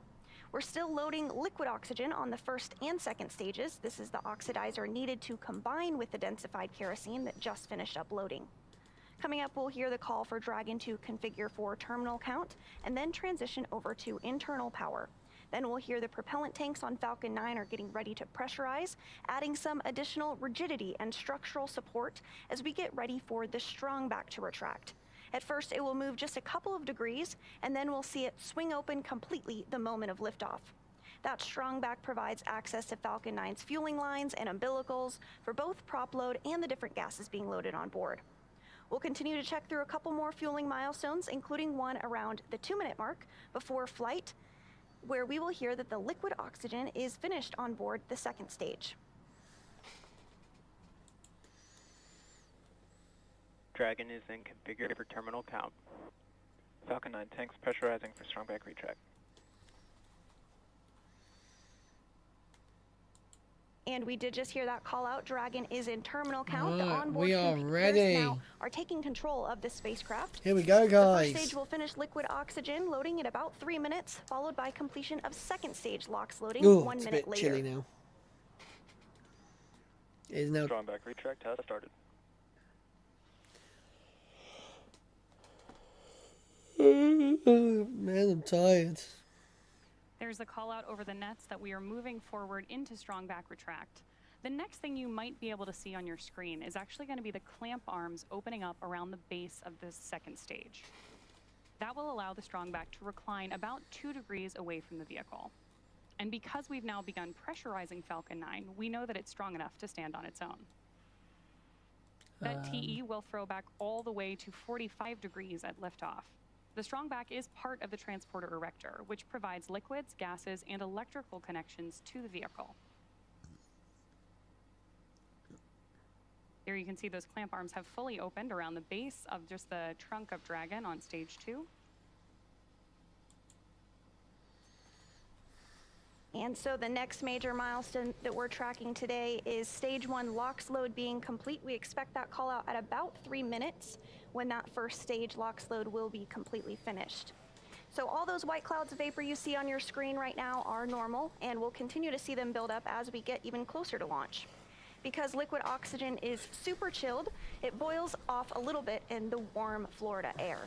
And that's what creates these lovely white, gorgeous, fluffy then clouds. The call out that stage 1 LOX load is complete. Stage 1 LOX load complete. Oh, you can actually choose the video quality. There's the confirmation that we have completed loading liquid oxygen on board stage 1, but LOX will still be This loading is for about another minute on board stage 720p. 2. Then we'll prepare to vent down the okay. TE, which is going to produce another white Dragon cloud. is in terminal count and is on You may internal also power. hear. Nice. There's confirmation that Dragon is on internal power. You may also hear an announcement to the crew about that venting procedure. Right, guys, while we're on our way to getting this rocket in the air, Everything continuing to go don't as forget planned. to subscribe and smash the bell. As you can see, we are now over 1,000 subscribers, which is amazing. Thank you very much. Now we have a new goal of 2,500 subscribers by September this year. That's our big goal. So yeah, get subscribed, get the notification bell on. Plenty more rockets to go off. We have multiple games that we're going to be doing, some new games, and Among Us being one of that. So here we go, guys. We are almost here. 1 minute 40. On the Falcon 9 rocket, they'll then get out. My great news continuing to move towards launch, and you could even hear some of those gases being vented over just shortly. oh, come on, baby, come on. Oh, And you can hear it even better now. wow. Yep, as Tumblemeister said, subscribe, people. Something else you might see here in a few moments is water being poured onto the pad. There you go, right up Super there. loud. The sound Subscribe, can impart hit the loads back on notification the bell. rocket itself, so We are that water on our helps way. absorb and prevent the sound from hitting the structure and reverberating back You can onto actually the see the rocket. water just coming out of Coming the up pipes on now. 1 minute until launch. Oh, here we go. So this should Dragon be. is in countdown. We should get our final go no go. The flight termination system is armed, and we are in Dragon, countdown. SpaceX, go for 45 launch. seconds. Yes, we are go for launch, guys. Here we go. Go for launch. 4 hours and 15 minutes. Ah, Reports go. here we Crew go. reports go. Now, T-minus 30 seconds. about 30 seconds away from liftoff.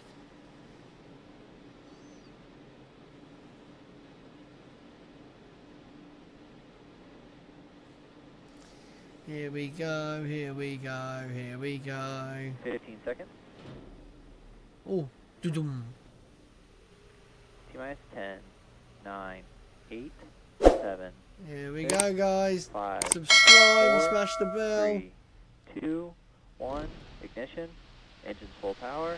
And liftoff of NASA Crew 8. Go Falcon, go SpaceX, and go NASA. Woo-hoo-hoo. Oh, wow, they got helicopter shots. Endeavour ascends, a beacon of human ambition. 1.7 million pounds of thrust now propelling Falcon 9 and Crew 8. Vehicle is pitching Damn. downrange.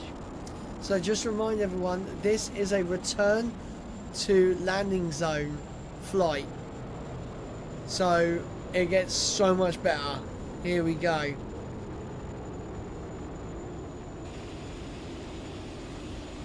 Oh, listen to that.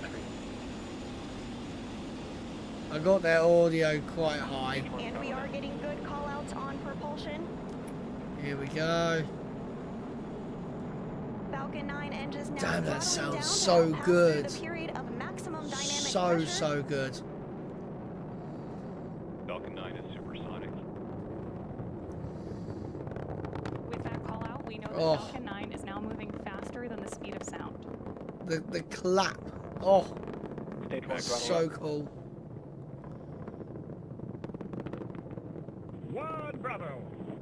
With that call out, Copy 1 Bravo. we know that Falcon 9 is throttling back up, and that one call out for 1 Bravo means that we are in the second and final abort mode for the first stage, continuing to get good performance from Falcon 9. Oh, look at At that. this point, the crew are already pulling over 2 Gs. Oh, And with that call out, we know that that engine chill for MVAC, which is our second stage engine, has now also oh, begun. look at the That also means we flame. have a couple of Look. events that are going to happen in rapid succession. Look how nice that First is that is. chill on the MVAC engine, and then we'll have main engine cutoff, or MECO, where the 9 engines on the first There's stage so of many Falcon 9 notifications will coming cut through. off ahead of first and second stage separation. Then the Merlin vacuum engine on board the second stage will ignite and carry the crew 8 astronauts to orbit. While the first Look, stage look at the begins its journey gorgeous back to colours. Earth. Here At we this go. point in the flight, the 9 Merlin Stage 1 engines throttle are down. starting to throttle down, and we're standing. So we should get There's that call out Miko. for throttle down, and we're standing by for Miko. And Miko. Miko. Stage separation confirmed. Separation confirmed. Nice. And back Oh, in. look at Florida. Look how cool Florida, and look how it. Look, so the hot gases from the engine actually help the Falcon 9 tip down. On your screen, and of Look course, at the picture that. behind me means that we have had successful main engine cutoff, stage separation, and ignition That of looks our so MVAC cool. engine on board stage 2. We are also in 2 alpha for the aborts if needed. That looks Of course, so that second cool. stage is being illuminated on the right-hand side of your screen by our single Merlin vacuum engine on board stage 2. Oh. Oh Now, the wow, next look at milestone that. we're You can tracking is actually the stage 1 see boost back burn on the left-hand that side of your is screen. the second stage there, that little tiny And dot. we are expecting completion of that burn in just So about basically 10 it seconds. is, the booster has gone from that to flipped around, and now it's pushing backwards the way it came. And so Crew 8 is now traveling at over And there you 4,000 go. miles per hour. We're continuing to get good Look at that, call-outs. that Everything's looks so going cool. really smoothly today. That second stage will continue firing until we reach about 8 minutes into the flight. Dragon SpaceX, trajectory nominal. Dragon. Good performance on the lone Merlin vacuum engine on the second stage. The crew's G-load dips right when we hit the separation event, and it's going to continue to build up now. Again, we just heard another call out for nominal trajectory. That was the guidance, navigation, and control officer. Guido. Stating nominal trajectory, or everything is looking good. Dragon is pointed in the right direction, continuing its flight uphill. Nice. This second stage will continue to fire until a little over 8 minutes into the flight, accelerating Dragon to more than 17,000 I'll miles send per you hour a message and placing after the this on crew in WhatsApp. orbit. Okay, Right now, cool. the crew is traveling at 4,500 miles per hour and is over 93 miles in altitude. That single Merlin vacuum engine can produce over Ooh, what was that? 220,000 pounds of thrust in Something the just vacuum of went space, between the camera and you this. really see it doing the heavy lifting right now. I mean, The potentially, Well could crew that have been a continues on its satellite? way to the International Space Station. The first stage booster is on We its haven't way got back to no Red Zone 1. telemetry. Trajectory nominal. Just realised that for the booster. Confirmation Dragon. there that the trajectory for both vehicles I'm is guessing looking good. NASA don't want the Now, the first booster. stage has a couple of events itself in order to land. At T plus 6 minutes and 16 seconds, stage 1 will begin its entry burn, which will be the first of 2 burns prior to landing. During this burn, Falcon 9 will ignite only the center engine for about 10 seconds in order to slow the vehicle down before it reaches the denser parts of the Earth's atmosphere. Damn, That will we're be getting followed there, by a guys. landing burn at T plus 7 minutes and 21 seconds. This time we'll light 3 engines, and the burn will last for about 20 seconds. ending just about a minute before we expect Dragon to be inserted into orbit. Come on, baby, we can do it. And so we did There was also something hear a else couple there of as different well. Ground station call outs like Bermuda. That is one of the ground Dragon. stations that we're receiving telemetry from, and Oh, everything nice. That's from the booster. Look at continues to look that. really good with the trajectory. The crew now traveling over 6,000 miles per hour. So this is on the... Where... I'm trying to look where this... Where that is. Again, this second stage Aw, will man. continue to light for a couple more minutes before second engine cutoff. At that point, the vehicle will coast for a few minutes There we go. And there before we go. separation.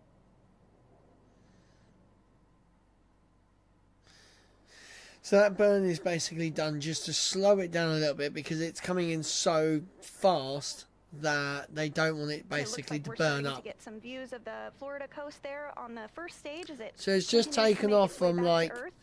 over here somewhere over there. SpaceX, Oh, it's a little bit rocky.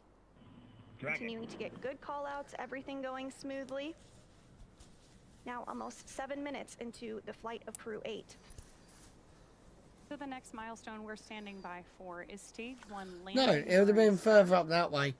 Again, as Stage 1 Here we approaches go. the space coast to touch back down at landing zone 1. Imagine if it just slams into the ground and blows up. Ah, no, we got... Here it comes. Oh, there's the sonic boom. Nice, and a touchdown. Booster has landed back down. And it is great to see that first stage back on Earth. Coming up, next on the second stage is second engine cutoff. You can hear some excitement here at Hawthorne. At They're a little SpaceX bit happy, headquarters aren't they? As that first stage successfully landed back on Earth. So second engine cutoff will take place here in just a couple of minutes. Once the lone Merlin engine cuts off and stops firing, the second stage will continue to coast for about 3 minutes until Dragon is commanded to separate. At this point, Dragon will separate from the second stage and will fly free with Crew 8 still on board and in orbit. Nice. So we've got it just a little bit longer, and then they will shut down this engine, and then they will release Dragon from the second stage. Shannon! Copy, Shannon. Which is near where I am. And that call out for Shannon, indicative of Shannon, Ireland, the very last abort zone in the Effect second shutdown. stage. Here we go. Oh, look at the When engine is flex about of to shut the... down. You just saw it there on your screen. You see like the wobble of the Dragon space engine bell. nominal orbit insertion. There we go. They've done it. They are Hearing good call outs following in second orbit stage around the cutoff. Earth. Crew is in a nominal or as expected orbit. That is great news. That launch escape system. What is their zero-G And indicator? we are getting our first view of Crew 8 inside Endeavour. 3 of them in space for the very first time. Where's their zero-G indicator? What is again, it? we'll continue to coast for these few minutes after that second stage just shut down. This helps to allow rates and motion to settle out. There are actually small reaction thrusters on the upper part of the second stage that can be used to counteract any residual motion, basically making sure that we're in a stable coast before Dragon separates from Falcon. We expect that separation here to occur at about the 12-minute mark into the flight. So 2 again, minutes. We did hear that the crew has been successfully inserted into a good orbit. This is the crew in microgravity, 3 of them for the very first time, all good call-outs.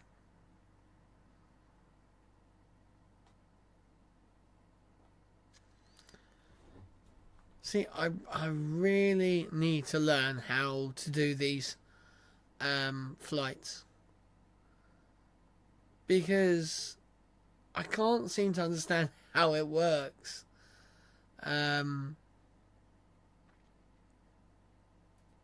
very weird. So right now, the second stage is performing a series of checkouts as we prepare to separate Dragon from stage 2. Man, And so I'm we will tired. see that separation I'm coming cold. up in just a couple of minutes, after which a number of activation checkouts occur automatically. First, we'll be checking out 12 of the Draco Check it maneuvering thrusters out. all around the service section Any of the Disney Dragon spacecraft. And then we'll Disney also begin people to get ready around, for you'll nose know, cone understand opening. Nose cone what that stays is. closed for the flight uphill Oh, to I help love this. protect all of those So, guidance, navigation, and I control had a sensors. flat earther It also covers tell four me Draco that thrusters it's that will be all used for these the images majority now are of different fake phase burns, because requiring Dragon how to can they get protect the light International there Space when the Station. sun isn't around? So we are standing by for Dragon separation to occur. They here have in lights just about 30 on the seconds actual from now. thing so them cameras can see. The view you have right now on your screen. Oh, actually, the Just, view has transitioned. it's so We have a funny. view of Dragon's heat shield. Some people just don't This camera is on think, top of and I stage think that's 2 their and looking problem. up into Dragon's trunk. So this is the trunk. So this should now just drift away. So if you're just joining us this evening, we had a successful launch Shh, of it's Crew about to 8. go. They're on their way to the International Space Station.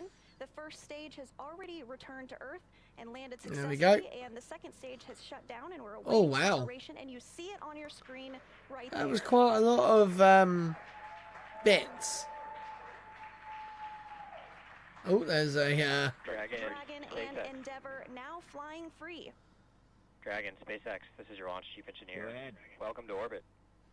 welcome to orbit. It truly is our greatest honor for you to trust us to launch you into space. It's been a pleasure working with you, and we trust that all the science and work you're about to do will continue to move humanity further towards the stars. We hope you Nice. enjoyed the ride, and thank you for flying on Falcon 9. Please send our regards to Crew 7, and make sure to remind them you just wanted to be fashionably late. I'll hand it off to the launch director for a few words. That was kind of funny. Dragon LD, hope the ride was as awesome as a Cybertruck. Safe journey to the space station. We look forward to seeing you when you get home. Thank you for flying SpaceX. Nice. Oh wow, you can actually see the thrusters. This was another one. They were like, how can you see gas coming out of a thing? It's like, it's basically a mini explosion. I'm glad that you don't have a copy of our ICS. The cheers the whole way up are incredible. A big thank you to SpaceX for incredible instructors. Tyler, I'm talking to you and your team right now. Incredible instructors, engineers, and operators. They're the reason we are now safely in orbit. When are they coming Thank back you to NASA, down Rob in the Cosmos, rocket? CSA, ESA, JAXA, who work together to make the International Space Station. They work ain't through our they fall. ain't coming back down And of for course, a big thank you to my 6 family, months. friends, and mentors who are the reason Is we're it here 6 today. months? Over to you, Mike. Is it 6 months? I think it's 6 months. Just to let you know, it's kind of like a roller coaster ride with a bunch of really excited teenagers.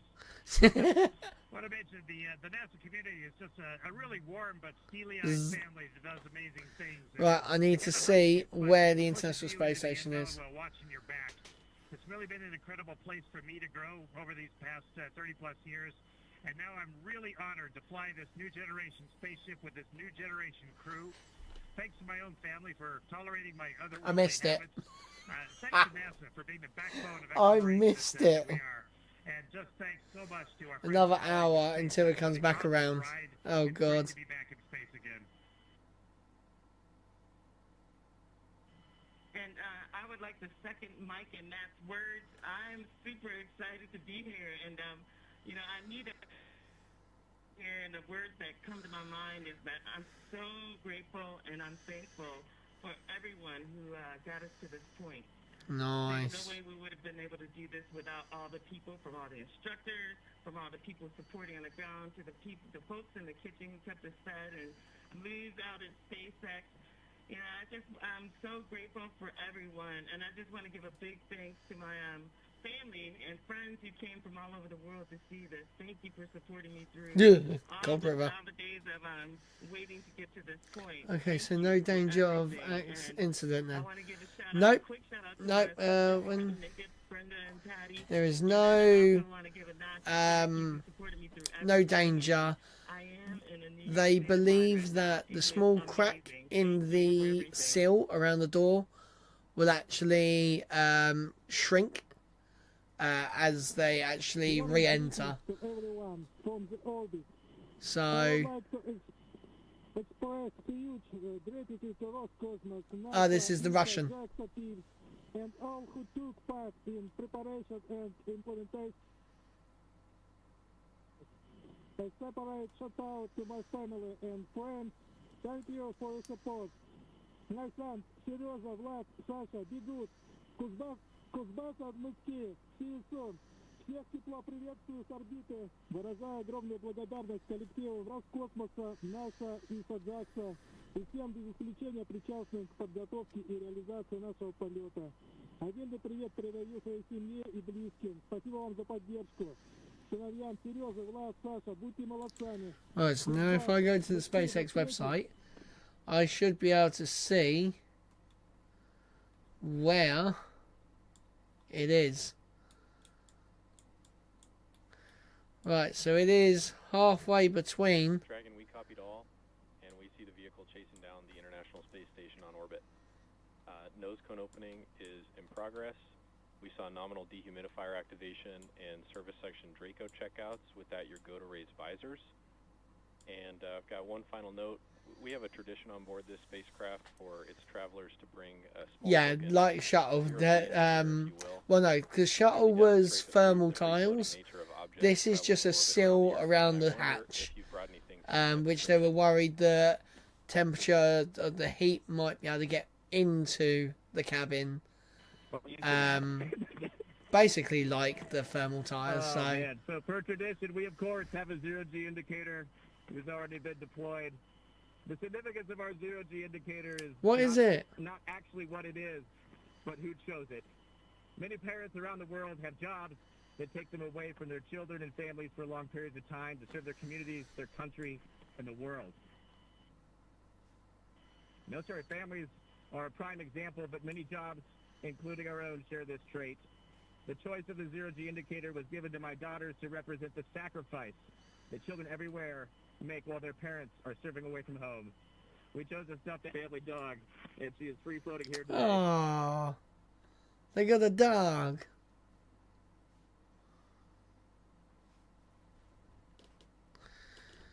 Right, see, I'm not gonna. It's gonna be a really weird angle. Matt, we copied all good words. I think we don't have video inside the capsule. We'll have to come back with you in a minute for a video of that stuffed dog. No worries, thanks.